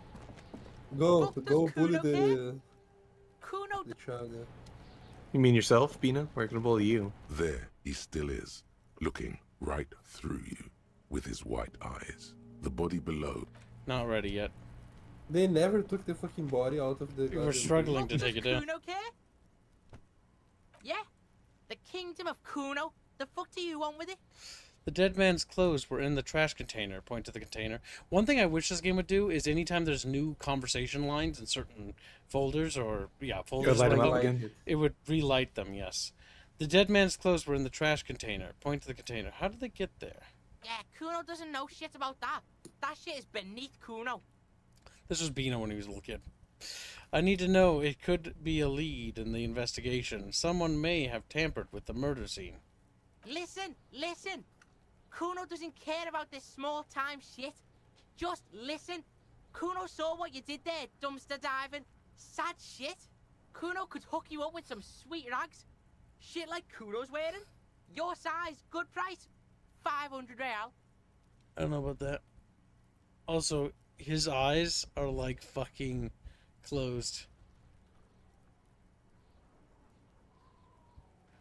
I prefer the portrait, honestly. His model looks actually like he's in a much worse state than his portrait. Doesn't it? Yeah, it does. He's a druggie. He's on speed. No, Kuno, you don't know anything about tampering. I'm investigating, and I already have pants. Alright, entertain me. What's so great about these pants? Wait, I asked you what happened to his clothes. You must have seen them lying around. Look, Kuno ain't seen shit lying around, except for that up there. Now, you want performance gear or not, Grandpa?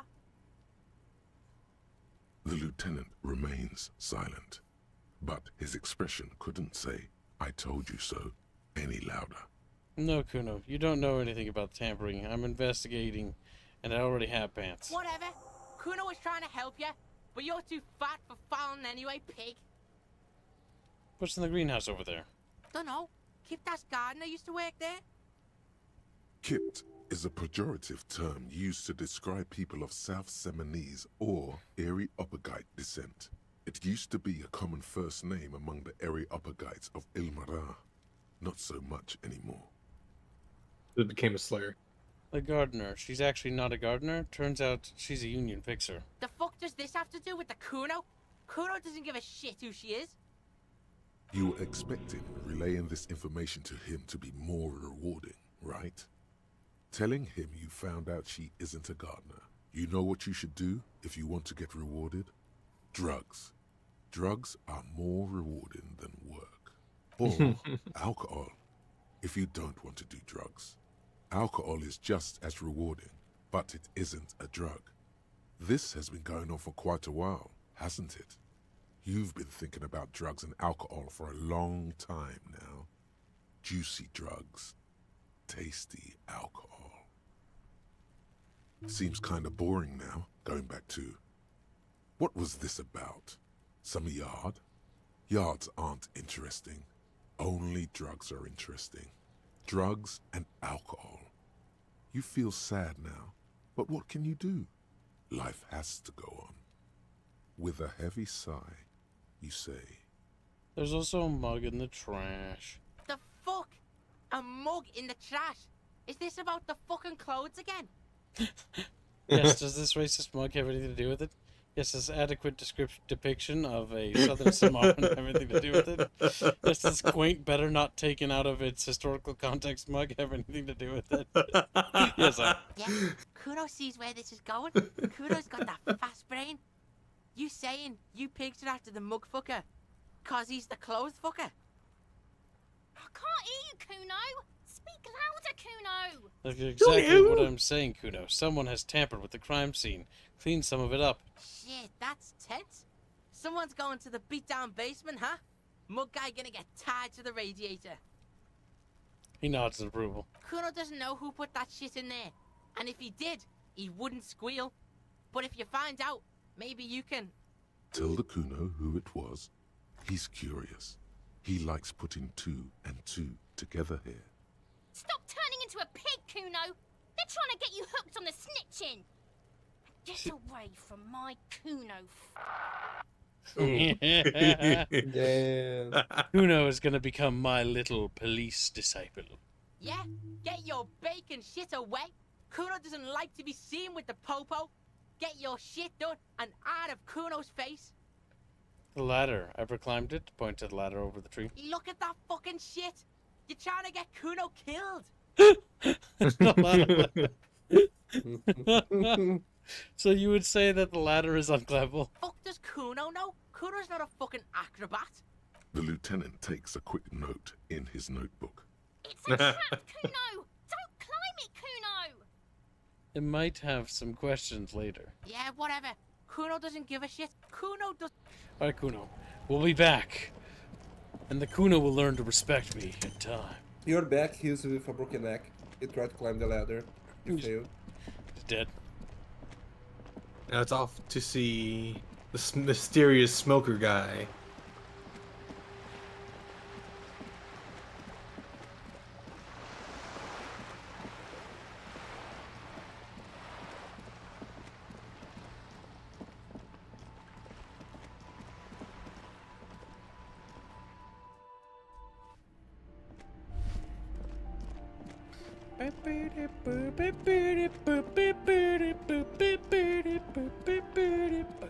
Fishy. Fishies. Hey, he's right there. He sees a flashlight of doom coming his way. Fuck! Gendarmerie, you found me. The young man on the balcony gives you a bright smile before taking another drag from a cigarette. His slender figure is backlit by city lights, its distant streets and motorways flashing like diamonds. It feels like a Friday. He seems to be in a good mood tonight. Well, that's good for us. And his shirt is still unbuttoned. He's unruly, Chatfish. Destroy him now, Chatfish. Like yes, memes do. You get out little bombs. Little bomb fish, if you will. You know, just Chatfish things. Let's see. Yes, the cleaning lady let us in. Beautiful. He replies, smiling as he looks at you, something sparkle in his eyes. So tell me, are you here to make things right again? That's what I'm aiming for, yes. Beautiful. A nearby street lamp casts a shadow on his chin, drawing out the slender cheekbone. I have some good news for you. My Sunday friend is visiting me tonight. I told him about you and he'd like to say hello. Step in. He's already waiting. I'm really digging the view here. Point to the city skylines. Is it Friday tonight? It feels like Friday. By the way, I'm really digging the view here. Point to the city skyline. Nothing with it. Very well. Let's see them. Gibbs is about to That's enter why the I gay chose this romance place. arc. Martinez is special, isn't it? This guy actually might be... Wait. Suddenly you are digging things? The lieutenant whispers to you, shaking his head. What? Why would I want to meet your friend? Very well, I'll talk to him. But first, I want to talk to you. I have so many questions. That's nice, but I don't have anything to tell you. It's my friend you're looking for, not me. He takes another drag of his unfiltered cigarette and looks around. It's getting dark and the neighboring windows have lit up one by one. Besides, I've got to run. He's going to leave you alone again. That's sad. That's sad. Go if you must. I don't care. I don't care about people leaving me all the time. Oh no. Oh no, it's our wife again. But I just found you again. Just look at it. It's a beautiful night. Who's going to stay in on a night like this? He's right. Only losers go to bed early. Time to break out the booze. Only if you promise that we'll talk again. It's important. Is it? I'm not sure. Well, you already have the answer to all the questions you were going to ask him. Technically. No, but that option is weird. All right, go then. Take care, all right? Level up! Wow! Wow! Jeff is just screwing. And he's gone again. Looks like it's becoming a theme for him. He's always leaving. Why is he always leaving, Kim? Who knows, detective? It's a mystery. He's turning away from you. There's something different about him that I just can't put my finger on. Different, of course. His shirt. Why is his shirt always unbuttoned? His shirt. The lieutenant squints his eyes, trying to hold back laughter. His shirt. His shirt. He's trying to dive deep into the mysteries of his shirt. His shirt? No, I don't know why his shirt is always unbuttoned.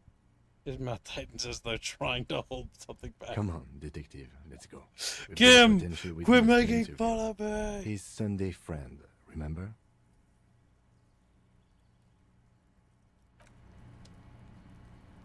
Go in the building, Chib.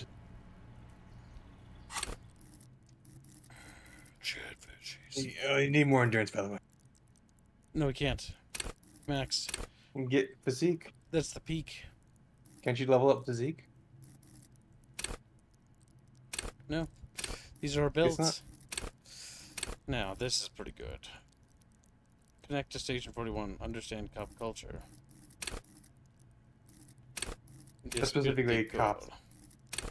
Suggestion has betrayed me many times. Only with a woman. Volition, you have earned this. You have stood by me when no one else would. Volition's got my back, Chaffish. Chaffish, okay, whatever you say. Who's he? A quarterly business magazine. An empty ashtray.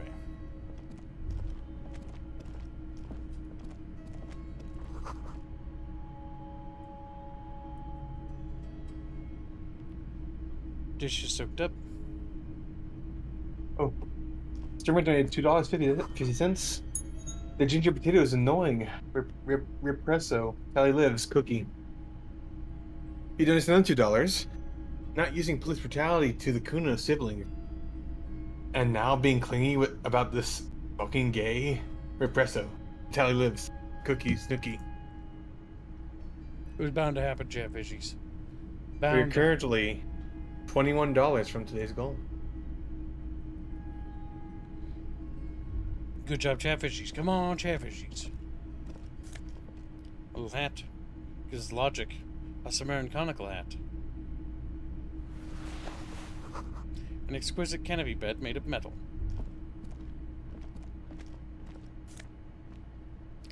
+1 drama and +1 electrochemistry. A party dragon silk rope. I like how just stealing stuff in front of them. An old photo. Buckets of paint, a layer of old newspaper. Shines Officers of the Raffle Citizens Militia. Let's see. You shouldn't be seeing him in an intimate setting. For some reason you feel this man is your superior. Superior, but he's not in the command chain. My name is Charles Vildrouin, and I am an official with the coalition government. I work for the Institute of Price Stability on assignment from Sur-la-Clé. I heard you talking to my friend outside. Very good. Super. I am here to assist you in any way possible. Ask me about the hanging. Hanging? What a drag. He seems like a cultured gentleman. You should ask him about the finer things. Point at the bed. Before we go on, I absolutely have to inquire about this wonderful canopy. Show him the silk robe. Before we get to that, tell me where you got this beautiful silk robe from. Oh, we got it from an atelier in the East Delta Commerce Center. Personally, I think it's a little culturally insensitive, but the material is great. Sadly, the shop is now out of business. That's really all I can tell you about it. The lieutenant takes out his notebook and nods to you to proceed. Can you tell me about your friend? Ah, my friend. My friend is a good young man. His family immigrated here from Kedra, and life has not been easy for him. But he understands the importance of education. He has taken his future into his own hands, and that's all that matters.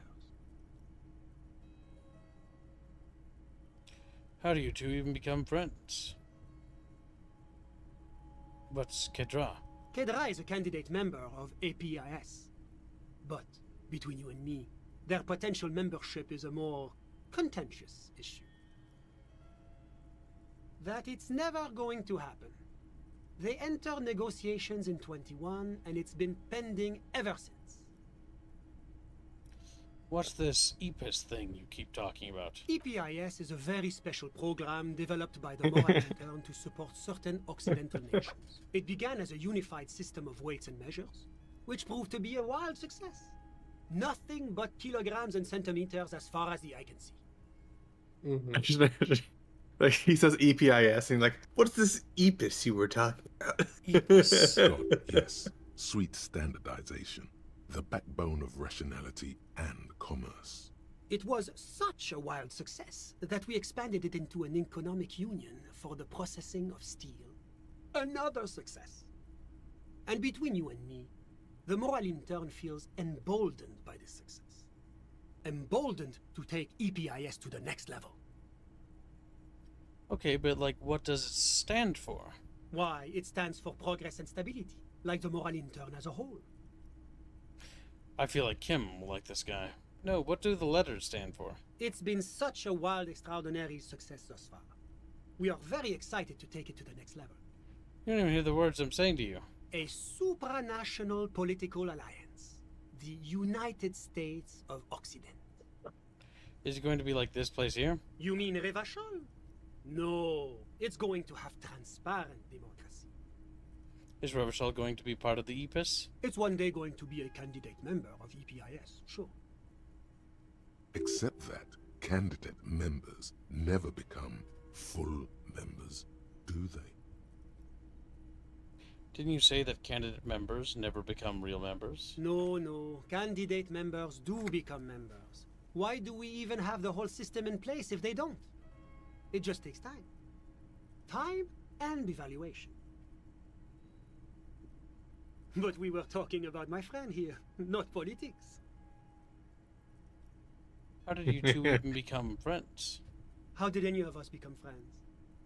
Bad things happening on the Insulindian Isola? Oil platforms ablaze in the night?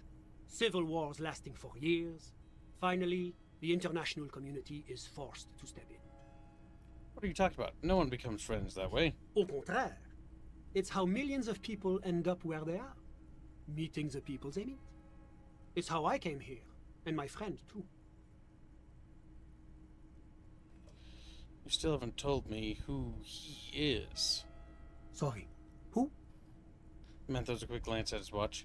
Your friend, the smoker on the balcony. We were just talking about him. But I told you, officer. He's a bright young man here to pursue his education. Education is the foundation of our future, especially the arts. It is a cornerstone of our civilization. Fine, but what's his real name? Officer, you have to understand. I can't give you his personal information. I'm sure you have your own methods and databases, right? Please don't put me in this situation. So all you can tell me about him is that he's here to study the arts. He's deeply enmeshed in the study of the fine arts, yes. He's probably as an though agent. You weren't envious enough of the boy as is. Which arts? He's a truly free spirit. He likes all the arts. Perhaps graphic design, printmaking, who knows? The world is open wide for a talented youth like him. You are hurting my brain, Sunday friend. What are you doing in his apartment by yourself? I'm just enjoying the view.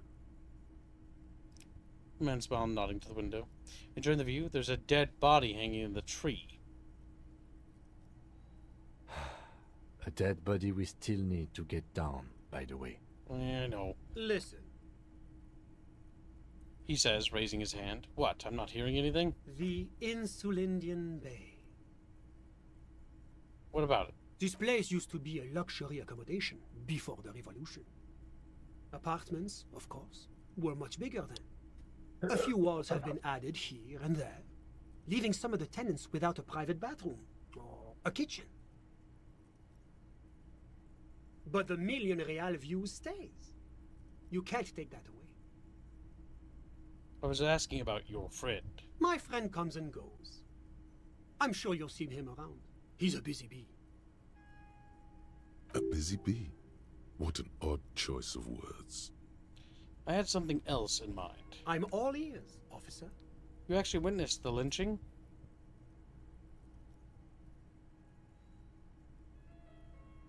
What's an official like you doing in Martinet? Let's try that. I'm sorry to say I did, officer. Turn to the lieutenant. This is just the break we've been looking for. Is it because you did it, Mr. Verlid? Start from the beginning if you don't mind. Let's turn to Kim. Easy, detective. No need to jump to conclusions.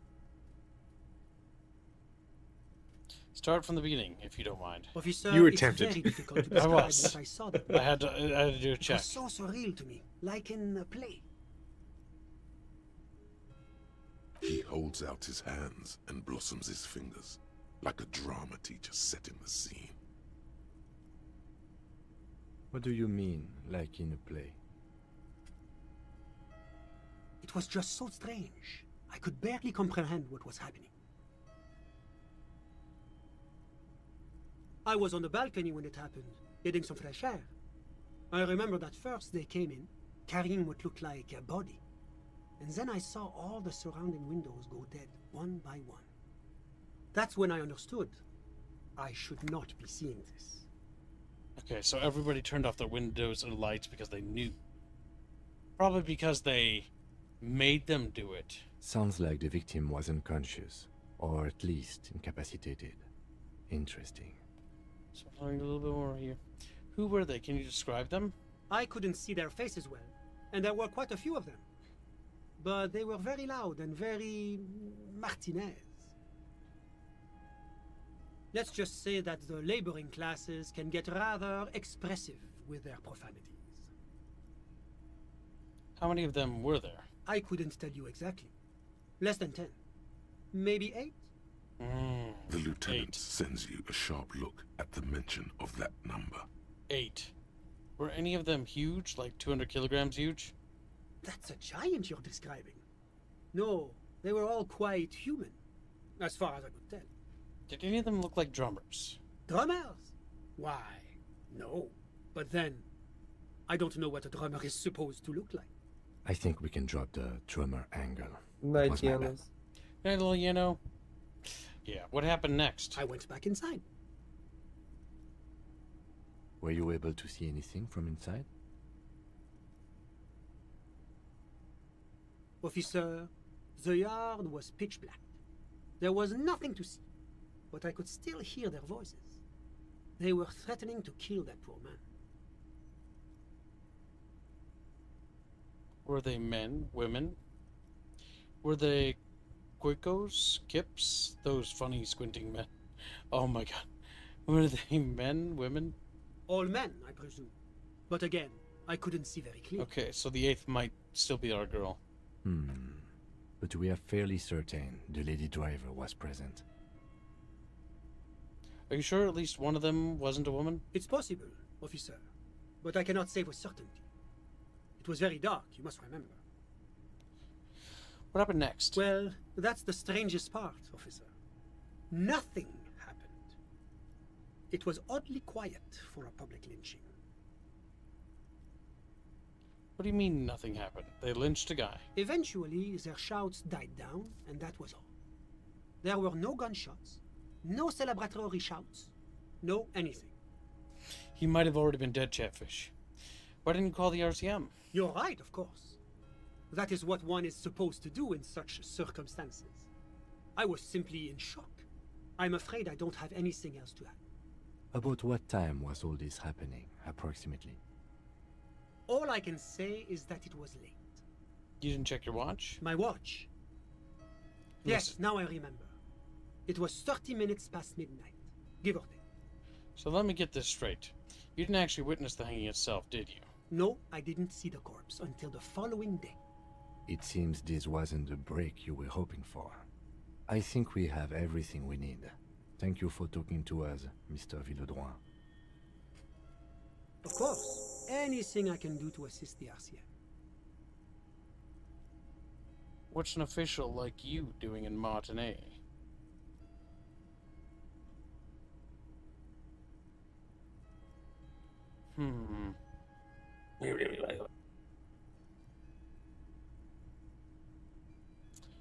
The coalition is only looking out for the price stability. Inflation is a killer, like a heart disease blocking the normal circulation of the economy. It must be controlled. The economy impacts the entire international community, which is why it requires international oversight. What is the price stability? Okay, but what are you doing here in this apartment? It's a personal matter. If I had to guess, it might be a gay rendezvous. Well, I'm renovating it. Never mind. It is an interesting project. Never. The building used to be a 12-story skyscraper before the cannons took the top 4 stories off. This, of course, happened when the coalition forces landed here. You could say I'm undoing some of the material damage the international community caused when we arrived here. So you're some kind of bureaucrat? What is this? We already know about the international community. Yes, as I said before, I am a commissioner from Sur-la-Clé working for the Institute of Price Stability. This is one of the main projects of the Moral Intern. Wait, there isn't actually an Institute of Price Stability, is there? Or maybe there is. God, it's impossible to understand whether someone from the Moral Intern is joking or not. I've heard about this moral intern before, but I want to know more. It's the International Organization for Moralists, hence Moralist International. The Institute of Price Stability is just one of its many mind babies, as is the coalition. So when I said I was a thrall to foreign interests, what I should have said is that I'm a moral intern's bitch. Oh, turned to Kim, so we're actually working for the moral intern. That doesn't seem so bad. There are more nefarious powers to work for than the moral intern. Turn back to Sunday, friend. Are you a moralist? But of course. But of course, Chatfish is a moralist. Am I a moralist? Well, do you value freedom? Do you believe in a normal, stable world governed by democratic values?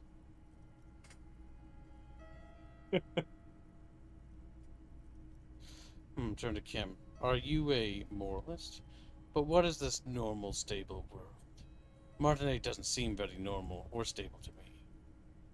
Are you a moralist? Me? I'm a lieutenant of the RCM, dedicated to maintaining law and order in Ravachol. A very moralist answer. The lieutenant is practiced in the art of putting on a show for one's superiors. But what is a normal, stable world? The Occident is part of the normal world. Oranje, Sur-la-Clé. Martinet doesn't seem very normal or stable to me. Martinez? No. Martinez is something else. What about the rest of Ravachol? Is it part of the normal world? Ravachol is generally difficult. It's led by an interim government, which means it hasn't yet achieved full democracy. But they are working towards it. You're all doing very well here, relatively speaking. I don't think I'm a moralist. Moralism sounds incredibly boring. I want more action. Moralism is the ideology of foreign occupiers, and Ravachol must be governed by Ravacholians. Democracy is a meaningless sham, as long as the working class is under the boot heel of capital. Oh my god. I love all the... It's like playing Hearts of Iron. It's all the ideologies. It's like every time I'm talking to people, I'm choosing option D. None of the above. Is that moralism? I don't think I'm a moralist. Moralism is the ideology of foreign occupiers. Democracy is a meaningless sham. I don't think I'm a moralist. Moralism sounds incredibly boring. I want more action. Is that moralism? Yeah, I think it's 4. Is this option D usually the most reasonable answer? Yes, everything else is super extreme. It's like I'm living with a bunch of lunatics. Sounds like you're a moralist indeed, my friend. Welcome. I must placate all of our potential adversaries. Moralism is all about compromise and achieving the achievable. It's pragmatic, realistic, and level-headed. An ideology for doers. Are you a doer, my friend? It looks to me like you are. Now, enough of this delightful political interlude. Was there anything else you wanted to ask?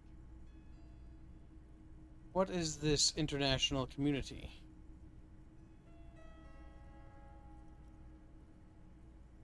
La communauté internationale is what Revacholians colloquially call the coalition.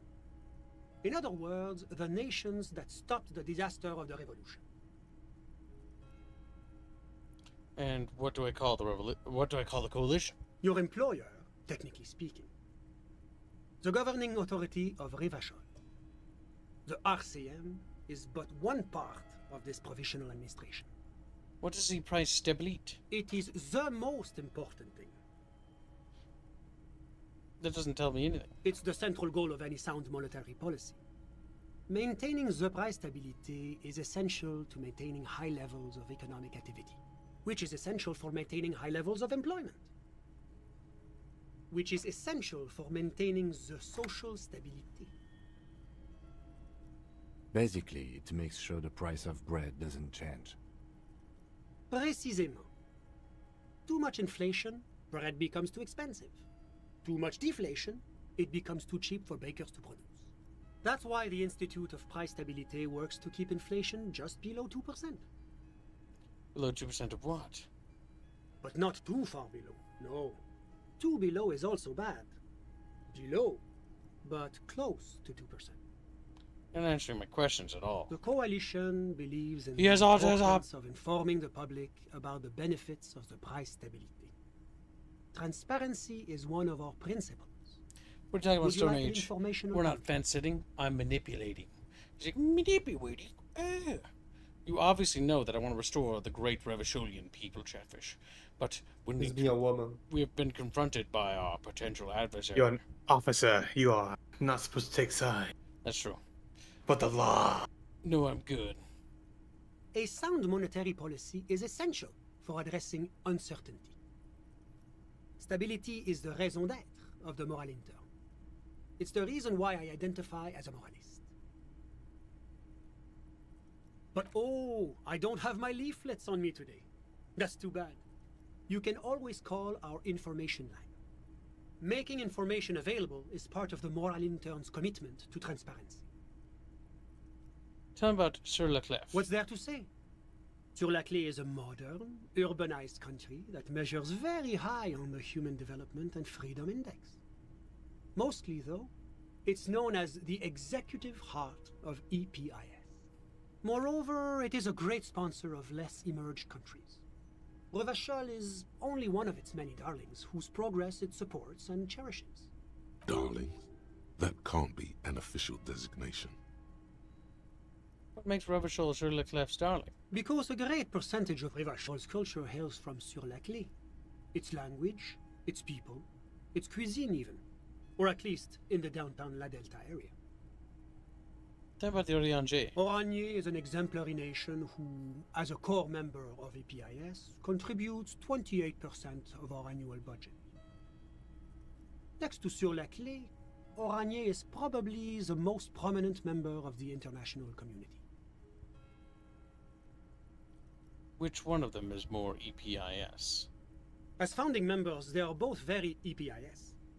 Oranje carries a lot of political weight, while Sur-la-Clé takes care of the business side of things.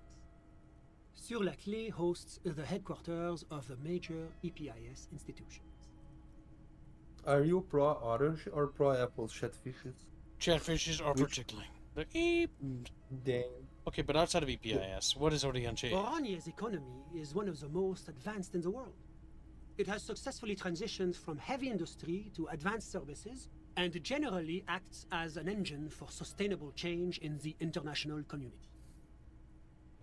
So these guys are what we call normal. But that didn't tell you anything about Oranje. Didn't. I once heard from here that they are a reasonably sized superpower. Tap your head. That's one way to put it, yes.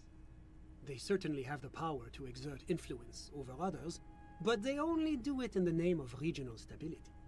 After all, Oranje is a moral internation, not some crazed, mesque petro-fascist state. Enough business. Let's talk about something else. Whatever you wish, officer. I think that's all I've got. A moment, officer. Do you have everything you need from me? I'm afraid we won't have the chance to speak again once you leave. I'm not going anywhere. I just want to take a look around the apartment. Thanks for the heads up, but my work here is done. Hold on, why can't we talk? It's against diplomatic best practices for an official in my position to be discussing murders with local militiamen. And I'm pressed for time. After you leave, I should be leaving as well. That's not the real reason he's so apprehensive. Men in his position shouldn't be seen loitering around in underprivileged young men's apartments in the middle of the night. I'm not going anywhere. I just want to take a look around in this apartment. Thanks for the heads up, but my work here is done. Sure, go ahead. It's a beautiful space. Let me... Okay. Was there anything else? Let's see. I'm sorry to say I did, officer. Is it because you did it, Mr. Vinhoff? Officer, it's very... He holds... What do you mean? It was just so... I was on the balcony. That's when we did Sounds that. like the victim. I went back... Were you with... Officer, the yard was pitch... Well, eventually their shouts died down. I'm afraid I don't have any... About what? All I can say... My watch. No, Okay. It seems... I think we have it. Of course. Anything I... Of course. We've got everything we can out of him, I think. Even though I went full Al Ghul fascism. I think that could be fun. To go bother the Hardy Boys. The Hardy Boys? The Hardy Boys! Like, Hardy we have Boys. heard the other testimony. Of course. You're lying. Damn it.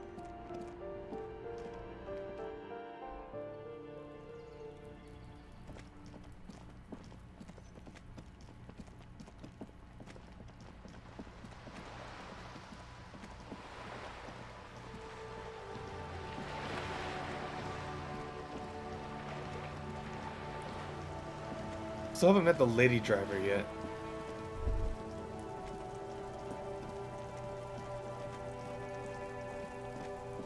Could have been a man in drag, considering the amount of freaks in this city, no? Not that many freaks per se, if you're that sure. I don't know, like, are you look at the portraits? Like, your cop looks like a zombie. It's that's stylization. Mm-hmm. Everybody looks like that, you little muppet. I kind of It's like you again. Asian hands over there. What is it?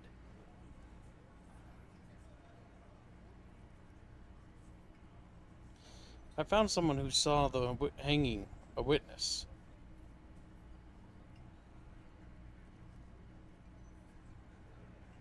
You say your name and make him upset. No, don't say that she wasn't raped. I think that'd be bad. I found someone who saw the hanging, a witness. A witness? You ain't got shit. The locals would never come to you with this. That's just tactics, Titus. Next, he's gonna tell you one of us already roll on the others, and he's in witness protection. My witness isn't a local. Well, let's hear it then. Who is your mystery fella? This goes without saying, but nonetheless, don't give out his name. Let's just say he has a high-ranking official, and leave it at that. Who he is irrelevant. It's like you said, Al. Copper's coming up with this on the spot. There is no witness. I've seen this shit a million times, Titus. Fly fishing. They are desperate. Tell us, Copper, what wacky claims did he make? Witness said it all looked like a surreal play. The witness said he saw two of the people of the Pajite descent and one Mesque. The witness said that the hanging went down very quietly. No shouting, no commotion. It's you assholes that feel the need to go around like a fucking brass band. The Hardy Boys are dead silent. Yeah, it's like they put cowbells on you before they send you to the streets. What's with the cowbells, policeman? They're avoiding having to answer this question. I'd imagine you guys drinking and singing, lynching songs. What's with the funeral silence? We were drinking, weren't we, guys? I hit the bottle hard. I was drunk as fuck. Thanks, Glenn. Right, I'm convinced, Glenn. Nothing off here. Just a regular hanging. Bullseye. Glenn looks around uncomfortably. The lieutenant hit a nerve. The witness said he saw 2 people of Autopagite descent and 1 Mesque. Arabagite? Boss, I think he's trying to say me and Theo. Well, yeah. What is confusing you? Eugene, Theo, and Elaine were there too. I already told you. We were all there. The witness said it looked like a surreal play. That means absolutely nothing to me. Sounds like some made-up horse shit. It means the whole scene was long and drawn out, like it was from a film. What is this fella's problem? Sorry we didn't make it more action-packed. It wasn't the first thing on our minds, you see? Shanky, it's Shanky, right? I thought there's something wrong about the lynching story. Now I know there was. You don't know shit. I know you are lying, Shanky. He writes his notebook. Actually, nothing. Great witness. So much bluster to hide the fact that they're uncomfortable with you having this info. Let's go for the rape victim again. Again? Seriously, man. Fine. Fire away. Okay, enough about it. Yeah, whatever. You gotta say your name. Is that something that we said we wouldn't do? I don't remember. Speak to the self-victim. Confront the Hardy Boys with what Claias... Yeah. Alright, we do Yep, that. you gotta say your name. The Hardy Boys will break, Chatfish. They will shatter against our righteous fury. Just like, I keep feeling. They become soft boys. Claias says she wasn't raped. Fuck. I knew that fucking whore couldn't be trusted. For the record, Titus Hardy did not explicitly specify the victim as a whore, nor did he say anything about trusting her. That was just said, though. You can't interject like that. It doesn't matter what you think, Elizabeth.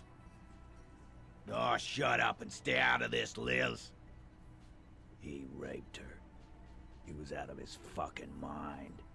You have no idea. She's just in denial, asshole. You don't understand the traumatic experience. She's shutting down. And she doesn't fucking trust you. Yeah, she's crazy, you know. A crazy bitch. You know the type. She's fucked up. This is a diversion. Stay on track. I didn't think that, yes. That she's a little crazy. Cut the bullshit. She told me the truth. Crazy? What are you talking about? She was very lucid. Stay on it. Cut the bullshit. She told me the truth. Lawman, I'm at the end of my goddamn rope with you. I fucking told you not to push her. And you went and pushed her. I am gonna fucking... Titus Hardy. Everybody swings out of the room like a warning shot. Success. Titus backs off. Fists down, everybody. Everart personally sent me to take care of this. If this goes south, we'll all be in the shit. But you, Titus Hardy, are going to be buried. Am I understood? When she's angry, she emphasizes the S. It gives her voice a strangely hypnotic quality. Her lips barely move as she speaks. Frankly, it's a bit terrifying. Someone has to rush in to break the tension. The second in command. Look, Copper. We know that that fuck was a rapist and a killer. We got him confessing to it on tape. Show it to him, T. What's the harm, right? Here, jerkwad. Listen to this shit. And then come back and tell me the soldier of the apocalypse was an innocent man. This is their last play, this tape. Their story is in tatters, a mess. It might be nice to listen to, but at this point, you don't need to. Why should I care about the tape? You lied to me.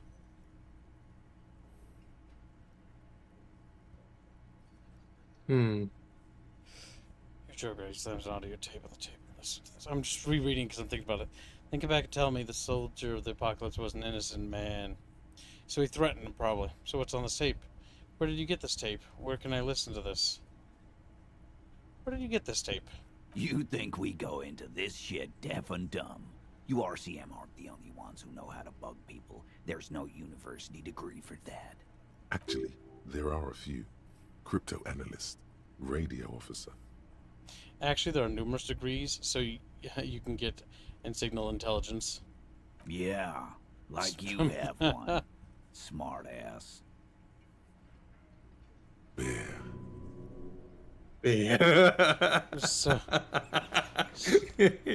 electrochemistry, you fucking retard.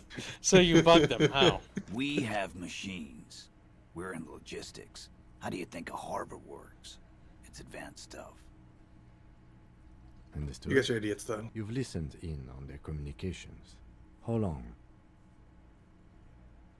Since way before their chief started taking swing lessons. Things got nice and quiet after that. Which one of you is doing this advanced radio work then? It's not advanced. You just hold up in a coop all day, writing down what they say. It gets hot as hell in there. It was Fat Angus. Yep. Don't put yourself down, Angus. It's important work. The chief picks his beer back up to offer a silent toast. Yeah, man. They're like a radio genius or something. Those notes are some in-depth stuff. Indexes and shit. Why should I care about this tape? You lied to me. So, what's on this tape? Let's start with that. What's on it? We call it the door gun a mega mix. You'll know why. Won't you listen to it? Now that is intriguing. You had me at door gunner.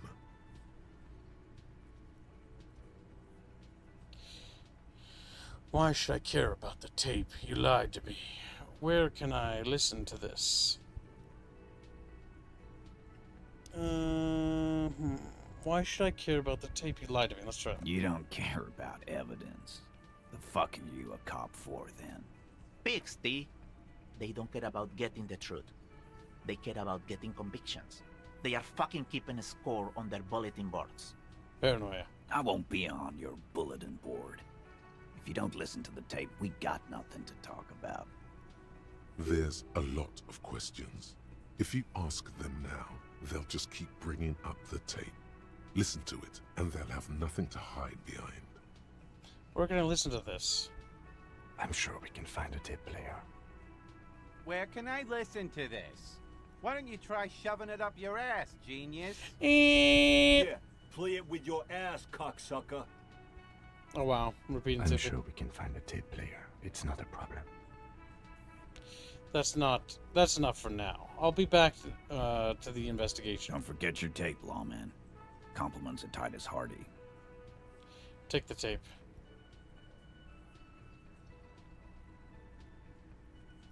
You do that.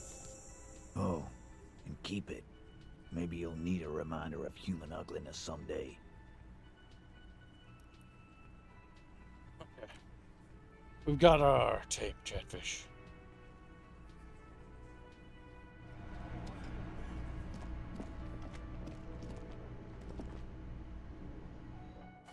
Is there any reason in particular you're shining a flashlight in their face? Kib just has it equipped. That's why. Okay. Is there anything else to do, or I would be pretty combative too, if you were inside a very very well illuminated room. You're like flashing me with that.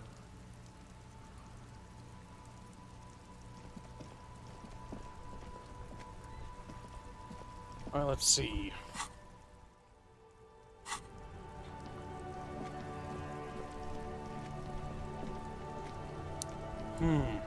Chat bitches. Chat bitches. Lieutenant, don't you have a tape player, you little fuck? Yes? What the case can you see follow me? Tape player. Let's call him to the station. Maybe they can help? Inside, you see a set of steering levers, a radio microphone, Where was the tape a player? pull-out toolbox, and the soft... This is Precinct 57. How may I assist you? I'm at Station 41 again. Just a moment. 10-4, come in, officer. Over. This might sound odd, but there's personal details I'd like to discuss. Okay. Wait. Before you say anything stupid, think it through. I need information, not fear. Be smart about it. 10-4, sir, I'm not hearing your question. Please refer to me by my last name in the future. Any news about my own family? Have I ever told you about my life before the RCM? See if we can find anything else out. 10-4, well, that's, Does he actually want something, or is he hell-bent on disrupting our work? He asked if he ever told me about his days before joining the RCN. For God's sake, cut this shit out! Tell him to stop wasting time and be a goddamn policeman for a change. Damn. Sir, Satellite Officer Vicmar says... So, was there anything else? Understood, sir. Over. Roger that. 10... Okay, nothing new to report in. Squeal, do you remember a tape player? Squeal! A tape player. Do you have it in your inventory? You never told them you lost your gun? I can wear that? Okay, that's just... fucking dumb. I look incredibly gay in that. Alright, so... Put on my... It says it gives drama and electrochemistry. But electrochemistry isn't very useful. Use the interact button. Interact. You stare at the great door gunner Megamix. If only you had a boombox, you would be able to play Titus's tape. The tape feels ominous. Upon it, the dead speak. Respect the tape. Who had a music player that we know of?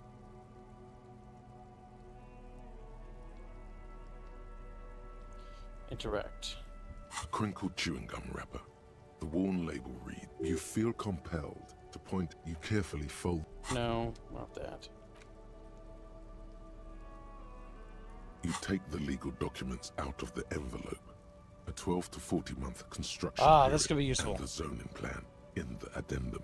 Let's look at the zoning plan. This is the plan, by the way, Everart gave us that he wants to give to those other people in the cul-de-sac tomorrow. The youth center cuts into the ocean like the bow of some great modern ship. Apparently, it's going to cover most, if not all, of the street and the square between the existing houses. It's 3 stories tall. It's going to be awfully close to the already existing buildings, almost wall to wall, practically integrating them into the youth center. This is either an ominous or cool architectural choice. Hard to say. My money is on cool. Looks like a cubic pyrite. Kim, what do you think of this? Civilization ruined it. I'm no property lawyer, but it looks fine. I like the print size. They're not selling or leasing anything. It's not a perfect solution, but... There's something more to it. How else are you going to build something? It's always inconvenient to build things, and citizens inevitably have disagreements over such construction projects. But I like how thinking it's a cool cubic pyrite has unironically made it harder for me to figure out. Try to find a loophole in the deal. There doesn't seem to be no fine print. You're smart. It's a white check, means we can check it again later, right? Yep. You just need to put a point in, what was it? Logic. Alright, we just need a level before tomorrow, before we talk to those people. And if we don't, Plick's gonna die. As he just disintegrates. Like, alright, let's see if the little Asian shoreman... Oh, he's gone. Probably went to bed. Yeah, it's not time. On the bright side, there's more stuff to get. It does not hurt to get everything and anything we can. Do we have enough reals? Yes, we do have enough reals for tomorrow as well in advance. Which is good. I'm wondering if the barrels and stuff replenish every day. Or like the trash in the world. Maybe more stuff's added to them Which as means time if I goes ever on. played this again, I would be more vigilant in looting in advance with the bag. Because the bag is a great way to get casual income. Looks like the people there are gone. Trying to see if there's anything different. Because checking places at night means that things could possibly be different in certain areas. We can check inside here. Oh, you can... Gibbs, is Measurehead still there? Oh, we can check Measurehead. See if anything's behind him. Nope, he's still here. There is something behind There's a him. bug. The unpromising race pupil returns. No, I think you had to beat him up to get behind him. Never mind then. Let's go with the funky race classification. What are those tattoos? Why are you not with the Hardy Boys? I am. You pick up on something artificial in his tone. But you're all part of the union. The Hardy manlets are on the pay of the company. I answer to the union alone. And I do this out of race heroism. Finance is an alien concept to the Similes. Now leave me be. I must luxuriate in the company of my woman. Let it be.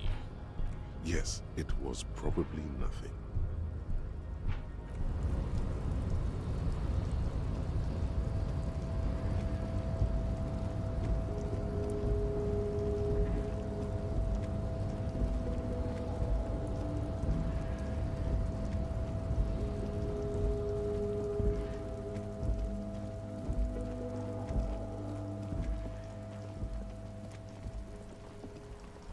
You can do karaoke.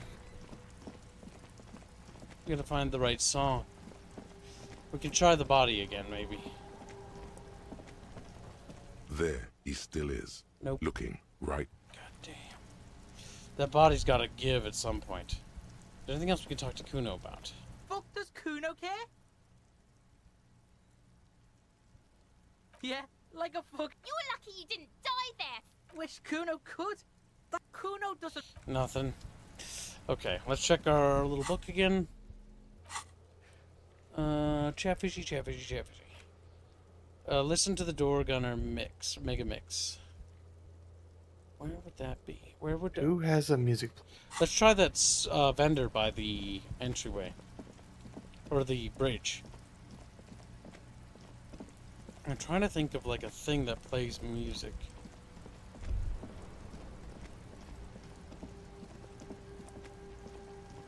Come on, let's get in there. We'll try to exhaust the day before we do that.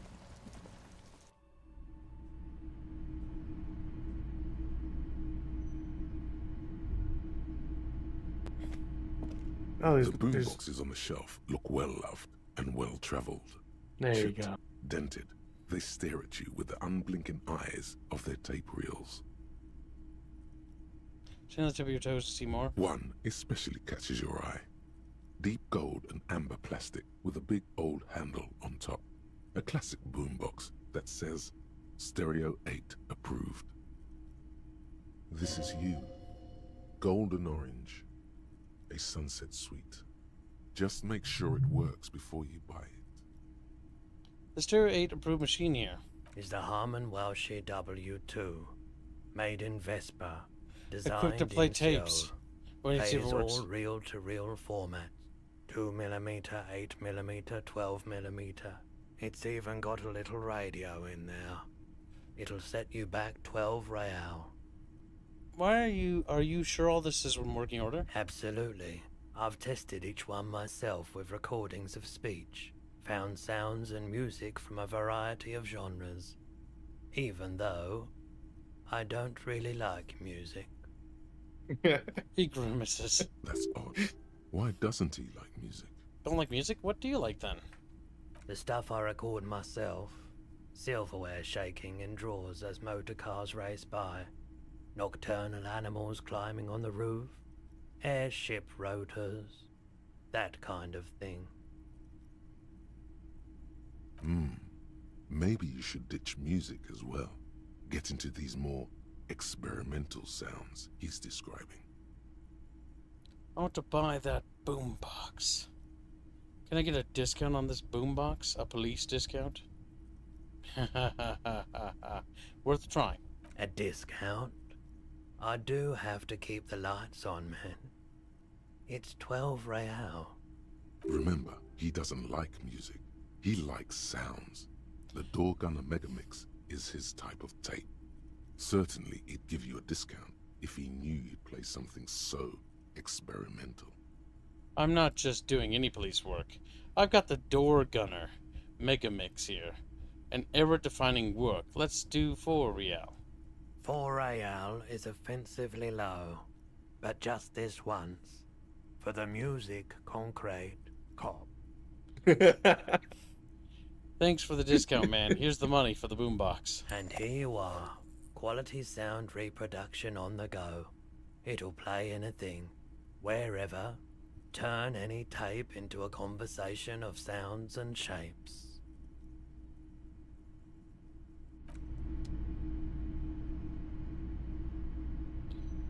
Let's see. Tools. The Beano will be destroyed. Beano! Oh god, we can just play it now? This one. Yep. Items and the Mega Mix tip. Interact. The porter reel is just what you needed. The reels attach to the apparatus with a satisfying click. The tape is routed behind the magnetic reader. Play the tape. You push Command Set, and the tape starts spinning. Violent static and machine sounds fill the air. This isn't Revachol. This is a fucking village. I can almost see the elephants. Ow. The harbor. That's the son of a Kvalson crane. When this shit is done, I'm gonna tear that place up. Soldier of the Apocalypse style. Kill shit. Dogs and chickens too. Gonna run a room, Cordy. A real nice room. I don't give a shit. I'm fucking done. I'm done mentally. I'll fucking do them all in.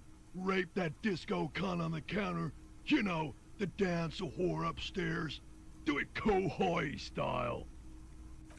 Never did get that taste out of my mouth. Something's missing here. The lieutenant presses the button marked Arete on your porter reel. The tape stops spinning. What was that at the very end? Silence. End of recording. What do you think? It seemed authentic enough. Probably recorded off the shortwave, then edited to seem more incriminating. He sounded like he was on patrol around the harbor walls. He also sounded inebriated. Still. The lieutenant looks at the tape. You're familiar with this look. It's his look of suspicion. There's more going on here than we know. Who is this Corty? Corty could be short for Cortenard, one of the other mercenaries, the one he was talking to. Probably the mountain at the harbor gates. Mr. Right to Work. What's Kohoi? A village on the Samaran Isola, in South Safre. Grad committed war crimes there, the kind of thing he talks about. The South Safre conflict is an ongoing proxy war between Grad and Safre. It has been hot for 12 years, with the atrocities piling on, mostly committed by the Grad. You think he was there? Who knows? Maybe the tattoos would have an answer. Or maybe Kohoi is just merc talk for atrocity, slaughter. A symbol of Soldier of the Apocalypse style conduct in a civil environment. This information might be useful against the other soldier dude. He might get him to open up. Okay, then what now? Remove the tape. I think we've got a few more questions for Claias here, don't you? This seems to contradict her testimony. At least to some degree. Yes. As you take out the tape, the boombox tunes itself back to the cheery radio again, spewing out beats like it's a Friday night. The contrast feels chilly, inappropriate even. What else does the boombox do? Nothing else. We can just carry it like we're partying Chatfish. It's like party time! Bro! Book La Fumée, volume number 4. The front We of need this to have a quarterly journal Chatfish. features a large satirical portrait of the late King Friso. From the sides of his head, a pair of white antlers spread to the corners of the cover. Go ahead, Bino. We need to have a Chatfish cop, right? And how he solved the issue is that he shot everyone. Like, duty solved. Good now. Bino will be destroyed. He's about my little Bino. Damn. Don't damn. It's just a little bit of Bino destruction. So full of beans right now, you know that? The pages, see what catches your eyes. To your disappointment, there aren't any full-color pictures to direct your attention. Just column after column of closely set text, interrupted occasionally by little doodles in black and white. After rifling the pages with your thumb several times, you return to the table of contents. The magazine is divided into several sections: international developments, Kunst und Kultur, and local concerns. Just inside the cover, there's also an editor's note. Read the editor's note. Comrade, as you know, this journal takes its name from Mazov's immortal expression, du cristal à la fumée. This was his way of describing the way the rigid, crystalline structures of capitalist ideology turn to smoke under communism.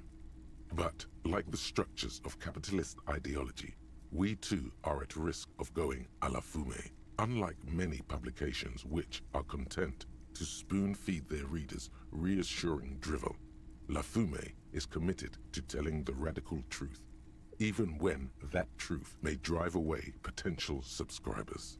Only 4 issues in, and it sounds like they've already alienated their readership. So please, if you value our radical Mazovian perspective on contemporary politics, culture, and international affairs, please consider subscribing today. Yours in struggle, the editors. I think this is a communist magazine. What do you expect? It was laying around the office of the Debarders Union. They're probably bankrolling the thing. You flip back to the front of the magazine. The table of contents unfolds before you. I want to catch up on international developments. What is Kunst und Kultur? It takes a moment, but gradually it dawns on you that Kunst und Kultur must mean arts and culture. Why they decided to title this one section in Volda is beyond you. It evokes a sense of recognition and fellowship among those privileged enough to understand. As you leaf through this section, you come across several reviews of recent radio plays, as well as a brief artist spotlight featuring a local artist identified only as CS. The main feature, though, is a long essay titled Tip Top Tournée, a critical Mazovian perspective. The Tip Top Tournée is an inter-Isolari racing series, mostly known for its high speeds, ludicrous sponsorship deals, and high death toll. In Revachol, it's held quadrennially on the prestigious Zero Carousel racing circuit. What do the comments have to say about Tip Top? You think you're settling in for a relaxing recap of the most recent season, maybe sprinkled with some nice anecdotes about a few of the more colorful drivers. Instead, you find yourself skimming a 10,000-word feature about all the politically problematic aspects of Tip Top Tournée. Oh my god, that's fucking hilarious. You It's know accurate. It's like they did the communist meme in this. Like even the game points it out. So the communists, when they just tried to describe like a racing thing, instead of talking about the racing, it talks about all of its problematic things. Wait, what's wrong with Tip Top? Where to even start? For one, there's the crass commercialism of its sponsorships, And then there's the practically criminal emphasis on deadly motor crashes. So, all of it, basically. Yeah, who wrote this stuff? Oddly enough, this article has 2 bylines. Nasteb Encolada Bernal and Exilus Buka. There's no way those are real names. Wait, why aren't they real names? Have you ever met anyone named Exilus? Come on, they're plainly pseudonyms. No way. What's so bad about sponsorships? Under capitalism, the article says, every pursuit has its price. Every pleasure, even one as elemental as the joy of racing others around a track, is reduced to an advertising opportunity. Thus, the so-called tournée becomes a competition between increasingly meaningless brand signifiers. Your discount laundry detergent racing against a pack of Astra cigarettes, or even a fritter. See, what the communists fail to see is that while those marketing spaces are used by, advertisement companies and stuff like that to get their products, right? It does not mean that the car themselves is the product. When people, and I know racers who love both racers in real life, because part of my family race, and I also know of people who are into racing. People are into racing because they are sponsored by insert blank. The sponsorship actually carries very little weight with a lot of people. Now, for some people, seeing the market brand of, Coca-Cola or the Golden Arches of McDonald's might be something that might instill a desire or a interest in that subject or to buy that item, right? But when people are thinking about racers, like the one name comes to mind is Dale Hart Jr. or something like that, and people don't think about the brands or the sponsors so much as they think about the racer themselves and the racing skill of those racers, if it's NASCAR or Formula One driving or whatever, right? And so it's not really about that. And the racing companies, the reason why they have sponsorships is because, yes, it drives up capital. Bigger capital, more revenue means that they can have bigger, better stadiums, better special effects when they televise and broadcast it, and turn a profit. It's how businesses work. It's how market works, right? It's how you generate profit, because profit is not a bad thing. It never was a bad thing. It's just a lot of people have a lot of people who bought into the whole Marxism thing sort of bought into the idea that profit equals, greed. And that if you subscribe to, wanting more money, you're greedy. And so therefore you become a stereotype in their own lives. By themselves trying to equalize everything, they're unironically segregating and also isolating certain groups of people based on money, right? It's like the whole class struggle is basically the same thing that Nazi Germany did, that the socialists did there, or the fascist Italy, right? It's the idea of propagating a group to hate. They prop up a group to hate, right?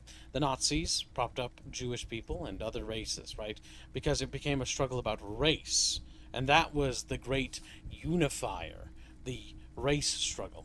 In the case of the Soviet Union, the idea of the class struggle was the unifying factor, because the Soviet Union couldn't use race as the same thing, because the Russian Empire is a multicultural and multi-ethnic empire. It has various groups, and had the Ukrainians in it. It had, the Baltic states. It had the Poles in it, and that's just on the eastern side. There were other groups as well, and so they had to use a different unifier. And what's the easiest way to unify all those groups together? Under the idea of class struggle, yes. And so that's why Nazi Germany didn't worry about that so much. That's why the Sudetenland crisis was like, because German minorities in a otherwise foreign-occupied zone of the Czechoslovakian state, or the Danzig issue, or Memel issue, German minorities repressed by foreign occupation. And so it's all about that. And so this same sort of mentality of isolationist sort of thinking is basically all connected. It's all the same. It's just funny to see it, because the game actually very well highlights and underlines these points in a pretty straightforward way. Actually quite brave, honestly. Most games wouldn't want to touch the subject. Kudos. And that precisely is what's problematic about Jeffrey's it. like, "Where?" Were it not for the promise of random, spectacular violence, audiences would quickly lose interest. At the end of the day, it's the destruction of these 750,000 real races that you're really watching for. I'm pretty sure I like it for the racing.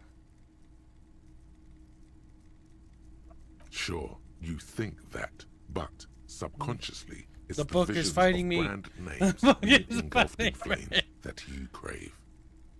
I guess I've never thought about it that much. That's because you haven't been reading critically. But don't worry. The whole point of these sorts of articles is to let someone else read critically for you. Damn. My God. Kim, this article says that no one really watches Tip Top Tourney for the races. Oh, come on. Can this article read your mind? It seems to think so. A certain kind of young man reads one or two books and suddenly thinks he understands the secret structures of reality. Kim, you're based. I love you so If much. I had to wager, I'd say they've never even seen the inside of a motor, much less a motor race. I take whatever they write with a large grain of salt. Yep. You flip back to the front of the magazine. The table of contents unfolds before you. I like how we're battling a book, a communist book. And Kim's just like, dude, you're overthinking it. Like, it's literally just, these people don't even care about racing. And yes, that's true. They're barely even people. Kim raises Barely. another fucking excellent point. Kim Kitsuragi, literally God among gods, literally brings up the whole fucking idea that, you know, these people probably don't even care about racing and are trying to label and identify everything with their ideology, which is absolutely true. Kim is such a wise and noble steed. Just like, you can't why Kim is gay. Let's see what you mean by local concerns. Unsurprisingly, Fighting this much book is of fun. this section is taken up with articles declaring unqualified support for the dock workers' strike. You skim the headlines. Paint the harbour red and white. Martinez tames the wild pines. A city in revolt. First we take Martinez, then we take La Delta. Finally, there's a brief article by the writer, G. Martin, accusing the owner of the Cape Side apartments of illegally attempting to evict certain communist tenants simply for not having paid their rent. Oh my God, that's fucking funny. Do you see what I mean? Like, this game is so fucking... Finally, there's a brief article of the writer, G. Martin, accusing the owner of the Cape Side apartments of illegally attempting to evict certain communist tenants simply for not having paid their rent. That is fucking funny. Because they're fucking... Oh my God, because if you ever met, like, a communist, I met a few. They can never pay their rent. They can never pay their rent, and they have serious problems with their landlords. Like, and I mean serious problems. Like, they say some really rancid shit, like, about things I can't say on YouTube. Yeah. Because they view landholders with incredible disdain. Because they themselves hold no land. I am not a landholder. I don't have any land. But I live in an apartment. I can't afford land. But I know that I very much would love to have land one day. But that's why I'm spending money on other things. Also, Beano, after stream, we have stuff to discuss, Beanos.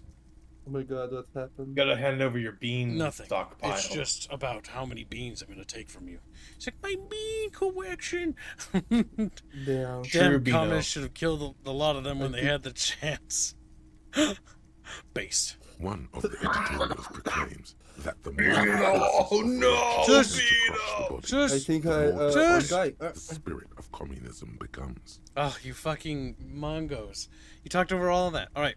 One of the editorial proclaims that the more the forces of reaction attempt to crush the body, the more defiant the spirit of communism becomes. The book is arguing with me. Sounds like their bodies just haven't been crushed enough yet. You flip back to the front of the magazine. The table of contents unfolds before you. I want to catch up on international developments. This section includes a long, tedious critique of the latest round of free trade negotiations between the EPIS nations and the Free State of Semenine. You also skip over an article about heavy fuel oil smuggling along the Messina border. Something about bear wrestling in Samara, book riots in Yugograd. Face it, you really aren't interested in foreign affairs. You're not even sure where most of these countries are. You flip back to the front of the magazine. The table of contents unfolds before you. Put the magazine away.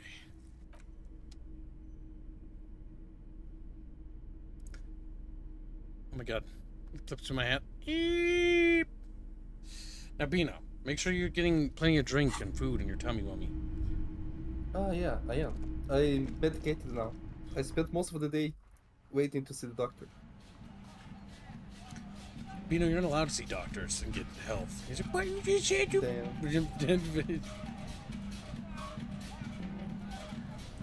What is that noise? Radio? It's in the game. Yeah, no, I mean... It's the radio, I think. Is it the boombox? I think it is. Figure it to be so. It is, yep. I can put her bag back in. It's good to carry the bag around. Man, I kind of want to know what would happen if you, hey man, I lost my gun and I don't remember who I am. We've... Oh, what? What's this? I saw a little pop-up there. The book appears to be erotica without actual erotica. What? I'm very confused. Oh, as in like the art, okay. Yes, because it's literature. It's erotic literature. Erotic literature has a huge subset of women and men. But I know that a lot of women like erotic literature. Not saying all. Don't get mad at me, Chatfish. Women also like NTR. Squid had an idea for an amazing sequel to this game, and you agree with me. Sure I do. Disco Elysium 2. And it's just the same game, but instead of Harry, we play with the guy from Mr. the Druids. Chatfish had to pay $1 million for me to never touch that fucking thing. Billions. Mystery of the Druids is something Chatfish are. I should borderline almost say I don't want them to ever be allowed to fund it. Except I would like to eat. I don't know if... There he still is. Who's worse as a natural officer? Him. Mystery of the Druids is literally like the dumbest officer in the history of ever. But he's a detective, my dude. Detective Halligan. Brent Halligan. Chatfish, oh my god, no. I don't think they could understand or comprehend how much you hate that. Not that they comprehend how ridiculous that game is. Detective Halligan. If I find out you've been poisoning more fucking drunks, I'm gonna have your badge. Oh, he doesn't even say I'll have your badge. He says shit like, I'll take you off the force and put you on janitorial duty. Anyone new here? We do need to talk to that lady, but let's talk to him. I think the lady's not available. Let's see. Can I help? Another thing. Great. I love those. I have to warn you, I may have discovered that the whirling is part of the doomed commercial area. Fine, let's torment him. What? Why would you say that? We're at a completely different address from that whole thing. Wait, so you know of the curse?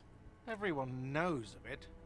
The whirling is listed on the intercom outside as one of the businesses in Building B of the doomed commercial area. I've been working here for a long time, and that intercom has never been used by the whirling.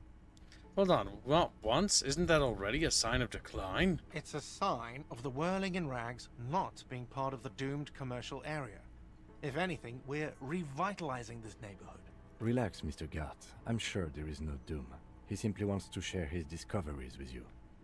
The whirling was once the East Delta Pinball Arcade before it failed. It's only a matter of time before the whirling fails. The whirling was once part of the East Delta Pinball, which failed, though perhaps the whirling will escape the curse. Does this look like part of a doomed commercial area? This pre-revolutionary tilework, these high ceilings, the nice rooms, well, most of the rooms. For 14 years, man. That's how long I've worked here. I've kept this place up through hail and through sleet. Fuck me, if some doom ghost. He's done a fine job too. Though he's spoken of the place dismissively before, the hostel is actually very important to him. You really care about the whirling, huh?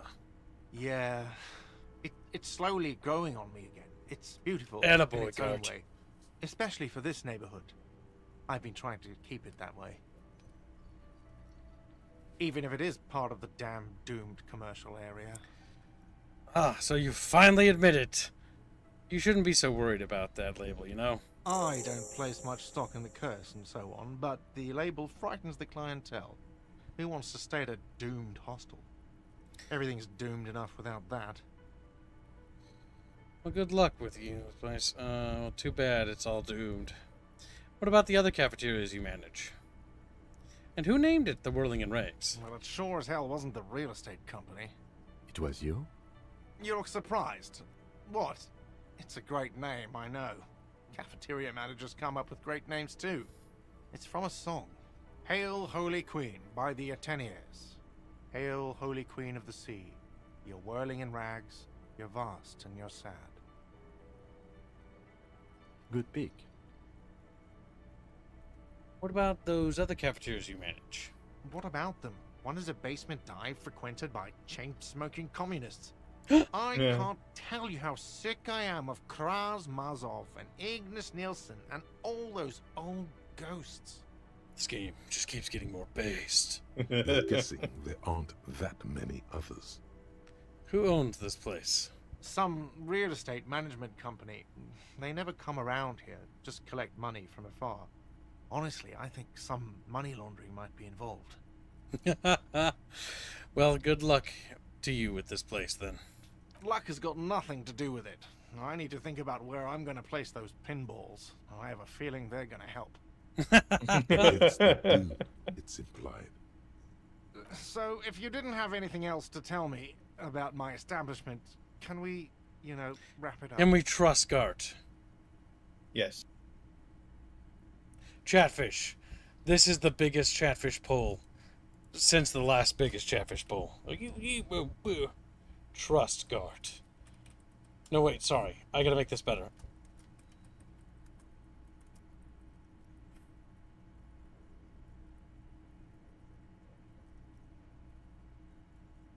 There we go. Chatfish, do we trust Gart with this information? Or do we not? In Gart we trust. Can't trust him. He's a Gart. These are big thinkies for you, Chatfish. Perhaps some of the biggest thinkies you've ever had in your entire little lives. That great don't big dinky when I have for breakfast. It's a goddamn chat. You had one goddamn job, you little guys.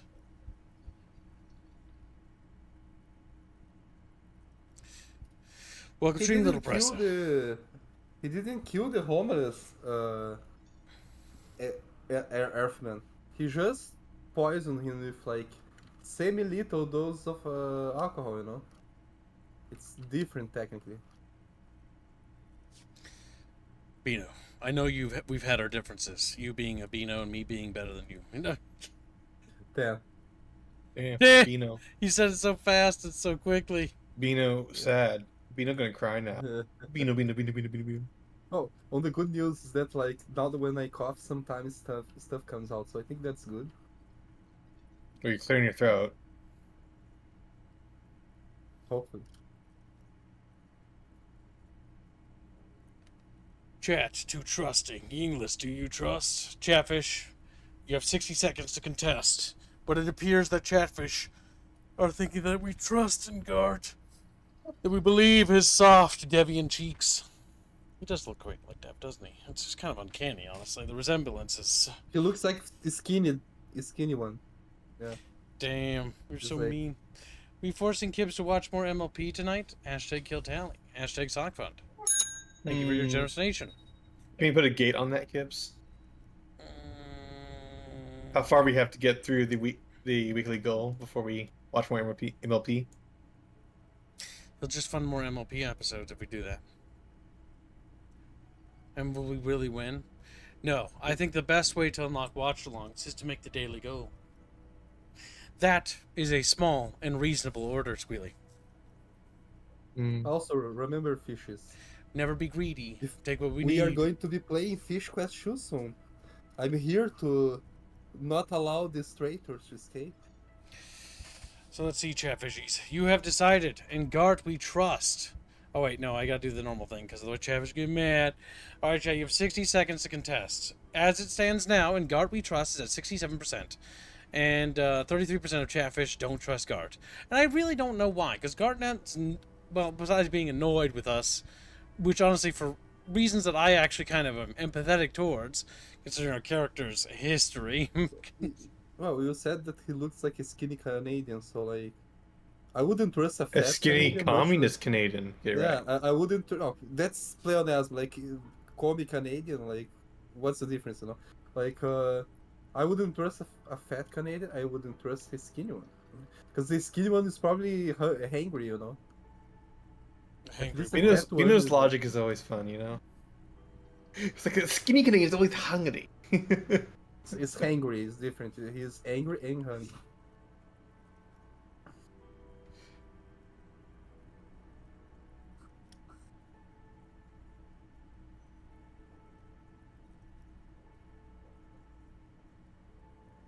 Yes, Fish Quest seems Florial.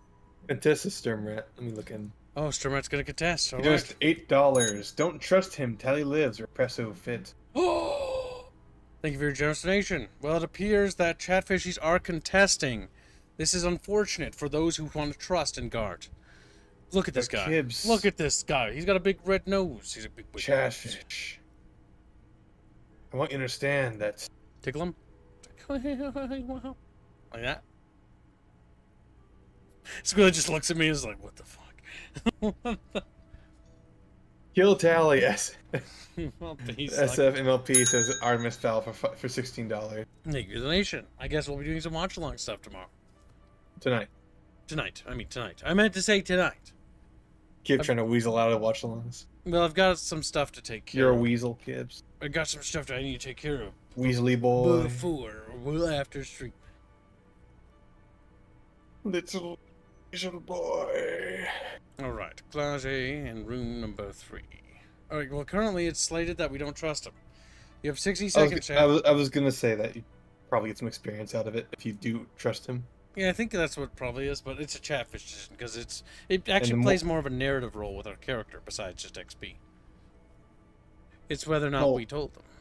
But you know that woman's manipulating this Chatfish. Yes, exactly. That's why you really should trust Gart over the Femme. I don't think she's actually manipulating you. I'm pretty sure you're just horny. That's why. Our psyche is being deceptive. Is that what you're saying? Yes. Don't you have that one that's just a retard that's like, drugs and shit like that? Yeah, that's electrochemistry. Man, I kind of want to know what the fucking boss is going to say when he finds out, like, oh, my cop became a mental asylum case, but he did a better job. No, Harry Dubois is actually a very good cop. Very good at what he does. Yeah, no, our cop has actually got a really good track record. Apparently we've completed like 200 cases. Which is like way above our level. It's just we fell in hard times. Because it sounds like our wife left us and things got rough. Or I'm thinking the wife died, specifically.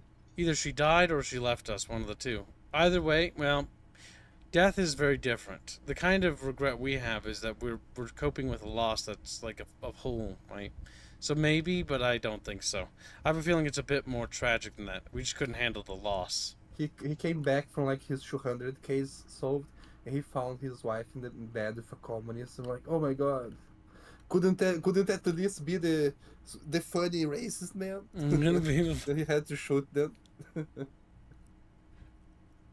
All right. It appears that Chatfish do not wish to inform Gart of who nicked his poor fucking phone line. Fair enough, chat. I guess he'll never know. Yes. I guess Gart will never know the truth. Does he want to know? Well, probably, because his phone line don't work. So they can charge them. Ah, phone line. I thought it was a phone book. Like, I was like, oh, why would he care? Like, she got one of the phone books.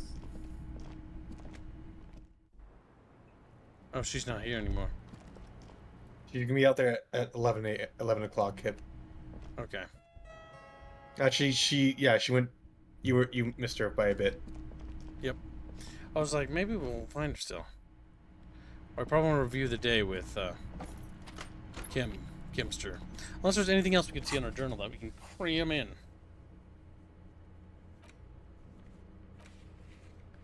Close the water lock by Wednesday. That's time sensitive there. Find out more about the moral cryptozoologist. You told Lena Morel is missing because of the broken water lock. Yeah, can't do that yet. Who put the clothes in the trash? Who else has unauthorized access to the rolling trash? Find the person and you'll know who tampered with the scene. It may take a while. Yeah, so maybe later. Search the malignant entity. Malignant entity, Palisades. Shit, she lives inside a chimney. Find a way in. Get 2 signatures. Find Claias about Sunday night. Ask questions about the dead man. So we got a lot of questions for her. The only thing I can think of, we can check the bookstore, but I'm pretty sure they're closed at this hour. And all the other characters of interest that we'd want to talk to are kind of gone at the moment.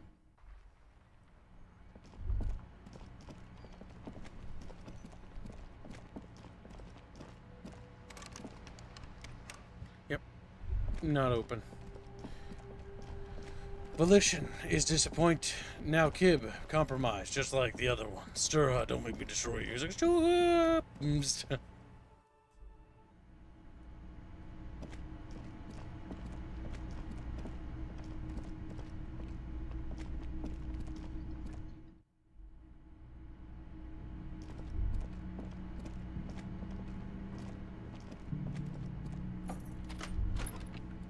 See you in the morning. Wait, no. Yes? Damn. You missed it? Isn't he went to bed? I guess he didn't want to talk to you about anything. Oh, maybe. How many days do you have to solve the case? I think we have a few days, but we do know that those soldiers are going to start killing people. Soon. The bed is still cold from the broken window, and not too inviting. Go to sleep. The bed is still cold from the wind blowing in from Yeah, no. It's a bug. Here we are again, my broken bud. The waves are coming, carrying you away. But you can't go. No. You have to stay. Always half aware of yourself. You're not cooperating, brother man. Why? It's your disgusting body. Even through your sleep, you feel a vague discomfort suffusing it. Your belly and your sides are unpleasantly tender. You wish you could curl up into a fetal ball of safety. But you cannot, because of the pain. That pain in your right side is your enlarged liver, by the way. As for your kidneys, you've really been compounding the damage lately. Every cell in your body is moaning in agony, asking, what did we ever do to you? Sorry, cells. It was all my fault. It's all the system's fault. The system failed me. This body's worthless anyway. No one does anything nice to it. And why might that be the case? What lava lights on such a bloated corpse to be? I think I need medical attention. Oh, yes. They'll check you out, give you some pills, make it all okay. The Wonder Makers. Don't be stupid, Harry. It's not happening. They don't make new kidneys and livers in hospital. All you've got to do is pray to God it passes and stare at the flickering darkness. You're just stuck here. in the half-world. Could try looking at other people. Really looking. But why would you want to start doing that? I will. I'm looking at people all the time. I like them. Sure you do. They're all so friendly, aren't they? Some of them are. Some of them are nice. Others are scared. At least they're interesting. Each one has a process just like yours, running in the space between their ears, full of secrets. What do you think you're doing right now? Coming to some greater awareness? Look at all these lights, blinking in and out of existence. Thoughts! You're just pretending that you're asleep, even to yourself, while the world goes on without you. Let it. Let it. But it never seems to let you go, does it? Time to rise and wipe that shining sweat off as best you can. Gather your bearings. Rock and roll. Put on your prettiest face for the masses. Open your eyes.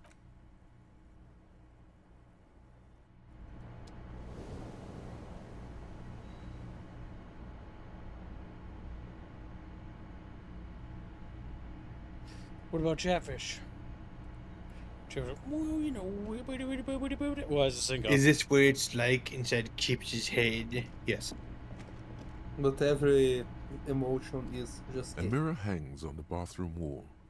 In it, your face, adorned with the expression. Recited the poem, Tommy. Still not happening. It won't come off that easy. Interfacing. Use your chain cutters to fix the faucet. Stop steam from fogging up the mirror. Your hands, however skillful, can't manage this task on their own. You should get your chain cutters out. Okay. I think I needed to do that to do the roll, but I think it's too late. A mirror hangs on the bathroom wall. In it, the chain cutters slip out of your hands as you attempt to twist the faucet into place. Well, you know one thing for sure. You've probably never been a plumber. Well, you know, the more you know, Chatfish, the more you can know. Okey dokey.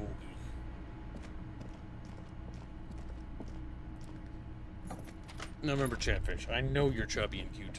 Chubby and cute, chubby and cute, round and fit. They didn't chant that to themselves, kids. Yep. Oh, they're chubby and cute and chubby and... Can I help you? What's my bill for tonight? Got the 20 real? Good. You got the room for the night, but remember, you'll need another 20 real tomorrow. Take it easy on him. Deep down, he really hates being the guy who has to remind you.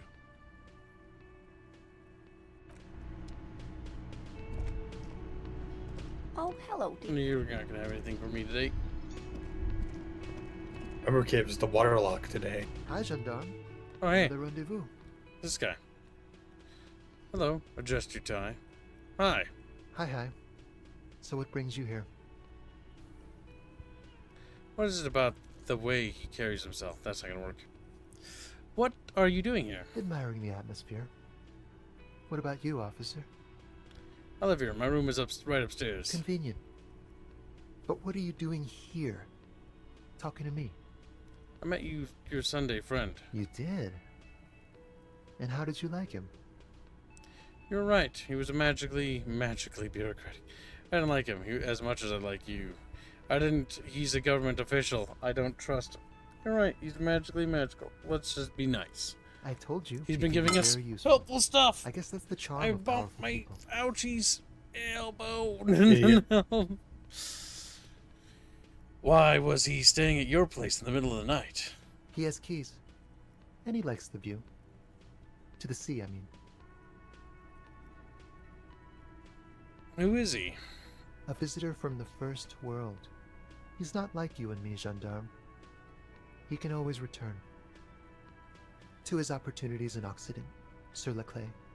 Still, his coming and going brings some life to the village. I think they're a thing. Or is it just money? I didn't bump into trash plate. I bumped my plate with my fork on it. He bumped into like the solidified remains of his used paintings that became. Because on my like, right side, there's a little desk I bought that's very crappy, and I use it as a makeshift dinner table. So when I eat food, when Chatfish are doing their watch-alongs, I literally turn right and have my little table over here. Most of the trash on my desk is meds. Goddamn. My table isn't actually got trash anywhere. It just has, unfortunately, a lot of jewel cases and stuff stacked high. A lot of jewel cases. And I really need to organize them again and re-alphabetize them. I had to move them, and so they're all fucked up now. I just haven't had time to alphabetize them. Yeah, it's jewel cases everywhere. God damn. On the left, it's just consoles and wires everywhere. And that's also messy. That needs to be cleaned up, too. But no trash. Trash is in the trash bin. Trash goes to the trash My fire. apartment's messy, but it's not filled with trash everywhere, if that's your... It's filled with stuff that needs to be organized. What are you two? What are you two? You two? Friends, I told you. Sunday friends. Friends who like to get together from time to time. What does it mean, a Sunday friend? That he won't be there when times get tough, I guess. Is that even a friend? It is. On Sundays.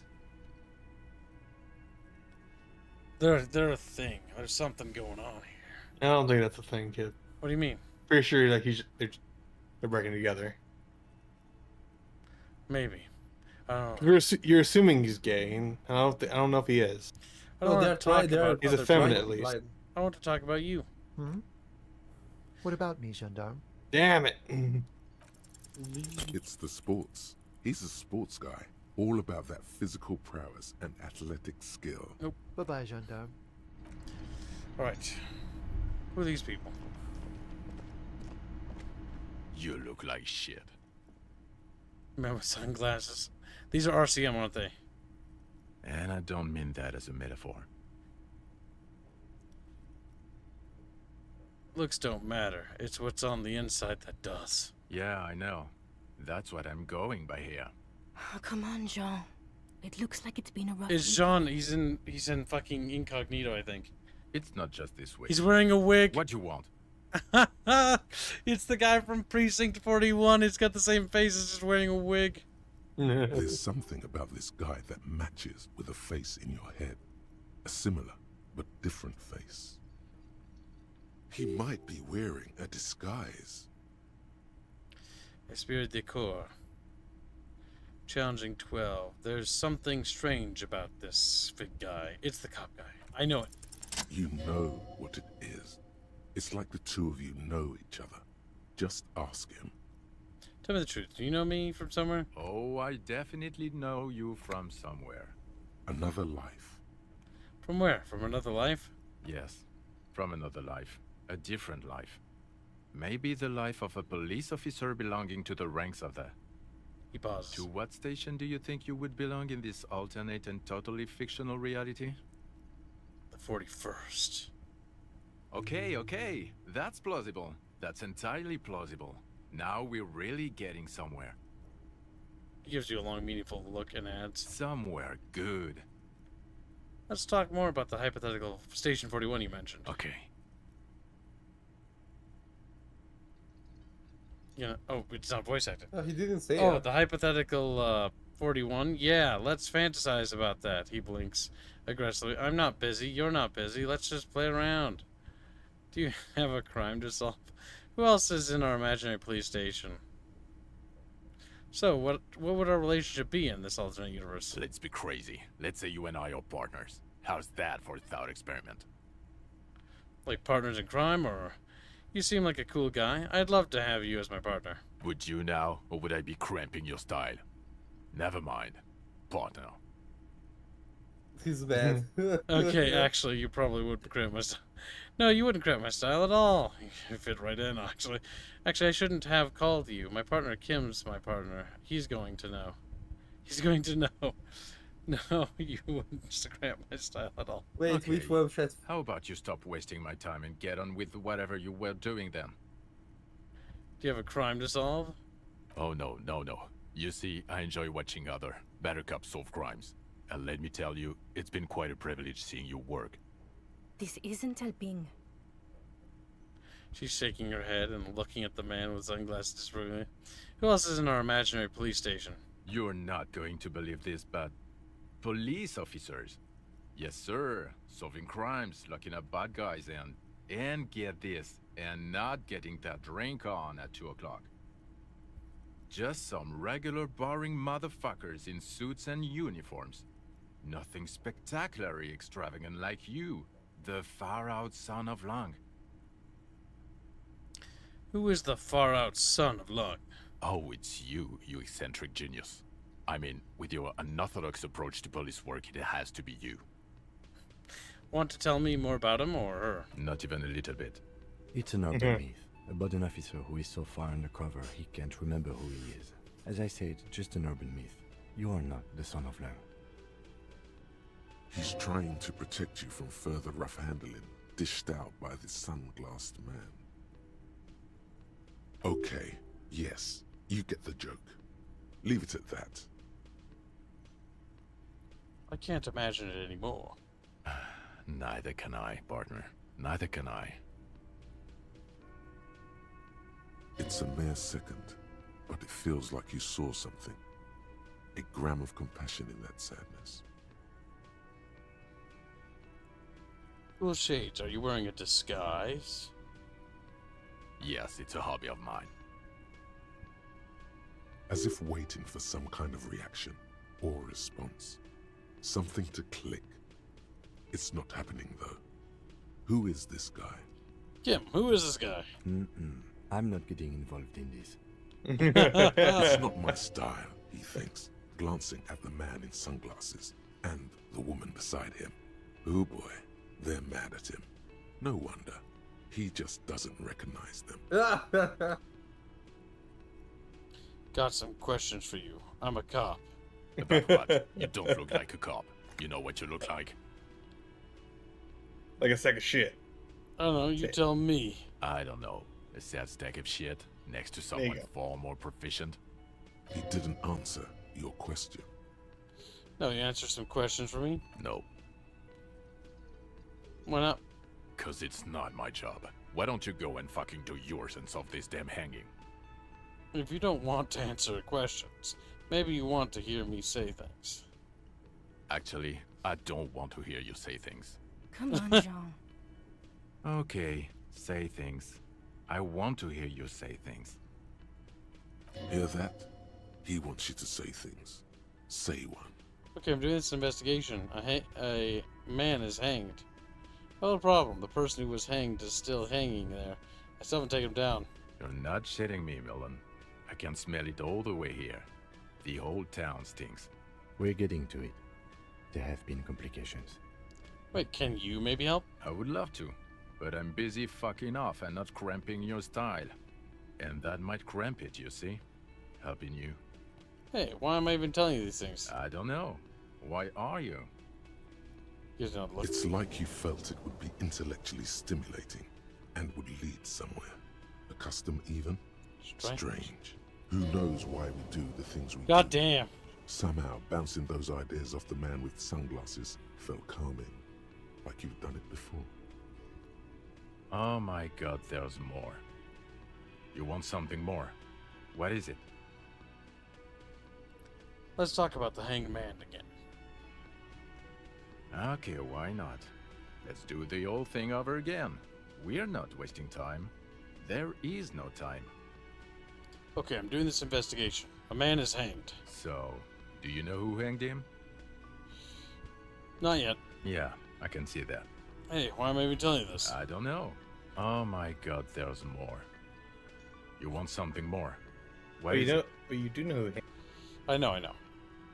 What? Okay then, see you around. Watch out for yourself, loser.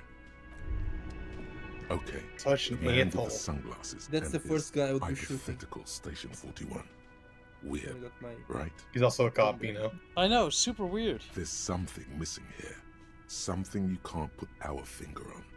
You know what? Just ask him. I know it sounds crazy, and you'll probably get laughed at. But still. I was thinking the same thing. I should ask him if we're from the same station. It's a... well... Yes, just cross it off the list. It's probably not true, though. Again? I Can I can't just ask you, are we believe from the this same shit. police station? I'm going to say no. Just to see what you'll say to that. What'd you say? Okay. Okay? Jean, he said okay. Give it a rest. Okay, I was clearly wrong. He is a firefighter, male nurse, animal control. Oh, come on, agent, Asbury. something of that kind. Not a cop. Go on with your cop work. Okay, Don't let's let me see. stop you at game. You failed me. The woman in an RCM patrol officer's uniform winces as she notices you. I would really prefer not to talk to you right now. A patrol officer is the lowest rank in the RCM, below lieutenant and sergeant.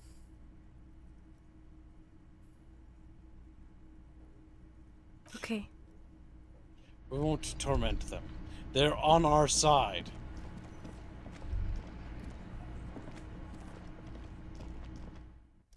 Alright, let's try the outside again. Oh, it's snowing.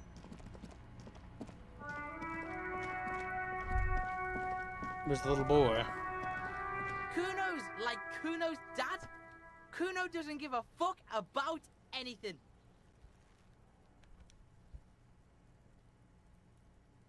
The fuck do you want, good call? Okay, nothing Kuno there. doesn't fucking care.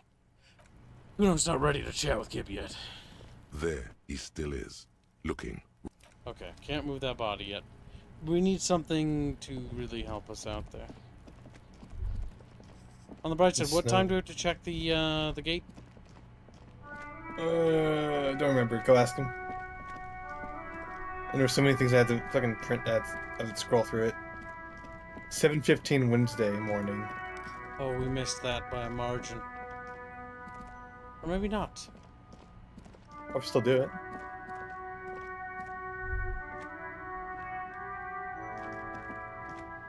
A rusting control It's panel gone. with loose wires. Put the lever dangling again. out from.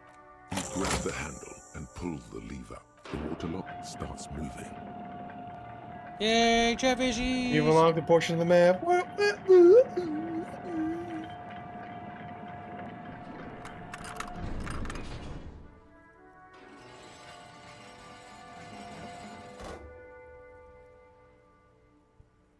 Okay, if we ever need to get to the coast, then this is the way.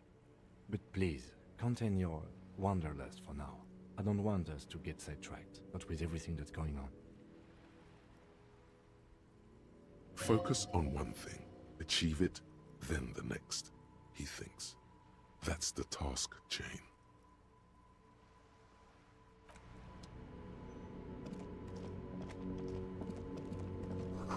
The radio delays hums electricity. Alright, Chatfish, we have access over here, Chatfishies.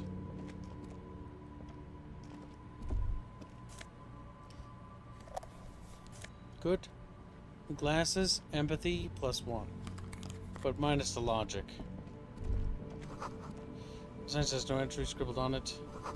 Traffic beyond the gate, more abandoned, more lotteries. Yeah, things aren't looking good, Chatfishies.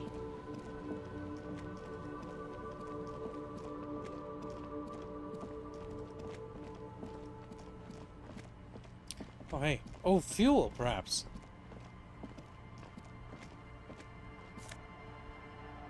Banged up fuel canister. We need that fuel to paint, remember? Do you have... Bottle of drain, develops booze, frozen to the ice. Go ahead, Pino, what?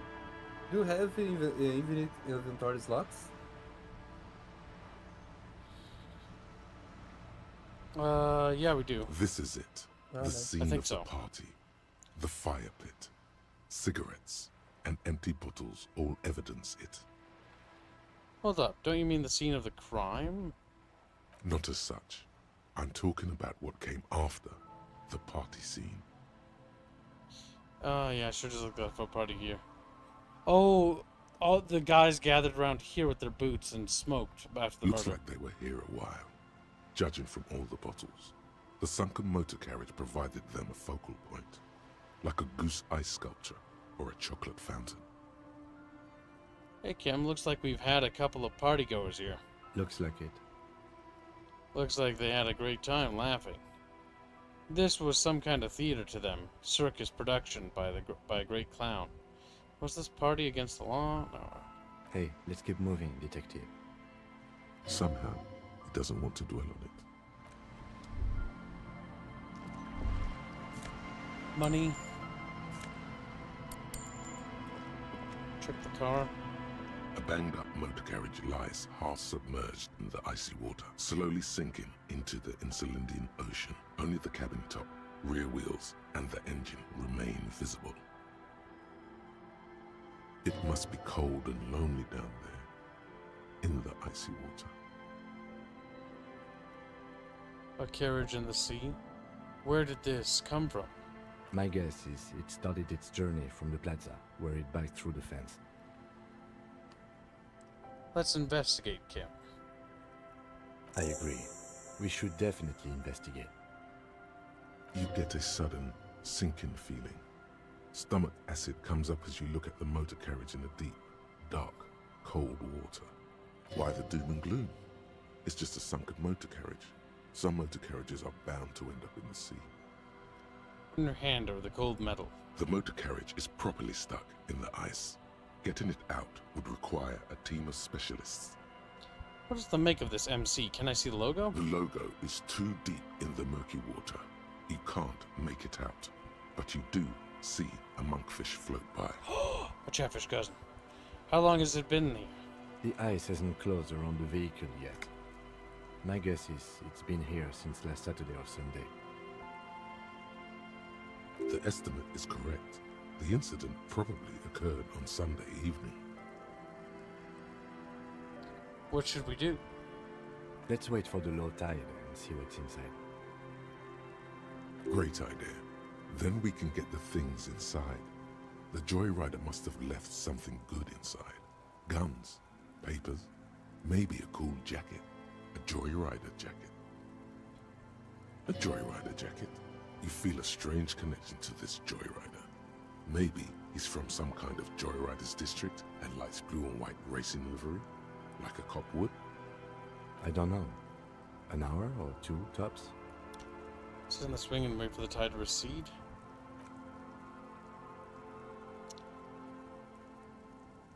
As you sit down in the old, rusty playground, the world around you becomes very silent.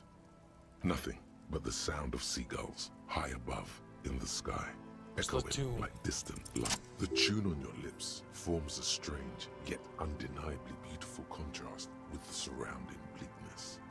The lieutenant gives you a quick glance, then, still looking straight ahead, he joins you with a higher-pitched and slightly more melodic trill. Two birds on a wire, whistling by the seaside, looking at the water and the sunken car. The clouds pass in the sky, and the shadow of the swing moves like the hour hand on a timepiece. 30 minutes have passed. Looks like this might take a while. Time to present a good topic for discussion. The tide sure is taking its sweet time. Would you rather sit on an anthill for an hour? So is your dad, you know, point to your eyes. Oh my god. Would you rather sit on an anthill for an hour, or Travis paid for a little bit of racism? I'm pretty sure I told you already, didn't I? My dad Man, and why mom do both half sailed. you got to do this to King? Travis made me do it. I miss my parents. I don't know who my mom or my dad was. I miss my parents. Clouds on the horizon grow darker, and the shadow of the swing set keeps climbing. You hear the distant rumble of the city. 30 minutes pass. All I'm saying is I'm surprised people's skin colors vary so drastically, and that I miss my mum. Oh, that's what... Yeah, what? You don't want me to be racist toward Kim? If you have to side with either the strikers or the shipping company, who would you choose? I don't think he's a big side. Luckily, I am already a member of an independent organization, and therefore do not have to choose between a rock and a hard place. But if someone points a gun to you, Your voice echoes on the water, you won't answer. strange and out of place in the environment. 30 more minutes pass. Can you make out the mark now? Detective, I've been able to make out the mark ever since we arrived. I find it odd that you haven't. It's a Capri, Model 40. It is a simple and rugged machine, favored by working men, government offices, firefighters, animal control people, you know, those kinds of people. Squint your eyes and say, is that a number on the side? Yes, 41. What do you think it stands for? It's as if he knows what it stands for, but wants you to say it. Precinct 41. Does he know something about the driver of this vehicle? Looks like the factory made a mistake and accidentally put Caprice 41. I hate guessing the district. Something a precinct, something municipal. Rub your temple. You're getting a horrible headache. A precinct? Yes. A police precinct. Precinct 41. Your precinct. A massive pit opens up in your stomach, and the most terrible feeling comes over you. You feel like you're about to faint and fall off the swing. Your hands get clammy, and the air tastes sour to breathe. No. Just nope. Say no to this, Harry. Oh my god, it's mine. I drove my car into the sea. I'm afraid so, yes. It looks like you drove your police motor carriage into the sea after you jumped across a canal. Hey, was to pursue someone? How do we get it out? They're not gonna take me back after this, are they? People are more valuable than machines. Training a police officer is even more costly. The badge, the gun, and now this. The lieutenant adjusts his glasses. Of course it's Doesn't my say car. anything. There is also a fourth thing you've lost. A fourth thing? More precious than the gun, the badge, and the motor carriage combined. It's gonna be our Lost wife or forever something. into the deepest of seas. How do we get this out? Detective, we don't. A rescue operation really isn't viable at this point. Well, at least I can see what's in there now.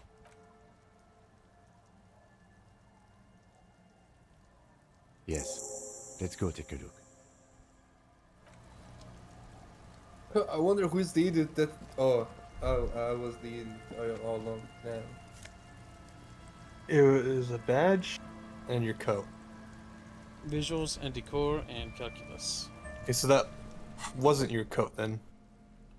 Alright, That so you found hanging. We got our badge back. RCM badge. There we are, and we look a lot more Presentable. younger, too. Yeah, presentable, too. We can now dress up like an RCM. Like, they both are over top. But you also get a visual calculus with RC. I feel like that would upset Kim. That was worth it.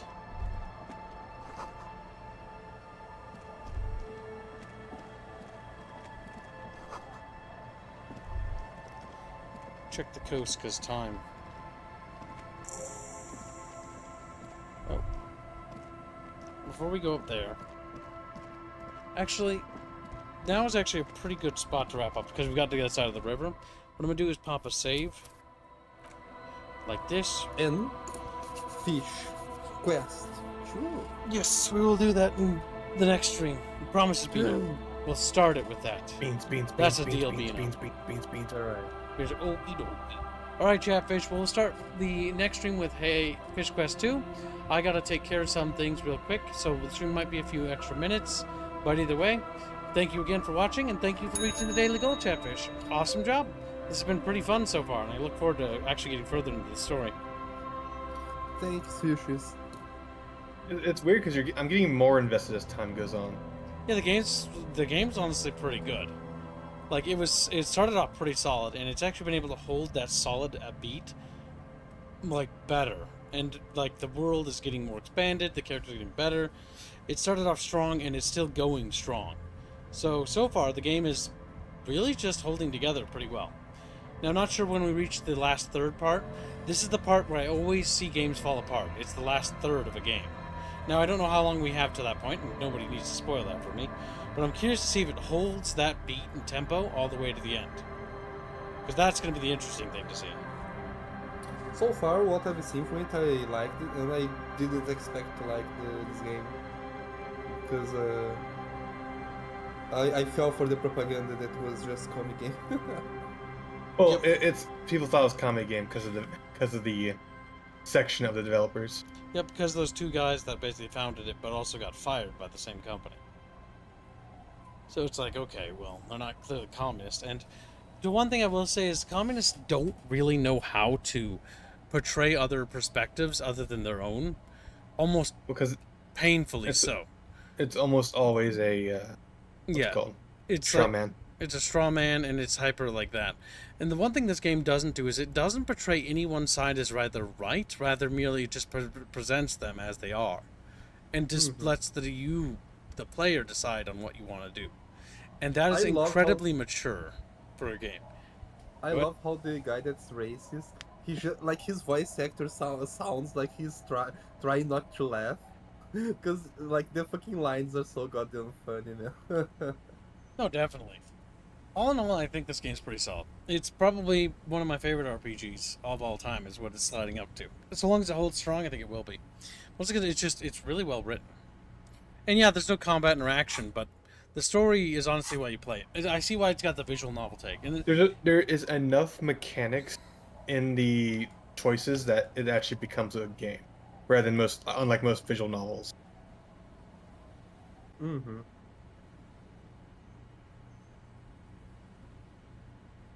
Yep. Either way, we'll see you in the next stream, Chatfish. I'm gonna set it to raid into that, and then we'll see you over there, and we'll we'll talk about Halo and where the state of Halo is. Either way, thank you again, Chatfish, and we'll see you in